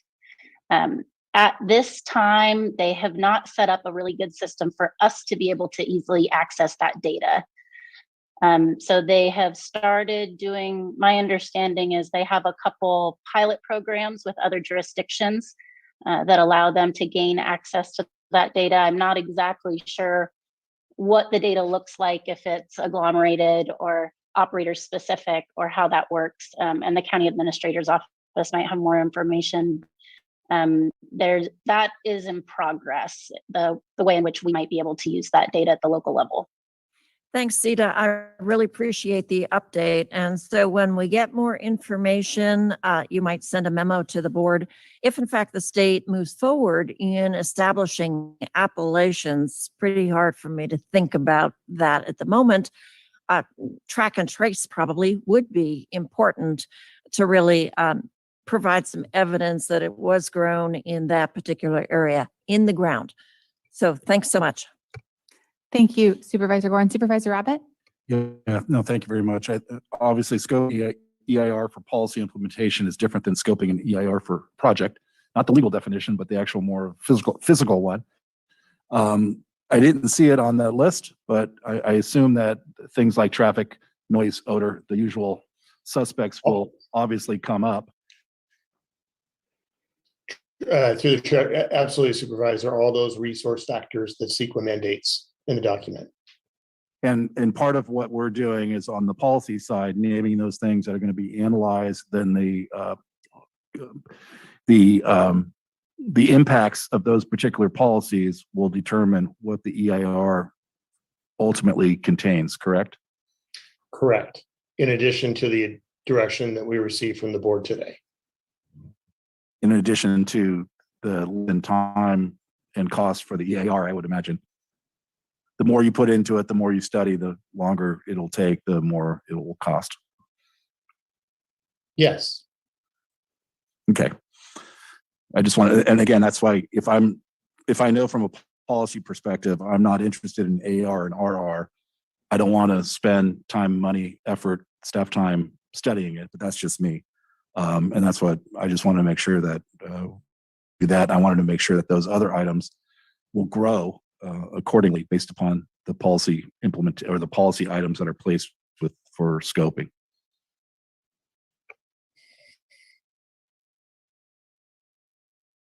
Thank you, Supervisor Abbott. Any other comments or questions, Supervisor Gore?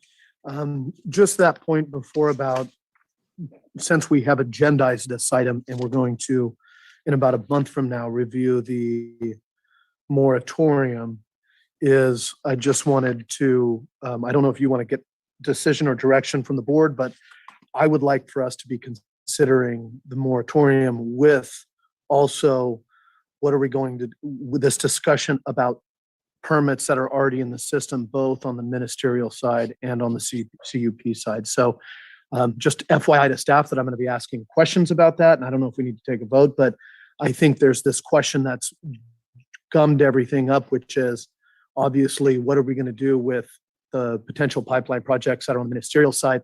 But this conversation is leading to other ones on the CUP side as well. So I'm sort of looking at County Council, and I recognize that we did not, we're not talking about the multi-tenant moratorium today. So I think we did give some direction previously, but I would say that we should all probably be working with Permit Sonoma staff to share thoughts on what policy options we would like to see come back and how we would like that item to be listed if we want to expand it into other conversations. Does that work? All right. Okay. Any last comments or questions before we move on? Thank you, staff, so much for your work on this item. Thank you again, members of the community, for participating in this process. And we are now going to moving on to our second land use and planning conversation now, which is item number 27, our special events permitting reform. And I do see that Director Wick is remaining on, and I think we're also going to be joined by Bradley Dunn, our policy manager at Permit Sonoma. So I'll hand it over to each of you. And hopefully we'll have council joining us soon. Thank you, Chair. Good afternoon again, Board. So this is a subject that I think all of us have dealt with either as participant landowner or a member of the community at one time or another. I think our efforts over the years have provided more coordination, getting started with an events calendar that married to some extent use of the right-of-way, use of private property for recreational use events, and then winery events and others that we know are important. Events also cover important cultural experiences, such as the parades that happen in many of our unincorporated communities.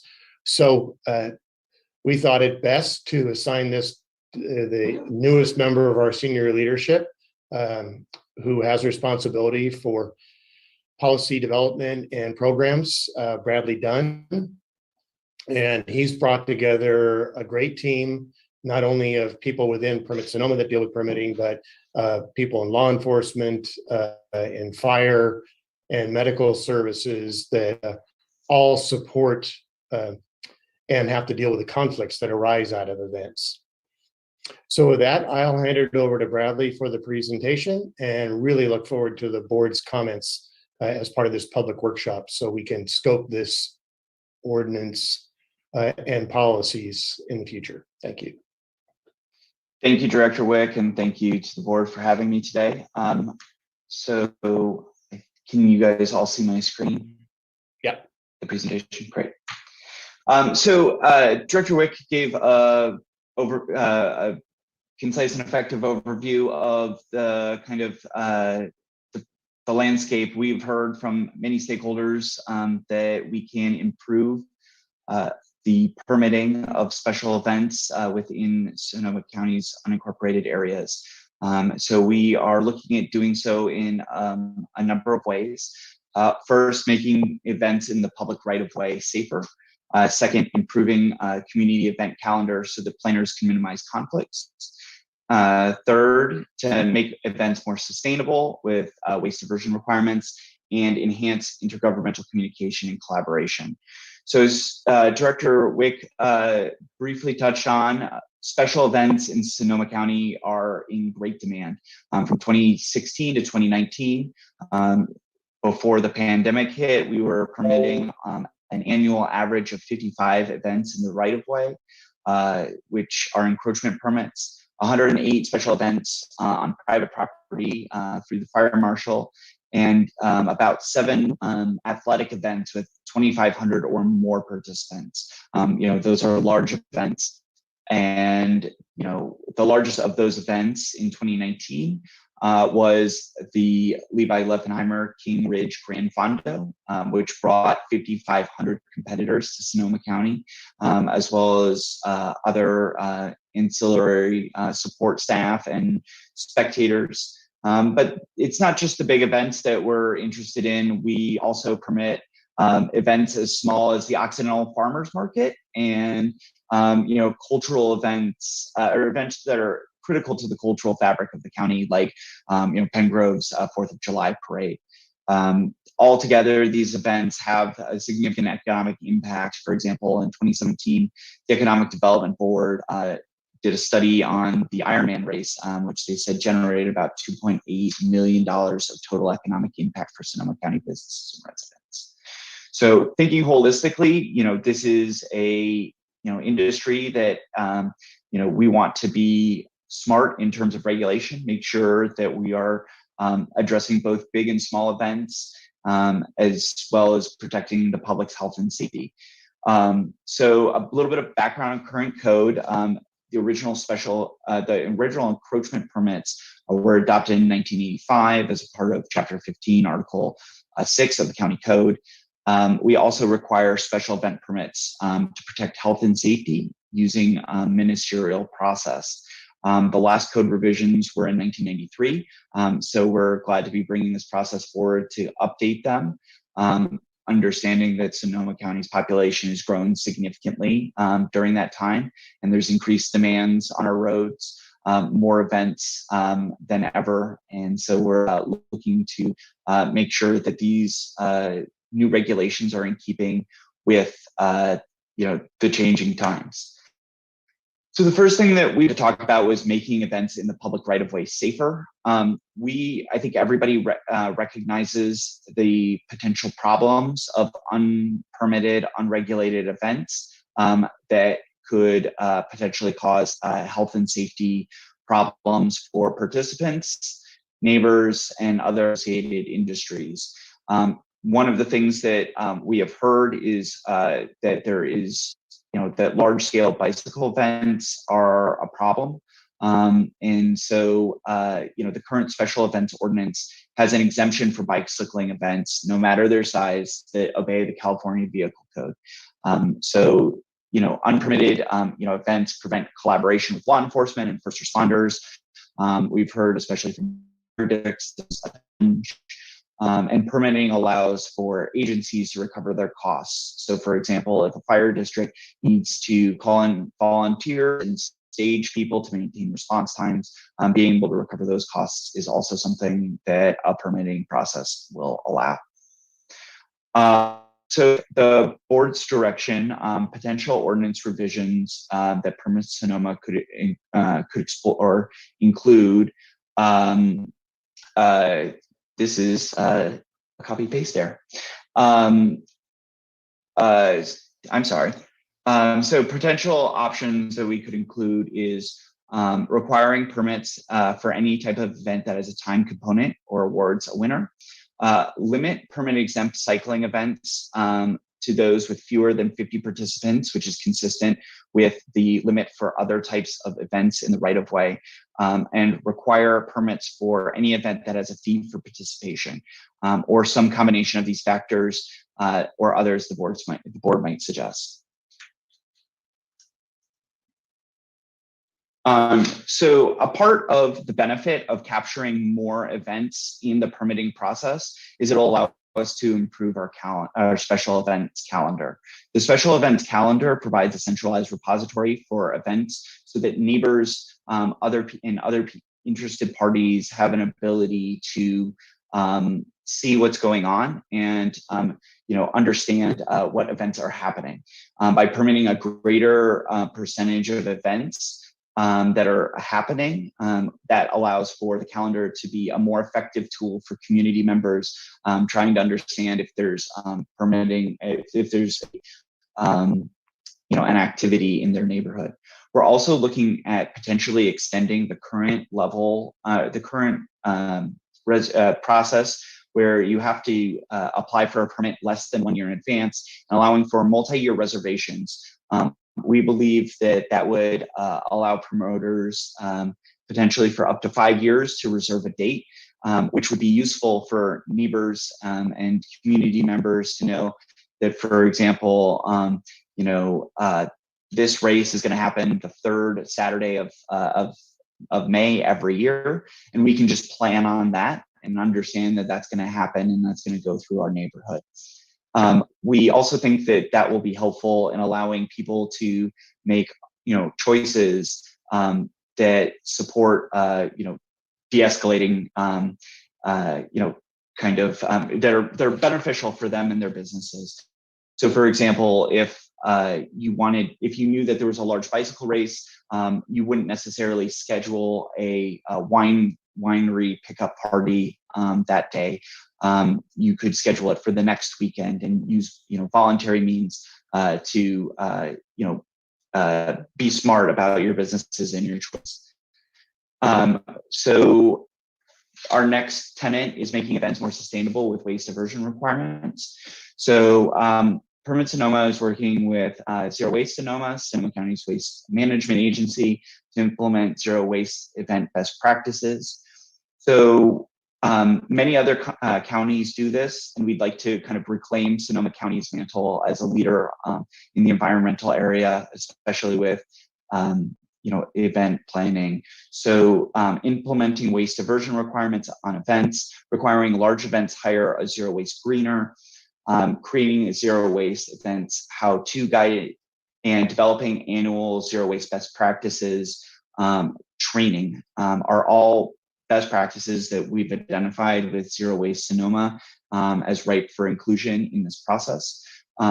We think that will make things much more sustainable. A lot of temporary events, because they're temporary in nature, have a lot of single-use items. So working together with Zero Waste Sonoma and their network of stakeholders, we're looking to also align our potential zero waste regulations with municipalities within the jurisdictions within Sonoma County, so that we can have permittees be able to have the same set of rules in unincorporated Sonoma County as in incorporated Sonoma County.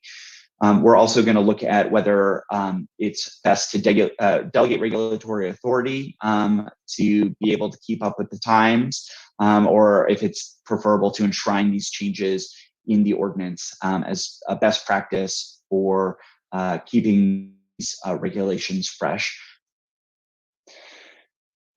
Finally, we're looking to enhance intergovernmental communication and collaboration. So currently, event applicants need to go to multiple departments, our law enforcement partners, our fire partners, and get sign off for a different parts of their permit. Then Permit Sonoma staff has to go to those same departments and partners and ask to make sure that the permittees are following through on their obligations to talk to those entities.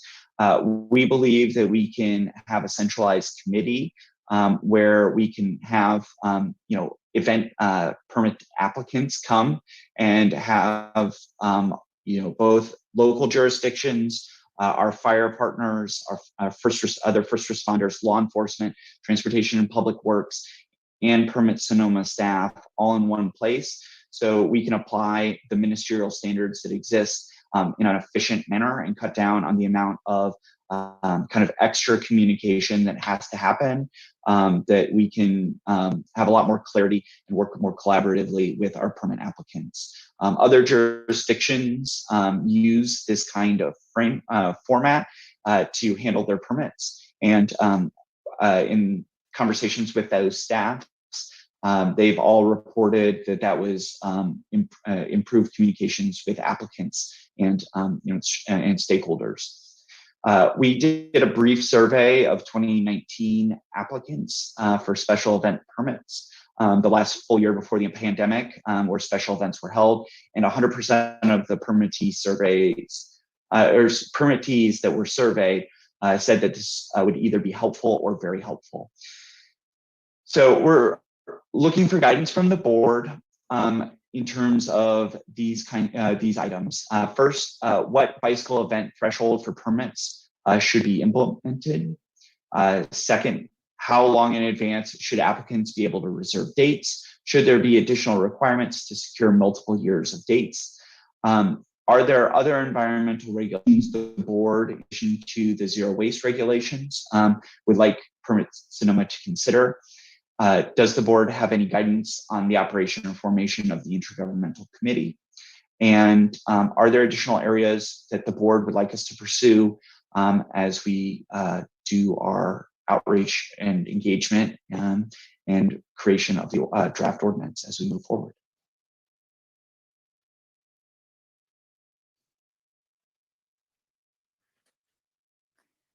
So I can pause here for conversation with the board, or I can go to the timeline, whichever the board prefers.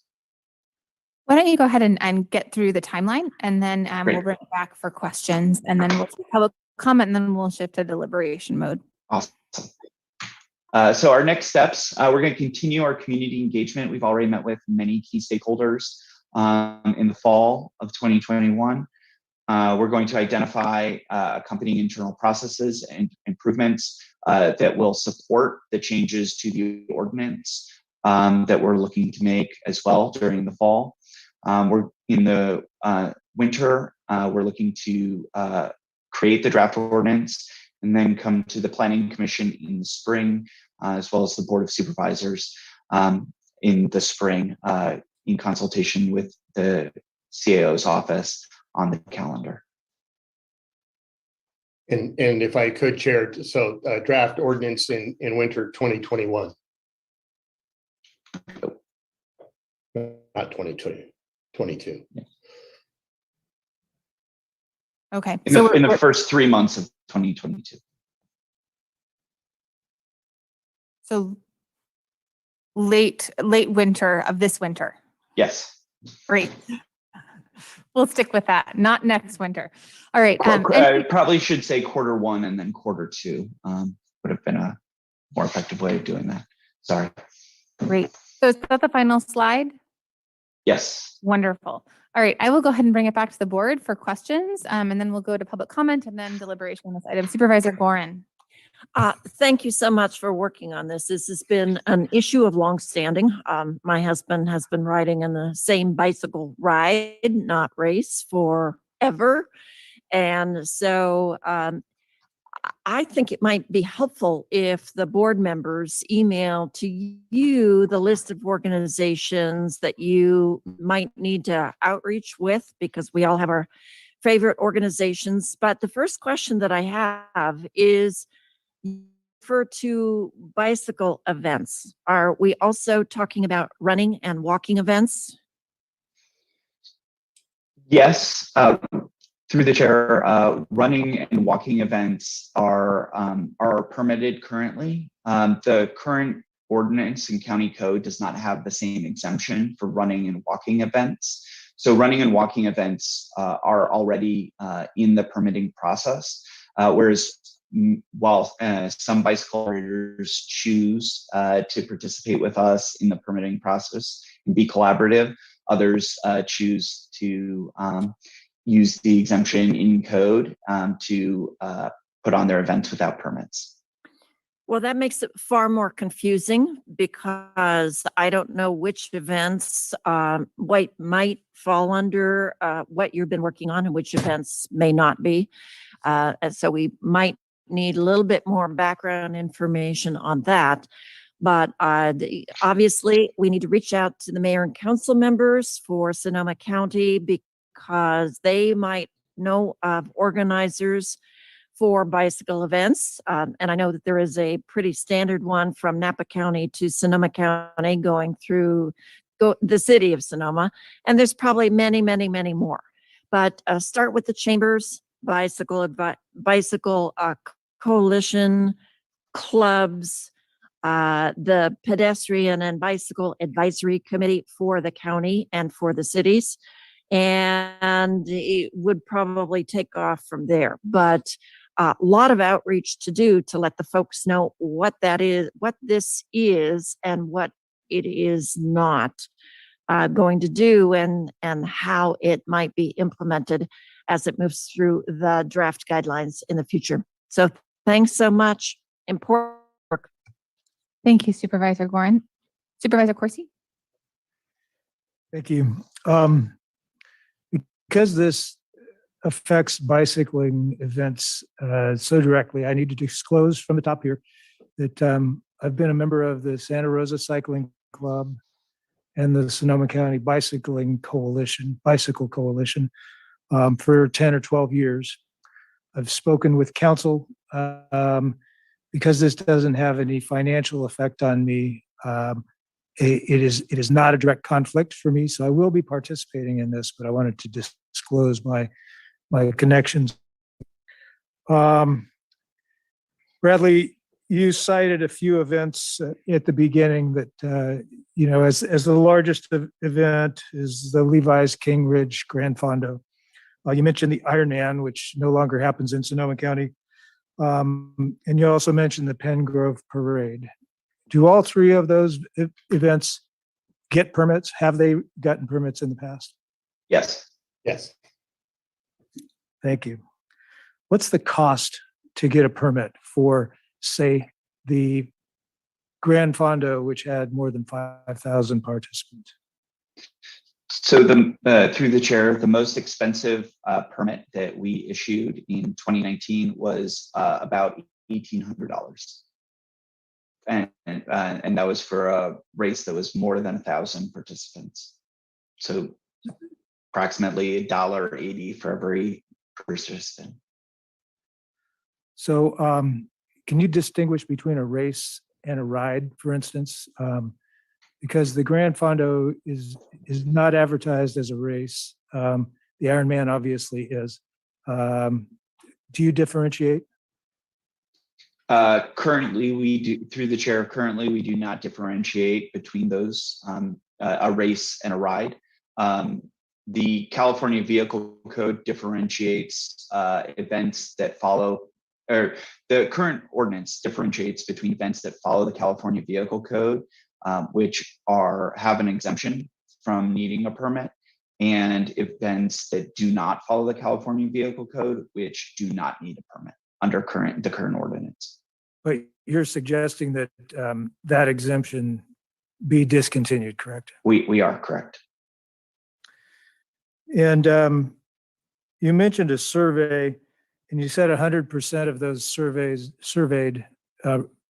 Was that 100% of those surveyed, or 100% of respondents? Did every 100% of respondents?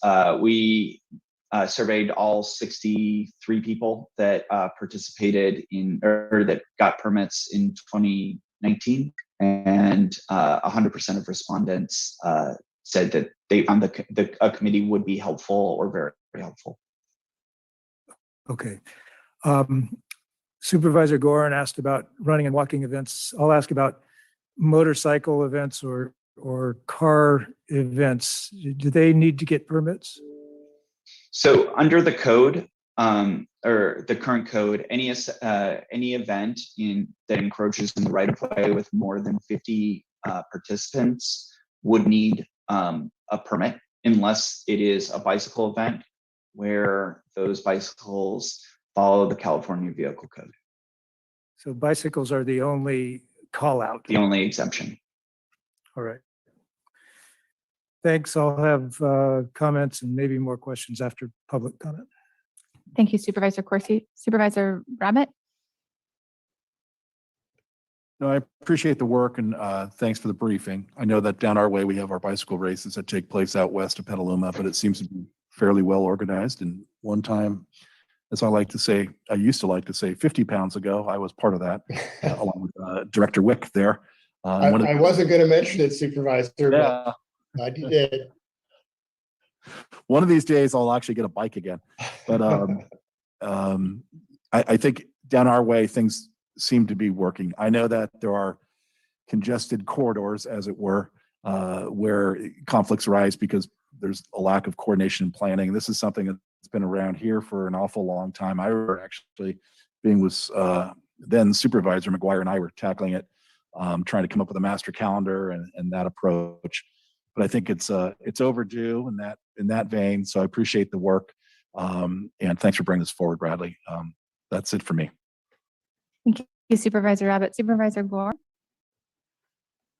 Can you go back to the last slide you had up with some of the review of the policy?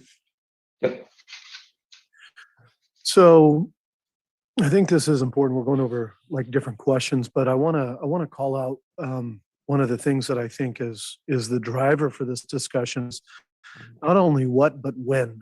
So this is kind of a question to you all, and I think you know where I'm going with this, but overlapping with harvest, right? So one of the things that we've seen predominantly in the rural areas of, I'll speak for Alexander Valley, Dry Creek, down in the Russian River, close to Waller, West Dry Creek Road, a lot of different sections, not as much Franz Valley, but all of these have really been focused on we've had a lot of complaints come in that you're locking up for 2 or 3 days over a Waller bridge or different things like this. So if you could you kind of talk through, some of the areas where we would consider them constrained and kind of how you've looked at them and the time of the year? If I may, through the chair, thank you for the question, Supervisor Gore. Brings up some reminder to me of some of the good developments we've had in the last several years. So you're right that harvest of wine grapes is one of the factors that we now take into consideration, in addition to what used to be fire season, but the higher forms of fire season, because those have demands on agriculture, but also on first responders. When we have the the prospect of fire coming in September and October, we've worked with the Highway Patrol to cut back on the number of events that either organization would sponsor or permit. And obviously around harvest, Bradley has been working with Carlos Perez on the new Gran Fondo to dramatically shift its route to avoid impacts with agriculture and the date. So what many of these events that used to be in the fall, we're showing people there are dates that are available in the spring that are much better for ag. And then for other types of agriculture like dairy, that's going 24/7 year round, we also have to make sure that if we're running an event down Llano Road, for example, that we have to make sure Doug Bretta and his colleagues can get their product to market. Whether it's through the night or 10K that's going past their property. So we have much better coordination now with law and fire and how we address harvest season, fire season with different segments of agriculture. Through the chair, I would just add that we have met with the Farm Bureau and they were encouraged by the potential calendar improvements that we were looking to complete through the ordinance, and having more of the special events that exist be permitted was something that they were eager to see as well. Yeah. Let me ask you, we spent a lot of time talking about this, right? So on the ground, in terms of implementing it, like not trying to turn this into a conditional use permit process, as we talked about in the last one, but really, I just kind of want to understand from the approach is the goal for us is to work with you all to have standards in place so that the ministerial process, the over-the-counter process, would say you can approve under these conditions. But if you find that it's in conflict with commerce in the area and normal business, you might not unless you could mitigate those issues. Is that kind of what you're thinking about, is putting together a ministerial list that says we will only grant you a permit if you meet said conditions? That's through the chair, that's precisely what we're looking at, our bright line ministerial standards. Yeah. That maintain our ability to either issue a permit or deny it. And we have had to do the latter far more frequently. And when we don't, again, our very close relationship with the Highway Patrol allows us to make sure that that's enforced. Because if it's something that we can't support in Permit Sonoma, the Highway Patrol tells them that there won't be an enforcement agreement with them. And of course, they've got eyes on the road 24/7. So it's a good partner to have. I think that's helpful. The other side of it, even though it starts with bicycle events up top, is that, one of the things that arose in our area was not just the big bike events, which are more of the organized, spectaculars. But we had running clubs starting to pull together and go from like Hillsburg into neighborhoods on Magnolia or up somewhere else. And when that club all of a sudden organized by like a running company became 150 people and traffic to buying other things, and there was this question of really what, is that really more of a commercial activity? Are you organizing? We ran into this actually during the pandemic when some folks were looking to organize but not organize a run, right? If you follow what I'm saying. So I think obviously my question is do you guys have some thoughts, or do you look for direction from the board on like this many people for this kind of road? You know what I mean? Because I think there would be a lot of people who would want to figure out if they think the threshold is 50, and then they're going to try and kind of run their operations underneath that and then save I think there's this difference between like normal operating procedure and then when you have to go through to really get a permit and organize and calendar. So this, if I may, through the chair, so this comes up all the time, and kudos to our staff who work with applicants, whether it's Susan Milliron in engineering, Marcia in fire.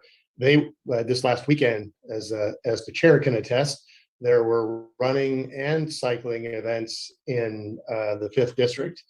We worked very hard with the different groups to separate and eliminate conflicts between the courses of the two or the multiple events that were happening. We're able to do it to some extent, but because the bicycle organization chose not to get a permit, we were hamstrung there. But there are many times, just because as you indicated, Supervisor, the setting is so different depending on the event. We can have a relatively narrow road like West Dry Creek, or we could have a road with shoulders and bicycle lanes like Old Redwood Highway.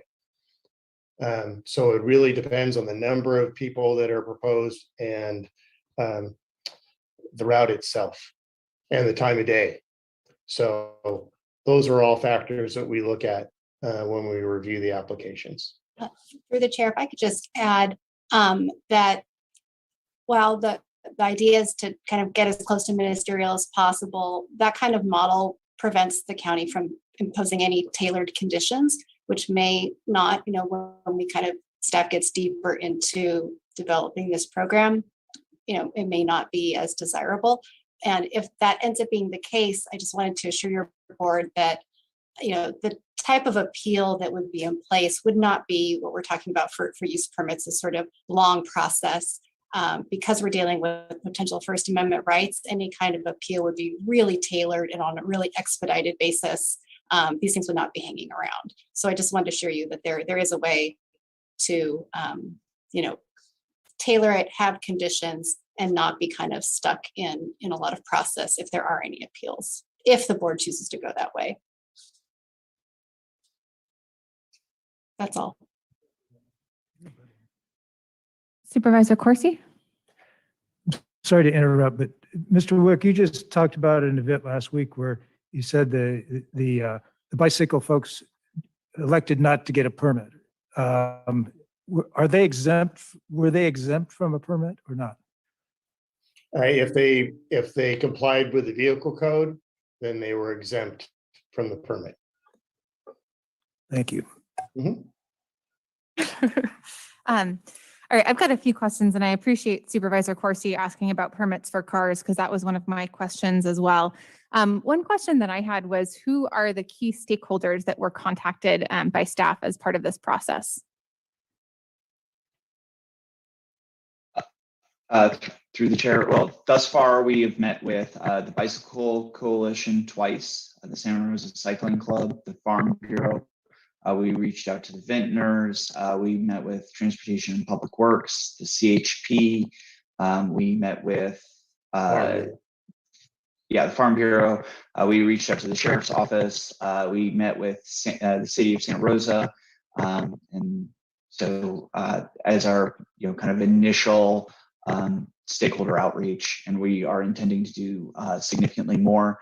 When we met with the Santa Rosa Cycling Committee, we established a plan to have a meeting in late October with them, where they invite members of the cycling community to talk about the best way to be smart at targeting bicycle threshold for requiring a permit. Thank you. Have you reached out to fire and emergency medical services providers in rural counties and rural parts of the county that are potentially impacted by these events? We have a meeting with several fire districts in mid-October. I believe it's the 23rd or the 28th. Where Director Wick, myself, and Fire Marshal Mazurchak will be in attendance discussing this. We've also gotten preliminary feedback from folks. For example, the Fire Chief of Timber Cove sent an email to us that is incorporated in the staff report. Thank you. I would just encourage continued engagement, in particular with our rural fire and EMS stakeholders, because I have certainly heard from them regarding these events in the past. Are sort of neighborhood groups or municipal advisory councils part of the outreach plan as well? Yes. Because it's certainly something that I've heard from rural residents about also. Yes, those will be forthcoming. Great, thank you very much. How do we verify that California Vehicle Code is being followed these unpermitted events? And is it simply a self-attestation process? Because I can say from firsthand experience that I have been at stop signs where, 20 cyclists on an unpermitted event sort of just went right through the stop sign. And I think, in some ways, actually, that can sometimes be the safest thing to do, but it's also important, the California Vehicle Code. And I think the safest would be to have some kind of traffic control at that kind of an intersection if we're expecting lots of folks there. So how is that enforced in terms of California Vehicle Code in these events? Currently, Chair, the vehicle code, of course, is enforced by the Highway Patrol and the Sheriff's Office. And whether it's the captain, the CHP, the sheriff's officials with whom we deal, or other race organizers who do choose to come in for permits and acknowledge that, just as you said, it's probably the most sensible and safest thing to do to not stop when there's hundreds, sometimes thousands of bicyclists involved in an event. But it is in violation of the vehicle code unless there's a permit and unless law enforcement is there to protect the general public and the participants in the event itself. And through the chair, we've also seen instances where race organizers will go to the CHP to seek assistance with traffic management, but will be trying to also, use that exemption to not get a permit with Permit Sonoma and with the county. So you see some discordance there as well. So just to clarify, they would be working with one government agency, potentially to find ways around the California Vehicle Code, but not seeking a permit from another government agency. That's correct. And as you can imagine, the Highway Patrol does not appreciate even that kind of a request. And further, there are also rides which go outside of our county jurisdiction into other counties where some of those rides don't have the, like Napa County, which does not have a similar exemption, where rides get permits in Napa County, but in Sonoma County. So we have bi-county rides that get permits from one jurisdiction, but not from the other. That's what we've been told. Distinction in our code, correct. Thank you for that. And just sort of full clarification, we don't have any current distinction in county code between events that are for profit in nature versus truly personal and, friends going out on a weekend ride, correct? There is no distinction between those types of events. Correct. No, there is not. Thank you. Are there any permits that would be required for stops in unincorporated communities? Because sometimes these events that are unpermitted actually have, for instance, water or refilling stations, sometimes within the county right of way, and sometimes on private property. Would that qualify or trigger a cultural event for the location where it should also require clearly an encroachment permit? I recognize that actually I think of on East Side Road, that sort of area that's right outside of Schoen Farm, there's kind of a big lot, and I often see, refilling and refueling stations there for bike events. Yes, Chair, that's exactly so. And this is one of the areas where we traditionally required the event permit for the private property through the zoning ordinance, and then another permit for the right of way. So from a process standpoint, we're hoping to create one that affects all. So it makes it easier for the applicant and for the county to track it. But yes, if any element of the event is happening on private property, that also requires a separate permit presently. So if you're putting porta potties, the aid station table with food and drink on it, that type of thing. Thank you. Can you tell me a little bit about the event that was held over the weekend? So I think you're referring to District 5. There was a 10K, Bradley, in Sebastopol. And then we also had a notice of a bicycle event from the center, I think Santa Rosa Cycling Club, that came through the Sebastopol area.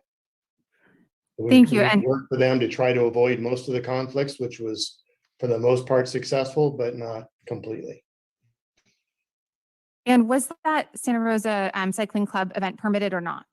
That was not permitted, no. And so I sort of found out about this when my phone started blowing up over the weekend with questions about what is this and, concerns from folks. And I do want to preface this with, whenever I see a cluster of bicyclists, right, slow down, wait until it's clearly safe to pass. But that doesn't mean the person behind me is going to, and I can't count the number of times when I have been then passed by someone who is gunning it around me and around the cyclists on a blind curve. Yeah. When I went to the website, I found that this event actually had a name. It was the Giro de Wine Country. I don't even know if I'm saying that right. And it said that nearly 3,000 riders were there and that there were sponsorships, including Safeway. And I also did see that there were stops along the way. And I was wondering if there were any events that were pulled for the stops when I guess almost 1,000 people gathered. There were not. Okay. Thank you for that information. So just to clarify, nearly 1,000 folks on the road, no required notification to fire and emergency medical services of the routes or of, where an ambulance, for instance, might want to avoid a particular road and take another road that would be more safe to travel at a high velocity. That's one of our concerns. In addition, we also, for those who do receive permits, we work with, and that's part of Marcia Belforte's responsibility on the permit team of making sure we have standby fire, standby medical services that's scaled according to the size of the event. Thank you for that. Is there sort of, for permitted events, there is automatic notification for other governmental entities that would be impacted. Is that correct? Yes. Yes. And if that event had 1,000 vehicles or 1,000 runners, it would definitely require a permit with all of those automatic notifications going out to fire and emergency medical services. That's right. A similar That's the marathon. primary purpose of the permitting system. Great. Thank you very, very much. And I appreciate you bringing this item forward. I know that I've been asking about this for about 4.5 years now. And so I'm really grateful to be able to have the conversation and to try to figure out ways for folks to enjoy our beautiful countryside in a way that is safe. Other questions from members of the board? Supervisor Corsi? Mr. Wick, it sounds like you did have some notification of those two events over the weekend. How did that notification come to you? Bradley, do you know how, Susan?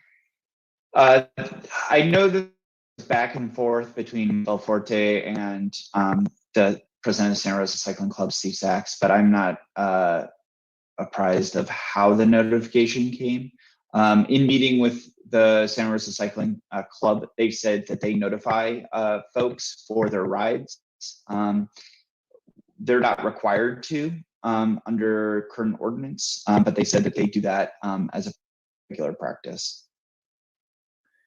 And were there any medical emergencies or other untoward incidents in either the 10K or the bicycle ride this weekend? In the 10K, the only thing that was reported to us was a lot of sore muscles. Bicycle event, I don't know. Thank you. Any other questions from members of the board? All right, so with that, we will go ahead and open it up to public comment. And I will go ahead and see if there are any members of the public in person. Seeing none, I will hand it over to Marcy to accept public comment via Zoom. Thank you, Chair Hopkins. I'll ask to please have the presentation taken down so that we can put our slide up.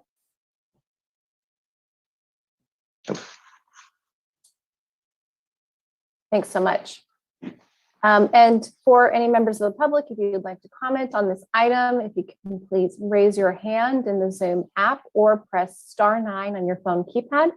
If you are a phone attendee, and this is item number 27 on today's agenda.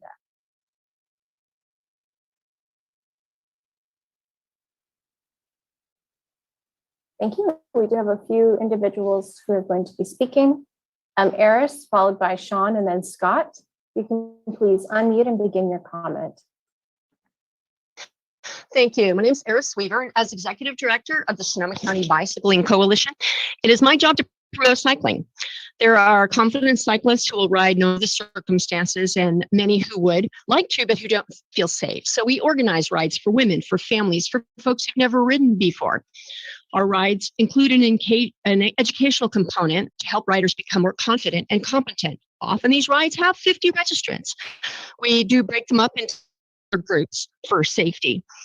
It is also my job to protest anything that inhibits cycling, such as requiring a encroachment permit for 50 people riding. You have passed a climate emergency resolution. You've set goals for reducing vehicle miles traveled and greenhouse gas emissions, and theoretically, you would like to see more people on bicycles.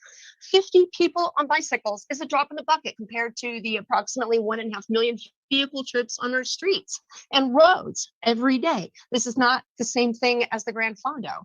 I know that there are motorcycle and classic car clubs that ride through the county unpermitted and with no complaints, according to PRMD staff. So many complaints that people make about cycling is because they have to slow down for us. If we are following the rules of the road, we're not blocking traffic, we are traffic. Using the road for the purpose for which it is intended is not encroachment. The CVC guarantees us the right to ride. It does allow jurisdictions to regulate processions and assemblages, but a group of cyclists riding with no road closures is not, it's normal traffic. It's not an assemblage or a procession. But we do understand the concerns about large events and public safety, and PRMD are mentioning, and we care safety. We have been meeting with PRMD staff. Thank you very much for the comment. That does conclude the time. And the next commenter, please, if you can unmute and state your name and then begin your comment.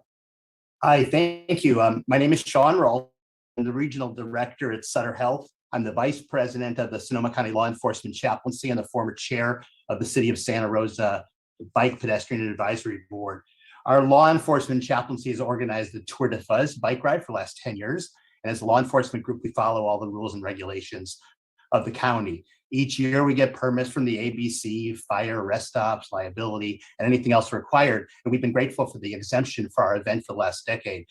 I was really surprised to get a letter from PRMD in July that said we would have to get a special encroachment permit this year because we had more than 50 people. So this was new to us, but thanks to Supervisor Gore's office, shout out to Jenny and Jen, we secured an encroachment permit for $1,147, an athletic event permit, a fire permit, a permit with Sonoma County Transit, the Sonoma County Water Agency, the Department of Defense for the U.S. Army Corps of Engineer rest stop property at Lake Sonoma, and we paid thousands of dollars in total fees.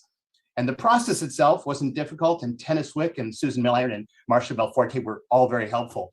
But for our nonprofit, seeking some consistency, some clarity, and common sense guidelines like the threshold size would be great. This board has been generous and helped fund our organization for thousands of dollars for our chaplaincy mission. And it seems just counterproductive to pay back this money to the county via PRMD and other permitting agencies. So we're really asking for a waiver or consideration of the fee reductions, along with some clarity and consistency in the permitting regulations. And just want to thank everybody on the PRMD side. They've been great to work with, but we really don't think that bike events, or we think that bike events should continue this exemption.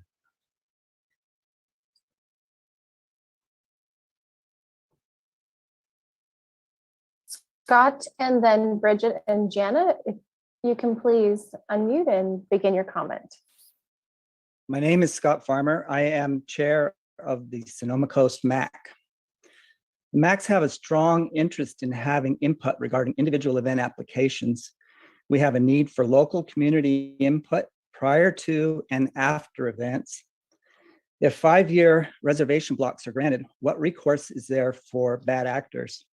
Timely notification to MACs has been lacking. Finally, a ministerial process sidelines MAC input. We are stakeholders too. Thank you.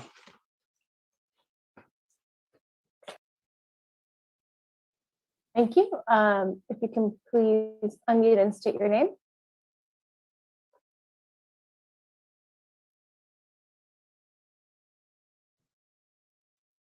Hello. Yes, I'm Bridget Shields. I'm the ride director with Santa Rosa Cycling Club. And our club has been running club bike rides, social rides, and events for decades, where our participants are all required to follow the California Vehicle Code. We have social bike rides pretty much every day of the week that could exceed 50 people. These are our normal activities. We're a cycling club. We get on bikes and we ride bikes on public roads, same as people driving cars, pedestrians walking on sidewalks. And it's not an encroachment for us to ride bikes on public roads. Bikes are authorized road users under the California Vehicle Code, and the county has no legal right under the California Vehicle Code to regulate that activity, especially routine bike rides that happen every day. We also hold events, and just to let you know, our event on Saturday that we teamed with the Rotary Club of Santa Rosa had 779 participants. We did notify emergency services. We had medical response units, 2 medical response units that we hired, and we had 0 events, 0 medical events or emergencies on our event. We agree that safety is important. We prioritize safety and we plan a lot around safety for our events. And we'd like to work with the county to find a logical way to improve safety and coordinate large fee-based events. And we want it restricted to fee-based events if there is a permit process at all. Much discussion is needed on a path forward, and all stakeholders should be engaged. Certainly as much effort and consideration should be put forward as has been done in consideration of regulating winery events and other events where there have been stakeholder meetings for years. And recognition should be given that cycling on roads is allowed under the California Vehicle Code. And so any action should be tailored. Thank you for the comment. That does conclude the time. The next commenter, please unmute and state your name. Hi there, this is Jana Blunt. I'm not at this meeting to speak on this topic, but I didn't realize it was coming up, and I thought I had a piece of information that might be useful to everyone making these decisions. I live in the 5th District off of River Road near the Hacienda Bridge, and I made the mistake on Saturday morning of ending up right smack in the middle of the bicycling event that was going on. No big deal, except for when I turned onto Slusser Road northbound and ended up on Laughlin Road eastbound. I ended up, along with several other cars, in the middle of double direction bicyclists, hundreds, going in both directions.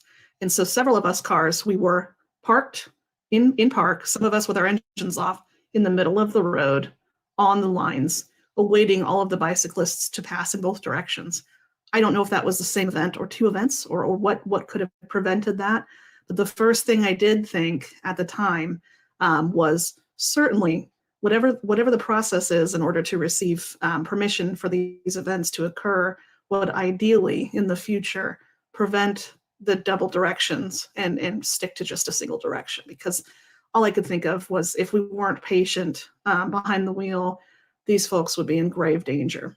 I see my time.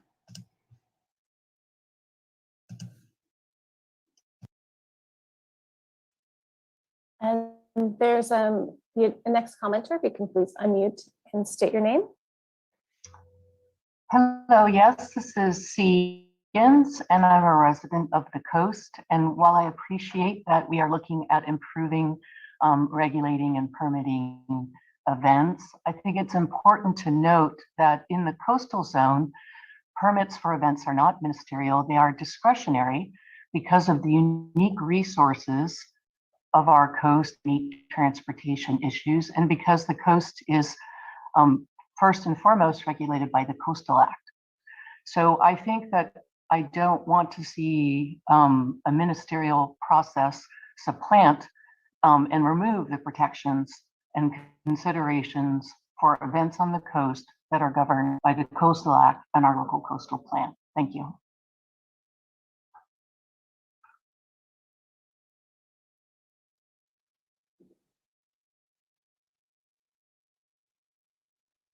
Thank you. And with that, we'll close public comment. Thank you very much, Marcy, for that. I will go ahead and bring it back to the board for discussion and deliberation. And I would ask for sort of general comments first, and then we can pull up that specific questionnaire that staff had so that we can provide, specific direction on all of those questions. Who would like to begin the conversation? Supervisor Gorin, I see you leaning in. Thank you so much. I still think that this is a great idea, but it needs some more outreach.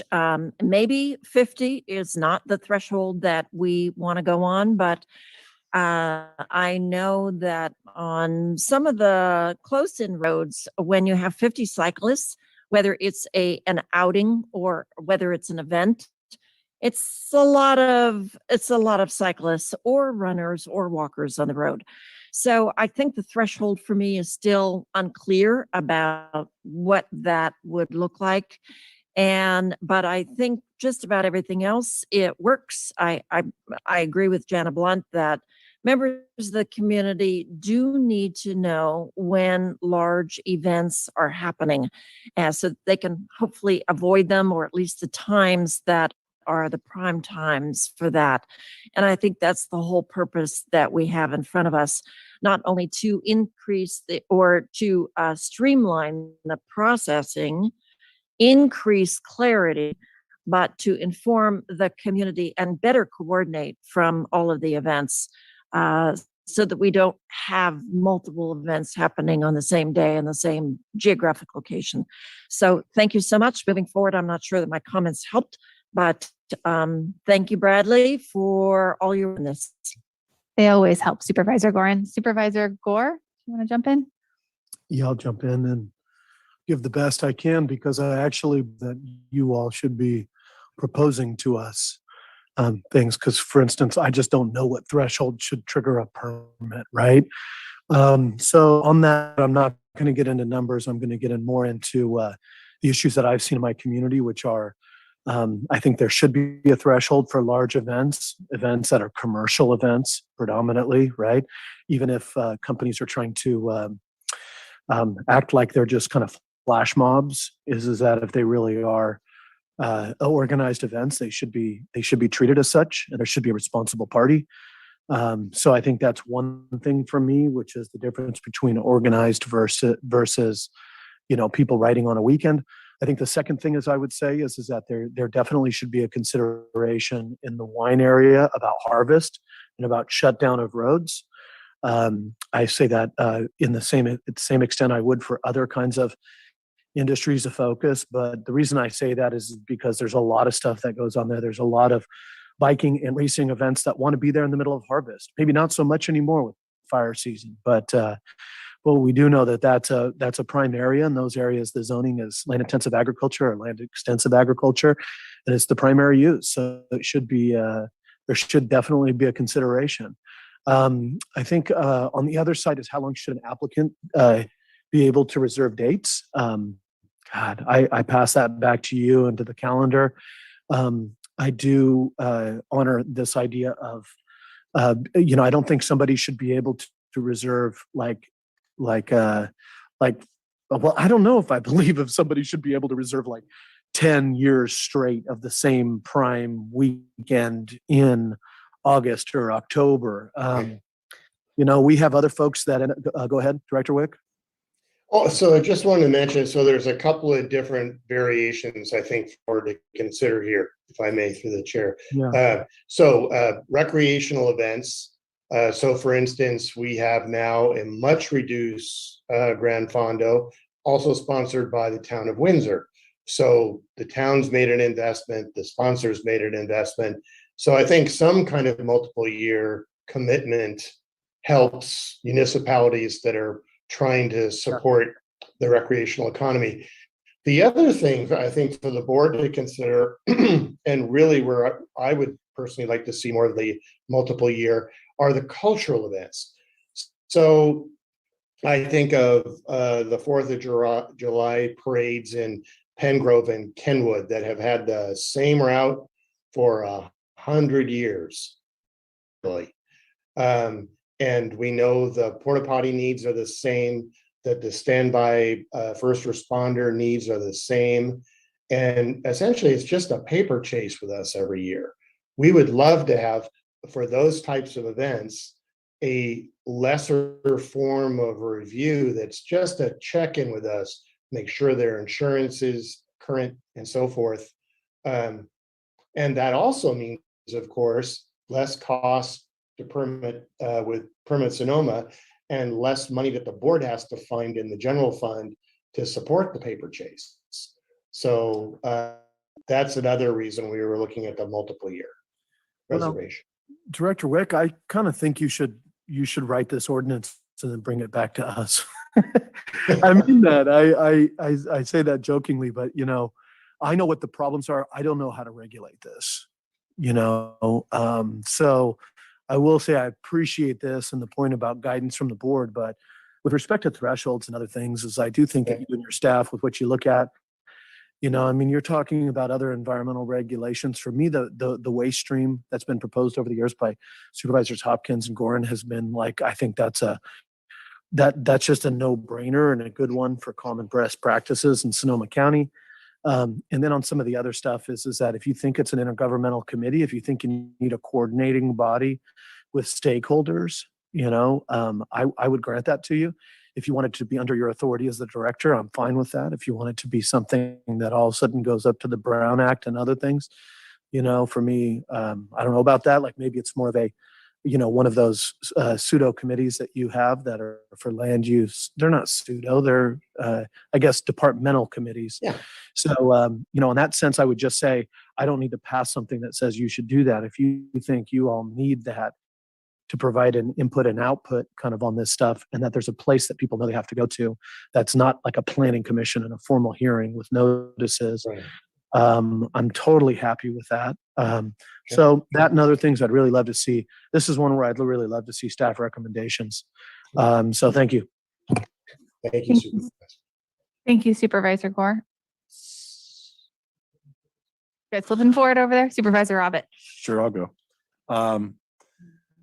Thank you for the work. I really do. I think on the threshold, I just hope that it's a number. I appreciate the organized event approach, because as you know, tennis across the street from my house, people will often on a weekend park, probably coming up from the city and other places, park their cars and groups of friends go for bike rides out west. So, obviously they're not going to be getting permits. So whatever that number should be, 50 is probably too high, 25, something that would be at the threshold of where it's not just a group of friends or a spontaneous bike ride of a group somewhere. I like your piece regarding that. I like regarding the Pengrove 4th of July parade. I mean, obviously we know when that's usually know when that's going to be based upon their history. Yeah. The Christmas parade thing is already on the books, and those are important to kind of reserve a date in advance. It helps everyone out, so I have no problem with that. I do think that we should have some mechanism in place for people not just tying up dates unnecessarily, saving dates as it were, to try to grab one.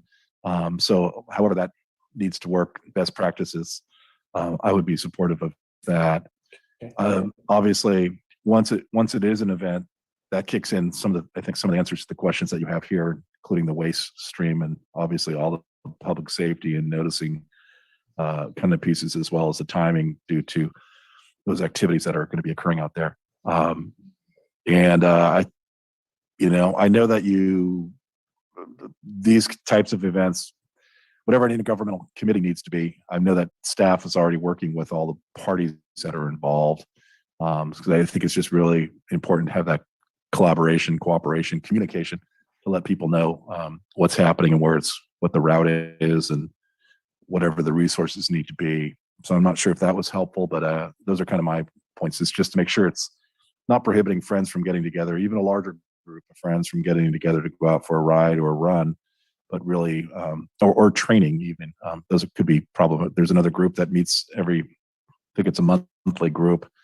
But they fill the entire parking lot up with cars and go for training runs. So I just want to make sure that we're not being overly burdensome to them, but at the same time taking care of the issues that were described, so we don't have those conflicts on the roadways themselves. Thank you. Thank you very much, Supervisor Abbott. Supervisor Corsi? Thank you. I definitely see instances where permits are necessary for some of these bicycle events, and I'm focusing on the bicycle end of this. I know there's more than that, but this is an area where I'm concerned about the message that we send as we create these policies. We as a board of supervisors have an interest, if not a policy, in promoting the use of bicycles as alternative transportation that's clean and climate friendly and helps us meet our goals, and as a tourism generator. Sonoma County is seen as a world-class cycling destination. I've met people who have come here from Italy to ride their bikes. We go to Italy, they come here. This is a place where people feel like is bicycle friendly. We want to promote that, and we want to promote bicycle safety. And the best way, in my mind, to promote bicycle safety is to make sure that all road users understand that bicycles have a right to be on that road with them. We've all heard that, right? Share the road. Bicycles have a right. I can't repeat that too many times. An unpermitted event is not an unregulated event when bicycles are on the road. Bicycles have to follow the regulations of the California Vehicle Code. There are consequences for not doing that. The same kind of consequences that drivers face when they don't follow the regulations of the California Vehicle Code.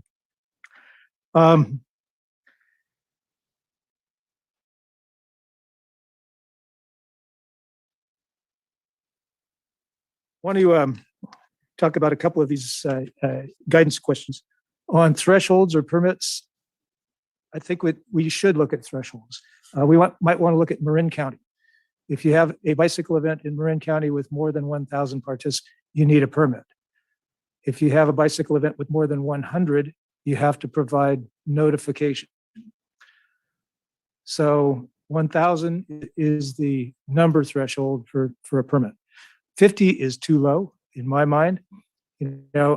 I've had close to 50 people ride with me on my birthday when I ride the number of miles that I ride in miles, the number of years that I'm turning on that birthday. You can all come out. You can all, sorry? The number of riders? The number of riders, yeah. No. So through the chair, Supervisor, have you reached the metric century yet? Yes. Would you like to go farther than a metric century with me next month? I would enjoy that. Okay. We just can't pass. So anyway, in Marin, 1,000 permit, 100 notification. As far as, giving that notification and reserving dates on the calendars, I agree. There are events that have been around for a long time. You don't want to change a tradition. But what's a tradition? The Santa Rosa Cycling Club has put on the Wine Country Century every first Saturday in May for 4 years. Right. By the way, that's also the Human Race in Santa Rosa, which is a road running event. They don't with each other. And I absolutely agree with Jana, who called in about both sides of the roads being used for either one or more bicycling events at the same time. That's dangerous. And I hope that was 2 events and not 1 where that happened. I think we should differentiate between nonprofit and profit events, although most of these are used as fundraisers when they're the big ones. But fee or no fee is another way of differentiating between whether a permit might be needed.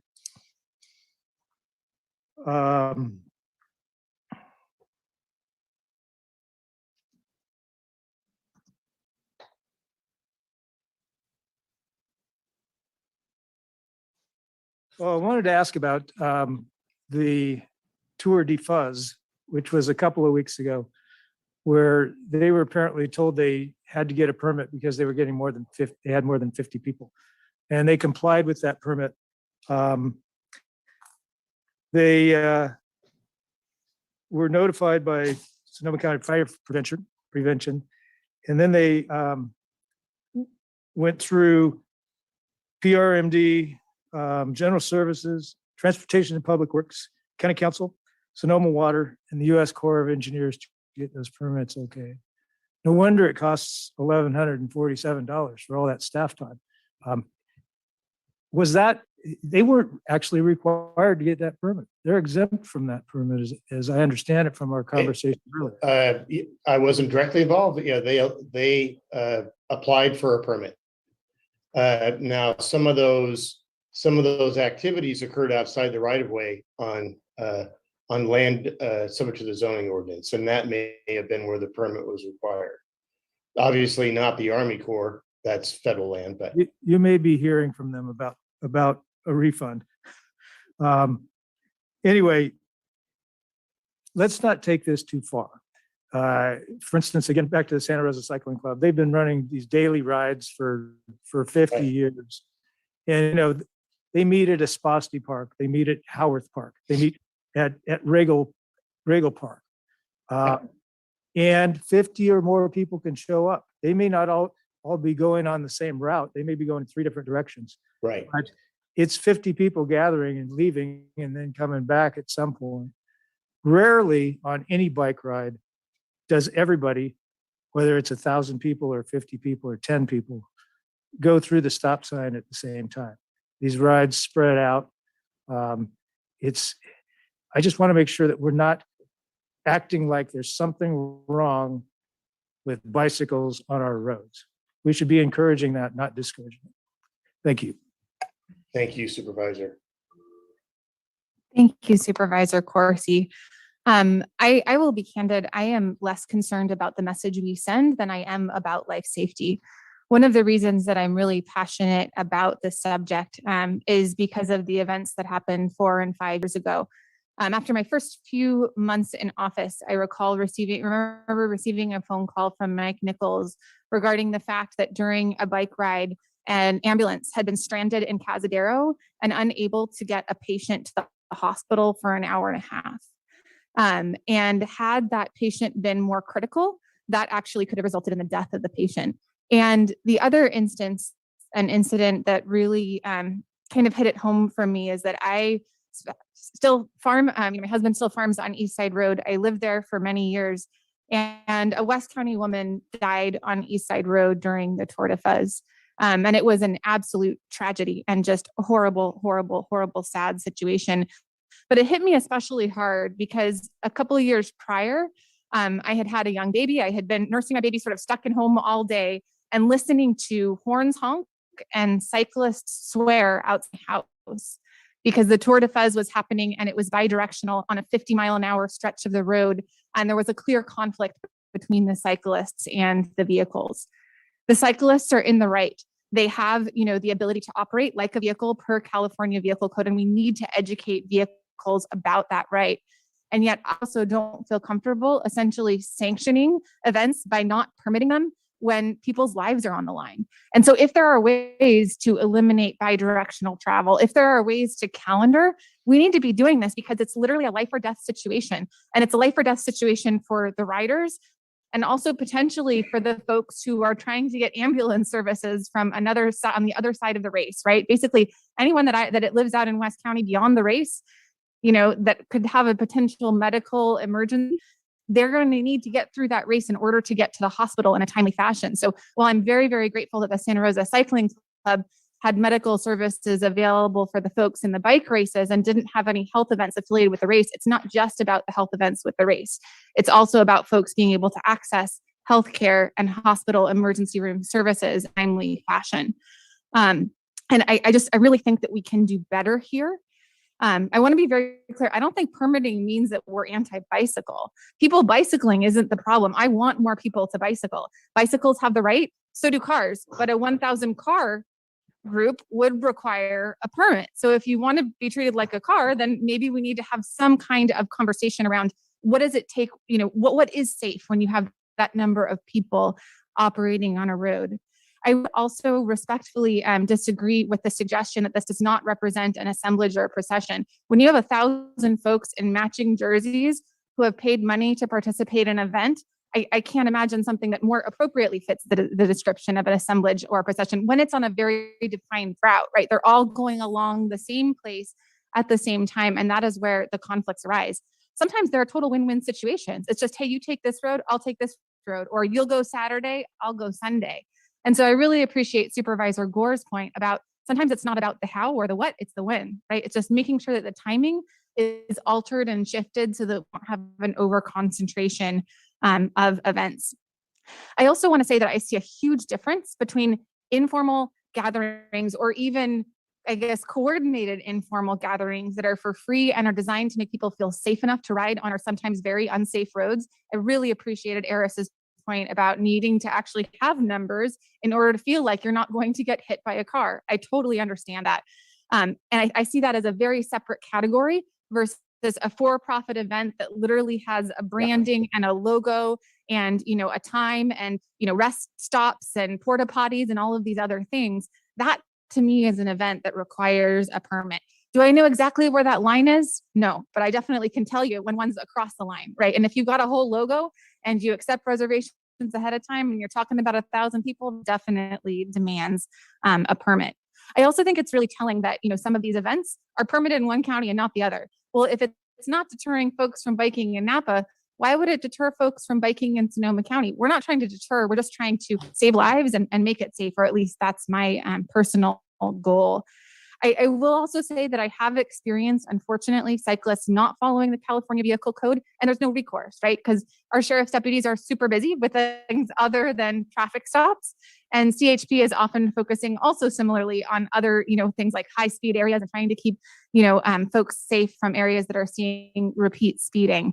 So, that also to me suggests that when you have these large scale events where you have 50 people who are tempted to go through a stop sign because it is the safer choice, yes, you should have gotten a permit for that event. I do want to make it affordable, and I really appreciate Sean Ralston, bringing up the concerns regarding cost.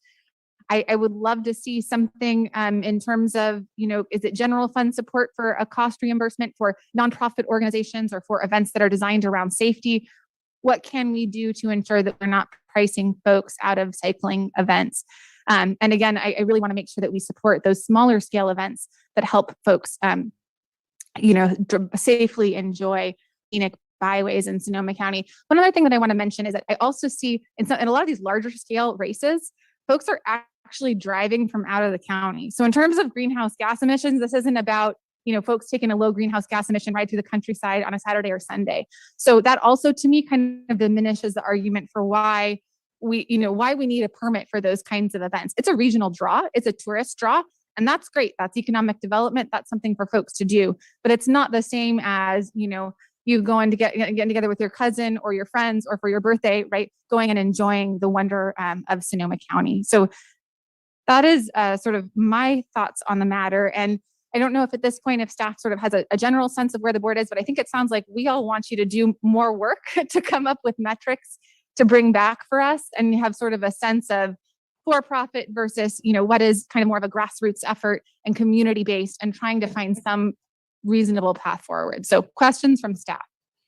You Chair, this is exactly what we were hoping for. Again, this is the kind of the first step in the public part of this process. And of course, we wanted to hear from you and those stakeholders that would participate in the board hearing. So this has been very helpful.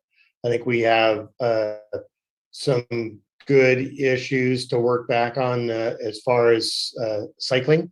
I think there's no question around the running, and I think around the cultural events.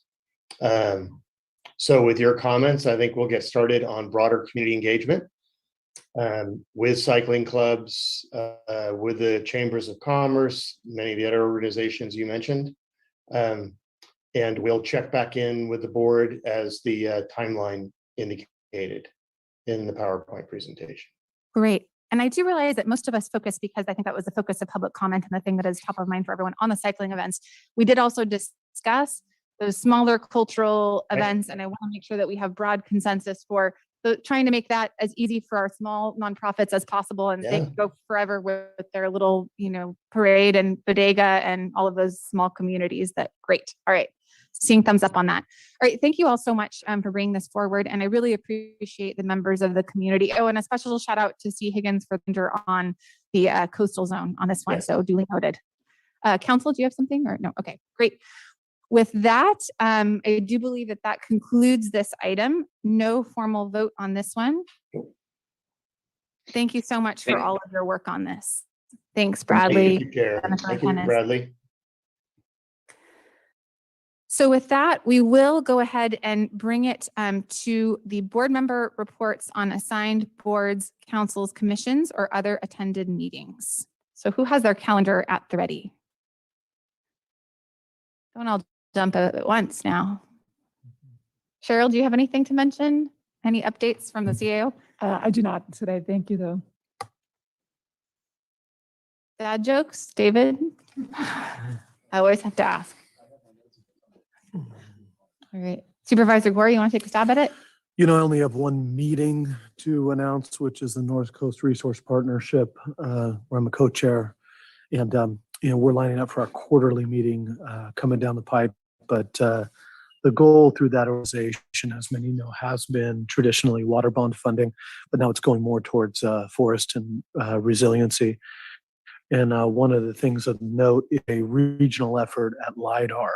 That's been something that we've been requested to lean in on with our veg management dollars, but there's also a big effort to get state funding for LIDAR for the entire North Coast region through the North Coast Resource Partnership. So there's some follow-up there that I just wanted folks to know about. The other thing is I was going to say that I know colleagues have tracked this a little bit, and I've talked with the county administrator a little bit about it, but I think just one thing to look at for our calendar going forward is a review of animal services, especially with our new director coming in, however that transpires. So just want to state that as one thing for us to consider when we look at our extended calendar again. Thank you very much. Thank you, Supervisor Gore. Warren? Thank you. Two groundwater sustainability agencies, one in Petaluma and one in Sonoma Valley. We're getting close to releasing the draft plans for the three basins. And so we should probably find some time to sit down and review the draft plans. And there are a number of meetings coming up in front of city councils, the Board of Supervisors, I think maybe sometime in October or November. And so beware that this is a really important conversation moving forward, especially in light of the conversation we had today regarding water availability for cannabis and actually everything else. Chair Rabbit and I participated in the North Bay Water Reuse Authority, where we discussed coming together to identify possible projects for applying for a BRIC grant for some of the areas that may be threatened by bay level rise, certainly Highway 37, some of our wastewater treatment plants, and groundwater sustainability agencies for sure. I have been attending on behalf of you the SARA board meetings. They asked me if I was going to continue, and I believe I had served a 3-year term. So I'm asking all of you to think about, maybe not David, he's done that, but it's absolutely fascinating. And to hear from the investment managers about what is happening nationwide and internationally. So I would encourage the other three to think about maybe upping and joining the board next year. Thank you, Supervisor Gorin. Supervisor Abbott? Yeah, no, thank you very much. I do agree with you that SCARA is a very valuable, it's a valuable resource, obviously, but those getting that information as often as you do really does give some good insight, I think, and you learn a lot. So it's very valuable. For me, reporting out September 22nd, we did have an MTC commission meeting, Bay Area Toll Authority, attended a Sonoma Marin Fairgrounds town hall meeting that evening. On the 23rd, Golden Gate Bridge, Building and Operations Committee, Finance Committee. We did have a fire ad hoc meeting that day. We did have a CSAC HLT meeting talking about what we're going to be talking about when we go to Monterey in a month or two, whatever that is. Petaluma Valley GSA board meeting on the 23rd as well. On the 24th, Golden Gate Bridge Labor Advisory Committee, as well as the board of directors meeting. I can tell you just in terms of bridge numbers and traffic and everything, I thought this was interesting. Bridge traffic or tolls are about 80% now of pre-COVID numbers. So still down 20%. Bus patronage is down 75 to 70% still. So that's pretty severe.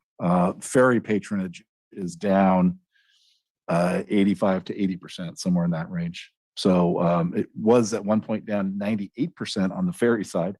So it's come up, but it's plateaued. There was a couple of new trips added recently, and that's part of the issues that we sometimes hear about on the connections from Smart to the ferry because of the lack of boats running and the frequency of the trains. It's hard to make those connections when you're kind of in the midst of COVID response, as it were. We did have and I want to thank staff. We had a ribbon cutting at the Petaluma Veterans Building for the new backup generator. It's one of 4 going in the county, I guess, and that's a great thing to make sure that we're going to be resilient going forward in the hopefully I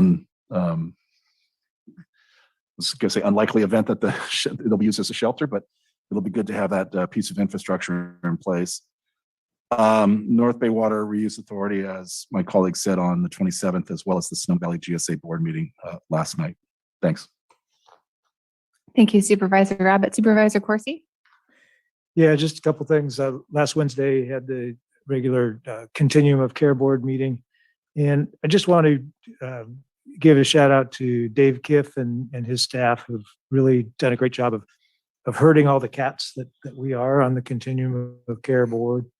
And moving things forward. We're talking about a new governance model, which is interesting. It has happened a lot over the last few years. Didn't make any final decisions there. On Thursday, I hosted the first district meeting for first town hall for the American Rescue Plan Act funds. That I think was real valuable. A lot of good information exchange with members of the community, members of our staff. You all will get to experience it, and hopefully we learned a few things from that meeting that will work in subsequent meetings. So I was happy to play guinea pig on that one. Thank you very much, Supervisor Corsi. I attended a racial equity and social justice ad hoc meeting, as well as a climate ad hoc meeting, also a Bay Area Air Quality Management District mobile source and climate impact meeting, and also a fire ad hoc meeting. In addition, we had a First 5 meeting last night. And just so you know, there is a conversation surrounding a funding initiative that would benefit First 5 Commission that could potentially be on the ballot next year, likely as a citizen-driven initiative. That we sort of received the polling results, and while they were strong, they were not 2/3 strong, they were strong, majority strong. I did also have an opportunity to attend a groundbreaking out at Mitote Food Park in Roseland, which was really, really wonderful.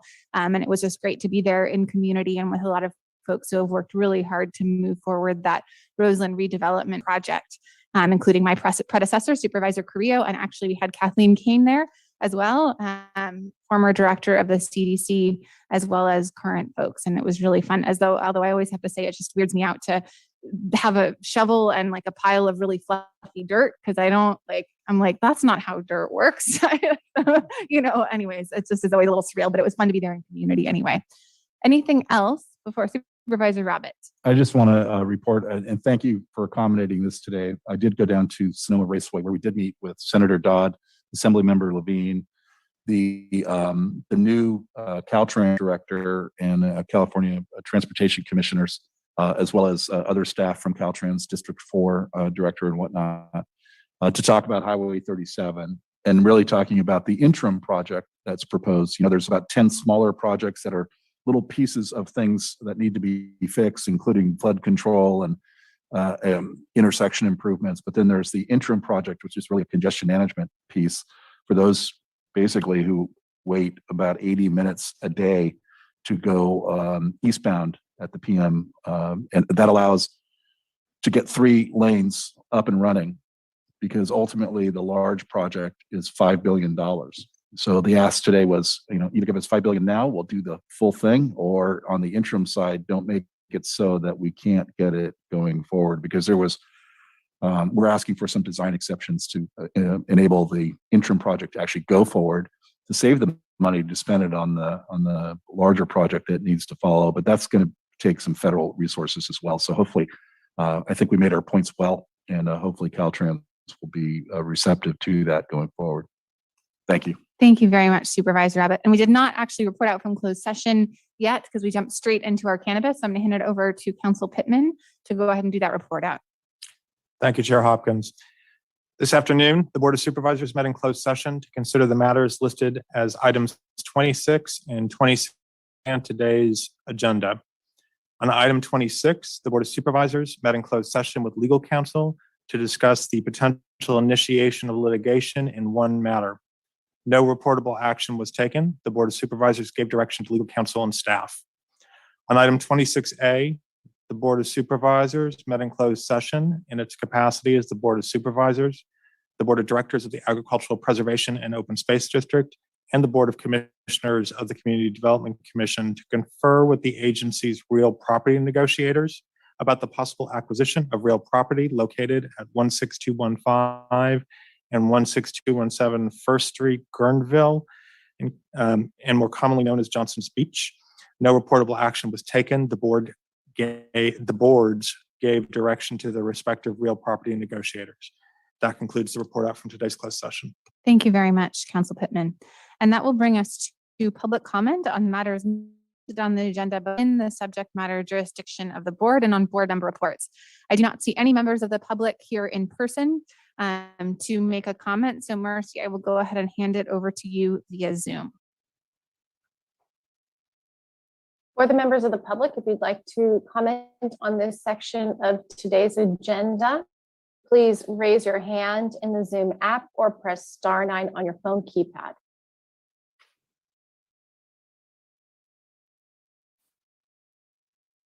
Thank you. And Chair Hopkins will just confirm the time.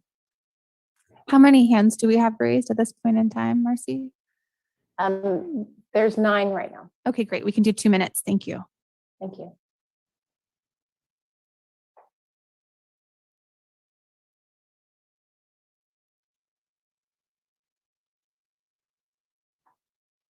All right. The first commenter is Jana, followed by 2 opponent attendees.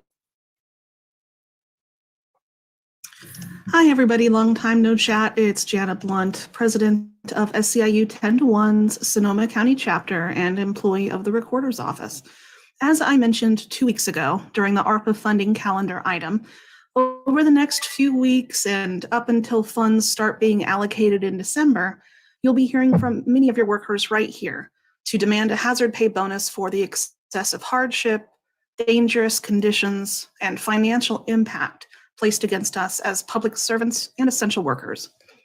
So what does equitable recovery mean for your workforce? After speaking with them, I've learned that it means acknowledgement of the employees who've experienced the highest pandemic exposure of all, your social workers, eligibility workers, nurses, law enforcement, staffers in living facilities, and your public-facing servants. I also learned that it means acknowledgement that those fortunate enough to work remotely have been placed with a large financial burden in equipping their homes to satisfy the requirements of their job duties.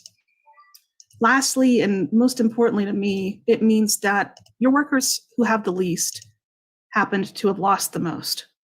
It's the workers at the very front of the line who make the lowest salaries and have received the highest exposure to COVID-19. So when it comes to the experience of our extra help staff, there's no comparison. So thank you all, as always, for your consideration, and I cede my time.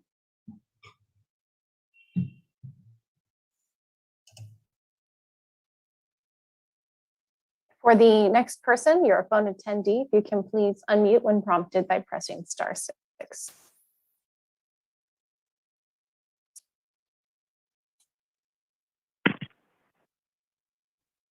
Mary Morrison, I Love Truth campaign. You endanger your constituents by maintaining lies about 9/11 with no end in sight. This board is taking $250 million PG&E hush money settlement that PG&E will recover from your constituents to maintain your so-called wildfire lies about fires that were anything but wild, but were ignited by some Chinaman sitting at a desk.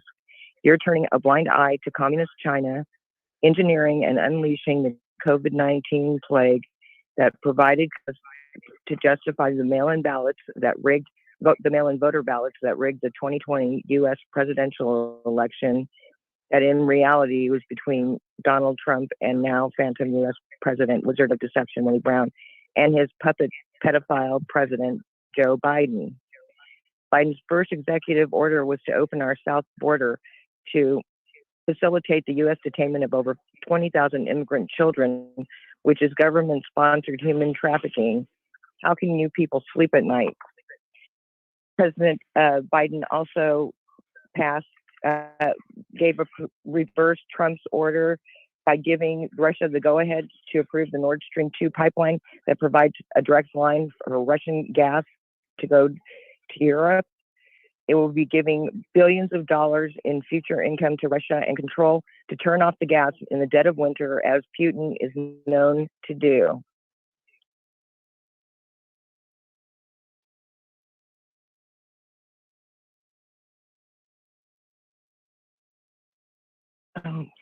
The Judge Bradford J. DeMayo has treasonously protected 9 times documented traitor pedophile President Joe Biden in violation of the federal laws against treason and against California Penal Code Section 37 treason, which also carries the death penalty, by hindering and preventing due process of law. Thank you so much for the comment. That does conclude the time.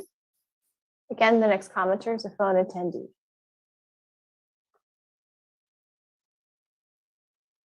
Gilly is the 9/11 Truth Campaign.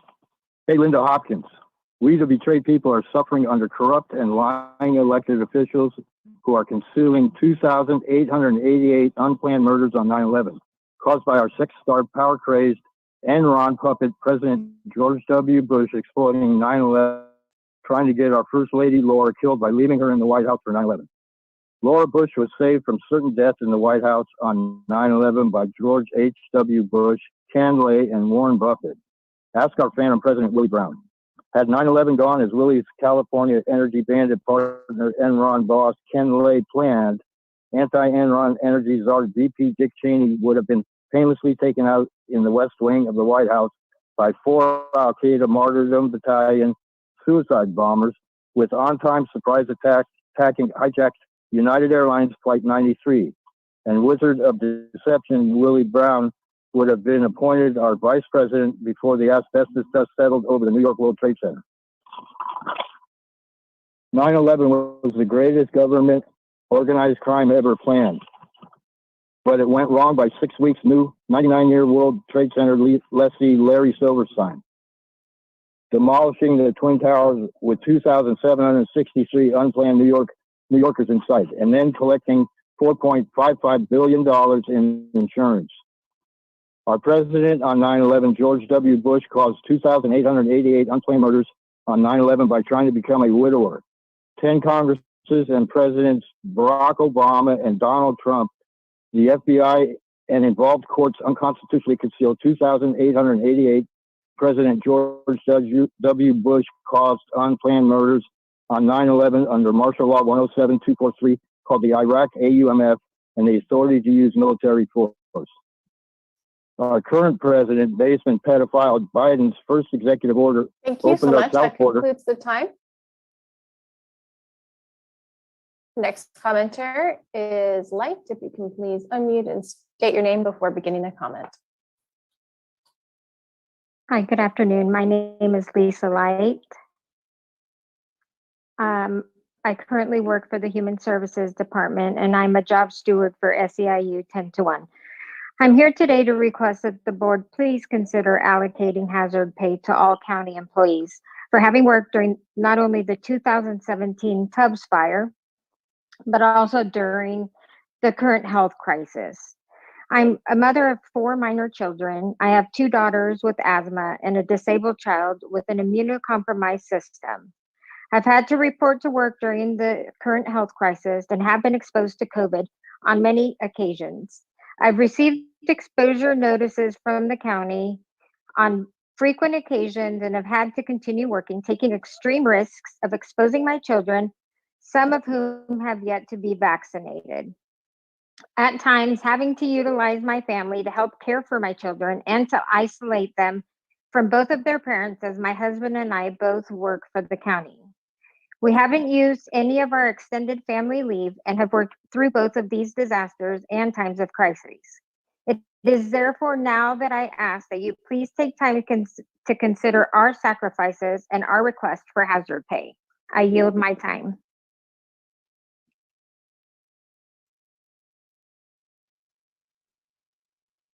Next commenter is a phone attendee, followed by Amy, and then another phone attendee.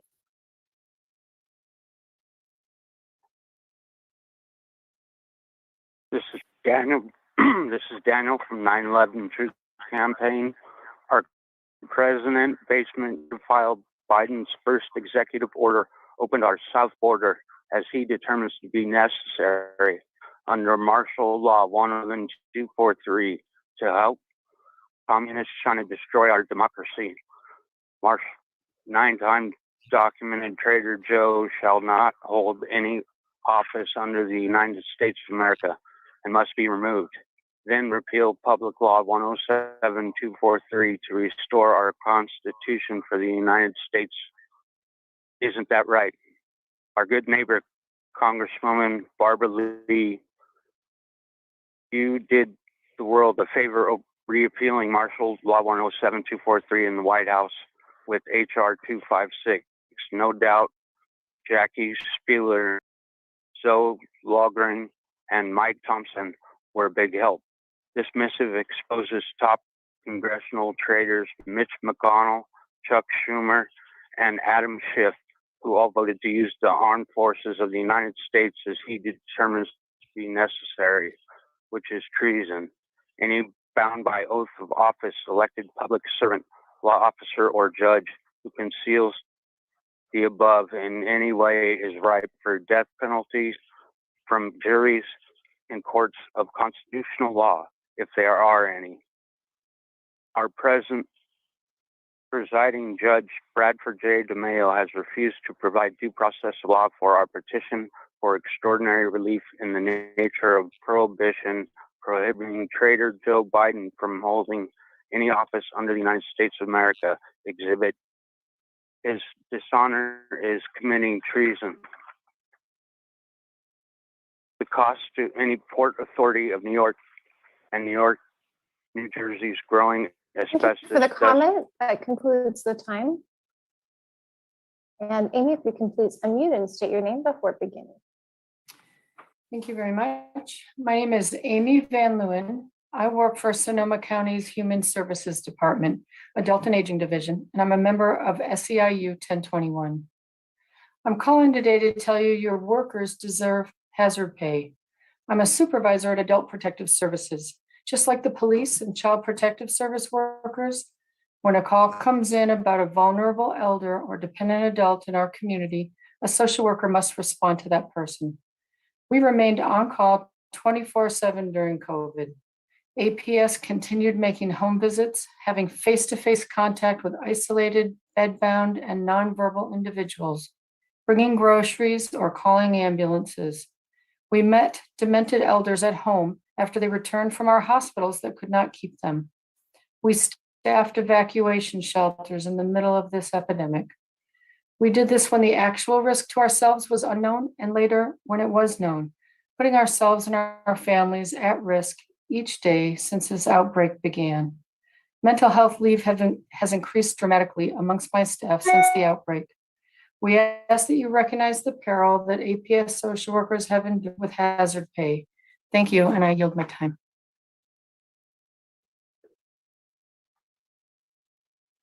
Next, three commenters are phone attendees, so please listen and press *6 to unmute.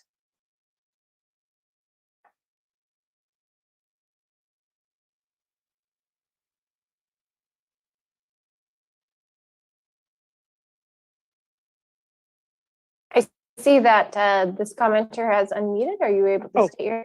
This is Karina from the 9/11 Truth Campaign. Did you know, just months before 9/11, the World Trade Center's lease was sold to Larry Silverstein? Silverstein took out an insurance plan that fortuitously covered terrorism after 9/11. Silverstein took the insurance company to court, claiming he should be paid double because there were two attacks. He won and was awarded $4,550,000. The cost of the Port Authority of New York and New York Jersey's growing asbestos dust liability and its asbestos-loaded 110-story steel structures could bankrupt the city of New York. That permitted the buildings. It would have cost over $3 million to remove the asbestos in the towers. So the Port Authority of New York and New Jersey tried to get permits from the city of New York to bottom up and demolition them. But the city would not allow toxic demolitions. So the Port Authority leased the World Trade Center to Larry Silverstein for 99 years. Lucky Larry then got together with desperate Enron to Larry Silverstein for 9 years. Lucky Larry then got together with desperate and Ken Lay to have two of his 6 hijacked domestic airlines crash into the towers, allegedly causing massive steel structures to collapse. As covers for 2 illegal allegedly causing massive destruction, down-controlled demolitions to get rid of the asbestos. All knew there would be a polluted trade center bankrupted by toxic asbestos dust after 9/11. They could blame the toxic dust on hijackers seeking paradise and 72 virgins. That concludes the time. Our top local. If the next commenter can please unmute and state your name.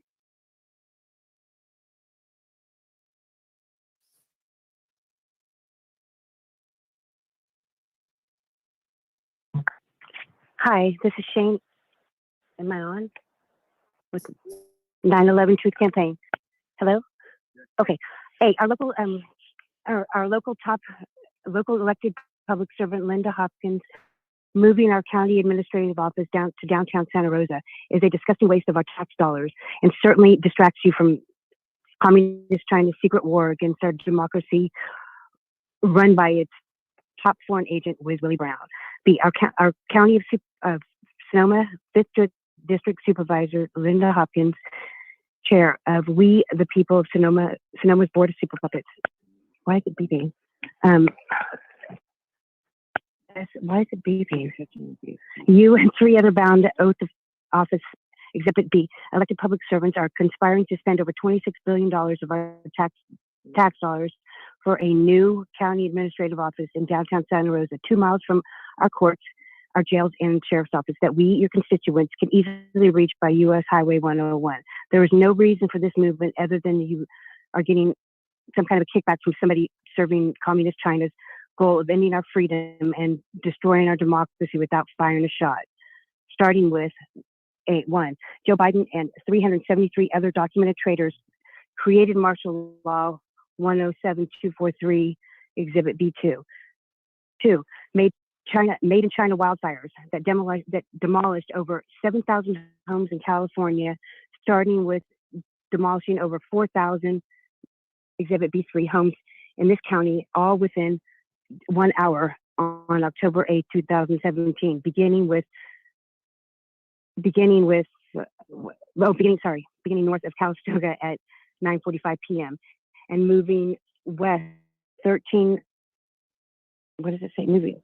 Thank you. I'm sorry. Moving west 13 miles, pushed by high winds from the east that were totally not natural, murdering only 22, Exhibit B4 And that does residents of our conclude county. the time.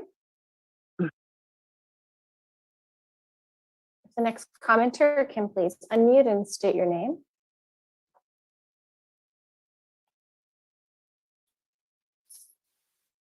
John Thrower, 9/11 Truth Campaign. Made in China wildfires that demolished over 7,000 homes in California, starting with demolishing over 4,000. Exhibit B3, homes in this county, all within an hour on October 8th, 2017, beginning with Calistoga at 9:45 and moving west 13 miles, pushed by high winds from the east that were totally not natural, murdering only 22. Exhibit B4, residents of the county in under an hour and now see made in China COVID-19 plague that murdered over 350. Exhibit B5, county residents. No official or media will help us expose the above. Will you, Super Linda, or do you want to be ripe for treason charge? C, moving our country administration offices for no good reasons, you and our local government from helping the 9/11 Truth Campaign, and we abuse the people to A, stop 10 Congresses and 4 presidents from lying about 9/11. B, stop growing our $29 billion national debt. Exhibit C. C, stop communist China from destroying our country with satellites-directed laser beams. Exhibit C1, so-called wildfires. D, stop altering our weather. E, stop 640,000, Exhibit C2, murders by Communist China's COVID-19 plague, costing we, the betrayed people, 11 trillion. Exhibit C3, all aided by China foreign agents, pedophile traitor President Joe Biden. D, the very first evil and criminal and unconstitutional act by this pedophile traitor President Joe Biden, as he determined to be necessary under Thank you. martial That law does conclude the time. 107. The next commenter, also a phone, can please unmute. The following commenters are Marissa and Sasha.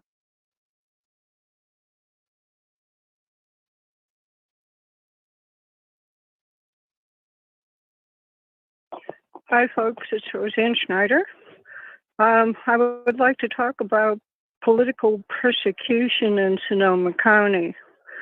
These are incidents that I've actually witnessed in Sonoma County, and I'm not the only one to witness them. John Jankel is at the top of the victim list. Theft, vandalism, infiltration, accusations of terrorism, slander, silencing, including computer tampering and phone tampering, legal attacks, financial attacks, psychological attacks, child manipulation through CPS, accusations of mental illness, while the victims are actually being driven crazy, on-foot and off-foot surveillance, blacklisting, gaslighting. And now John Jankel has lost his constitutional right to petition government for redress of grievances. This is a constitutional right granted to all citizens. What gives Sonoma County? Do you call this a democracy? Do you or do you not believe in human rights? Thank you for listening.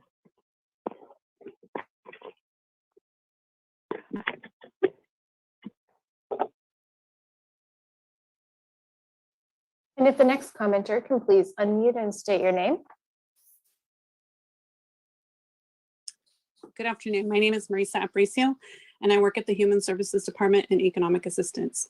I am here alongside with my colleagues to demand hazard pay for your workforce.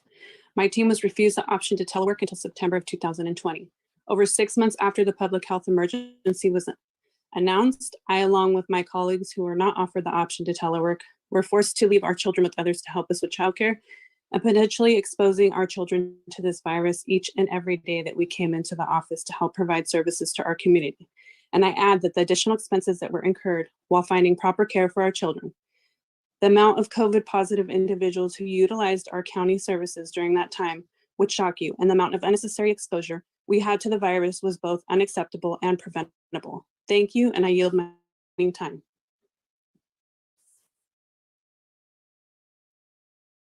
The next commenter can please unmute and state your name. Hi, my name is Sasha Cohen. I work for the Human Services Department Economic Assistance, and I'm also an SEIU 1021 Union Steward. I'm speaking to request hazard pay. My coworkers and I have been labeled essential workers since the very beginning of the pandemic. As such, we've been asked to report into the office multiple times a week during this public health emergency. Every time we report into the office, we're potentially exposed to COVID-19. We reported into the office before we were even able to get vaccinated, knowing that even while vaccinated, the science has shown that we could still contract COVID and spread the virus to others. We were emergency workers in the shelters during the fires last year, during the public health emergency.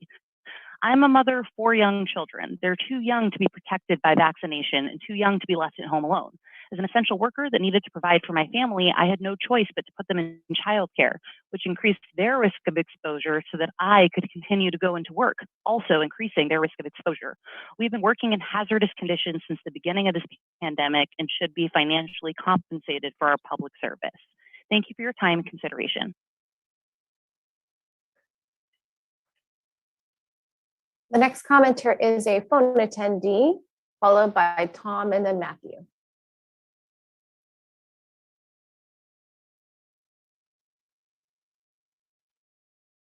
G, this is Rich, 9/11 Truth Campaign. G, the very first evil, criminal, and unconstitutional act by pedophile traitor President Biden, as he determined to be necessary under martial law of 107-243, was to open our southern national border for communist China to provide our country illegal cheap labor smugglers and hustlers of 22,000 purchased children being Exhibit D, held for communist China's border-blowing basement Biden and thousands of other pedophiles. E, pedophile Joe is a 9-count documented traitor who may not hold any office in the United States under U.S. Code Title 18, Section 2381, Exhibit E.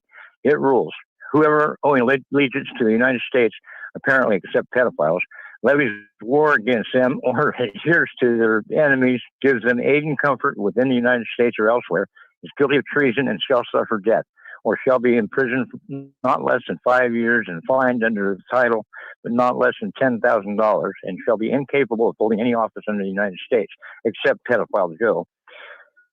Okay, our officials are not enforcing against treason, the only crime that is named in the Constitution for the United States of America. Why? Possibly because pedophiles give aid and comfort to each other, other than by trading purchased children to molest, bleed, drink their blood, torture, and kill. There were over 22,000 immigrant children with thousands of unaccounted for in the USA last year. Exhibit E. Supreme Court Chief Justice John Roberts apparently is a pedophile, according to Exhibits E2 and E3. Maybe the 9/11 Truth Campaign is denied due process of law and justice for a petition, Exhibit E, ?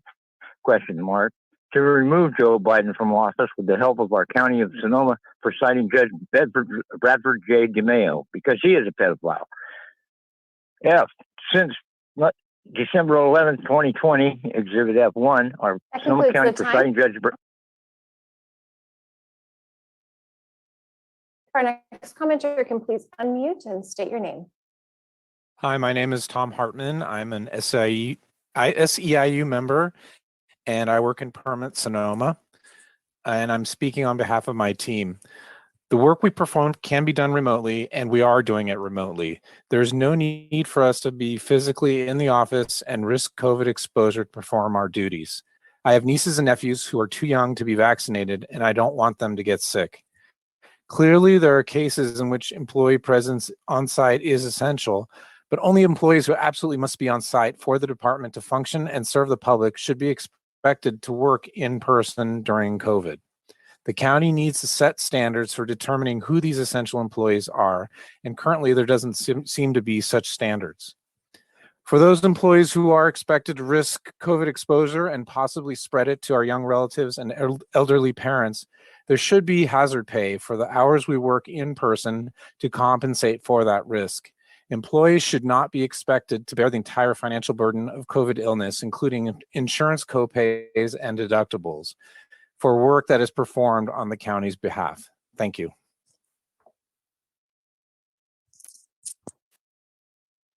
And the next commenters are Matthew, Jesse, and Debbie. Benson. I work for the Human Service Department of Sonoma County in the Veteran Service Office. In the early stages of when the shutdown was happening, I contracted COVID-19 and was sick for 2 weeks with COVID-19. I still had to work remotely from home and still did my job due to the fact that the federal government was shut down and the state government was shut down for veterans. It was our duty to pick up the slack from our upper management, and so we did so. After that, I was still told to report to the office. Even though I was still unvaccinated and was asymptomatic, I still had to report to the office, the basis to see clients. My whole family got sick after that, and I was separating them for 3 weeks at a time. Our job, necessarily, we don't have to be in the office. We can work remotely, but in some cases, we can be in the office to see elderly clients at a safe distance. This can be worked out. We're just waiting for word from the county to sort out the agreements, and we hope to do so soon. Thank you, and that's my time.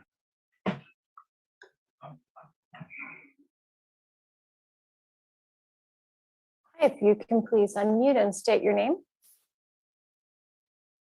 Hello, my name is Jesse. I am a park aid worker with the Sonoma County Regional Parks. I believe we are deserving of hazard pay for multiple reasons. First off, we are very front-facing in terms of community outreach.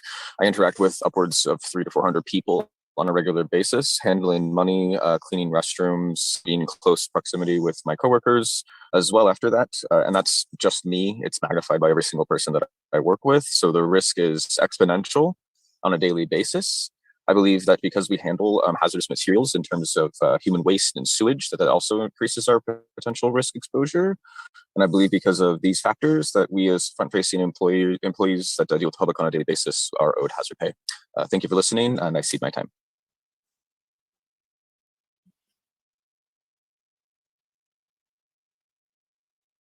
Thank you. The next commenter, please unmute and state your name. Hi, good afternoon. My name is Debbie Steen. I am the SEIU Chief Steward for SEIU 1021 Sonoma County. I just want to say you guys have the patience of saints. I don't know that I would be able to sit through this, but you guys are wonderful. So thank you for hearing us. I just wanted to let you know that I work at the Pollen Lobby, and a couple of the human services aides wanted me to speak for them. They have worked continually with the public through the pandemic and through the fires. They have worked directly with Sam Jones clients when there was an outbreak, that massive outbreak at the Sam Jones shelter. Those were our clients coming in needing services, Medi-Cal, food stamps, general assistance, and they never wavered in trying to help people.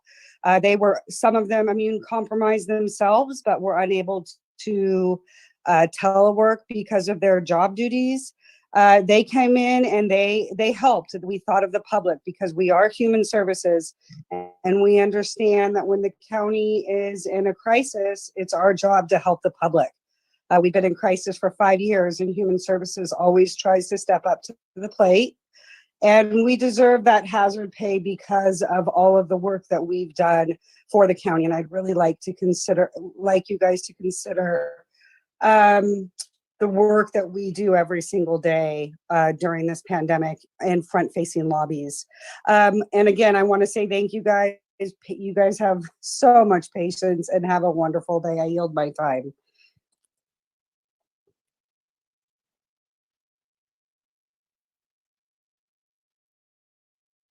Thank you. And Chair Hopkins, that concludes public comment. Thank you very much, Marcy. And so that does conclude our meeting for the day, and we do not have any adjournments that I see. Does anyone have any adjournments? No. Thank you all so much. And that does adjourn today's meeting and conclude today's meeting. We will be meeting next week. Take care.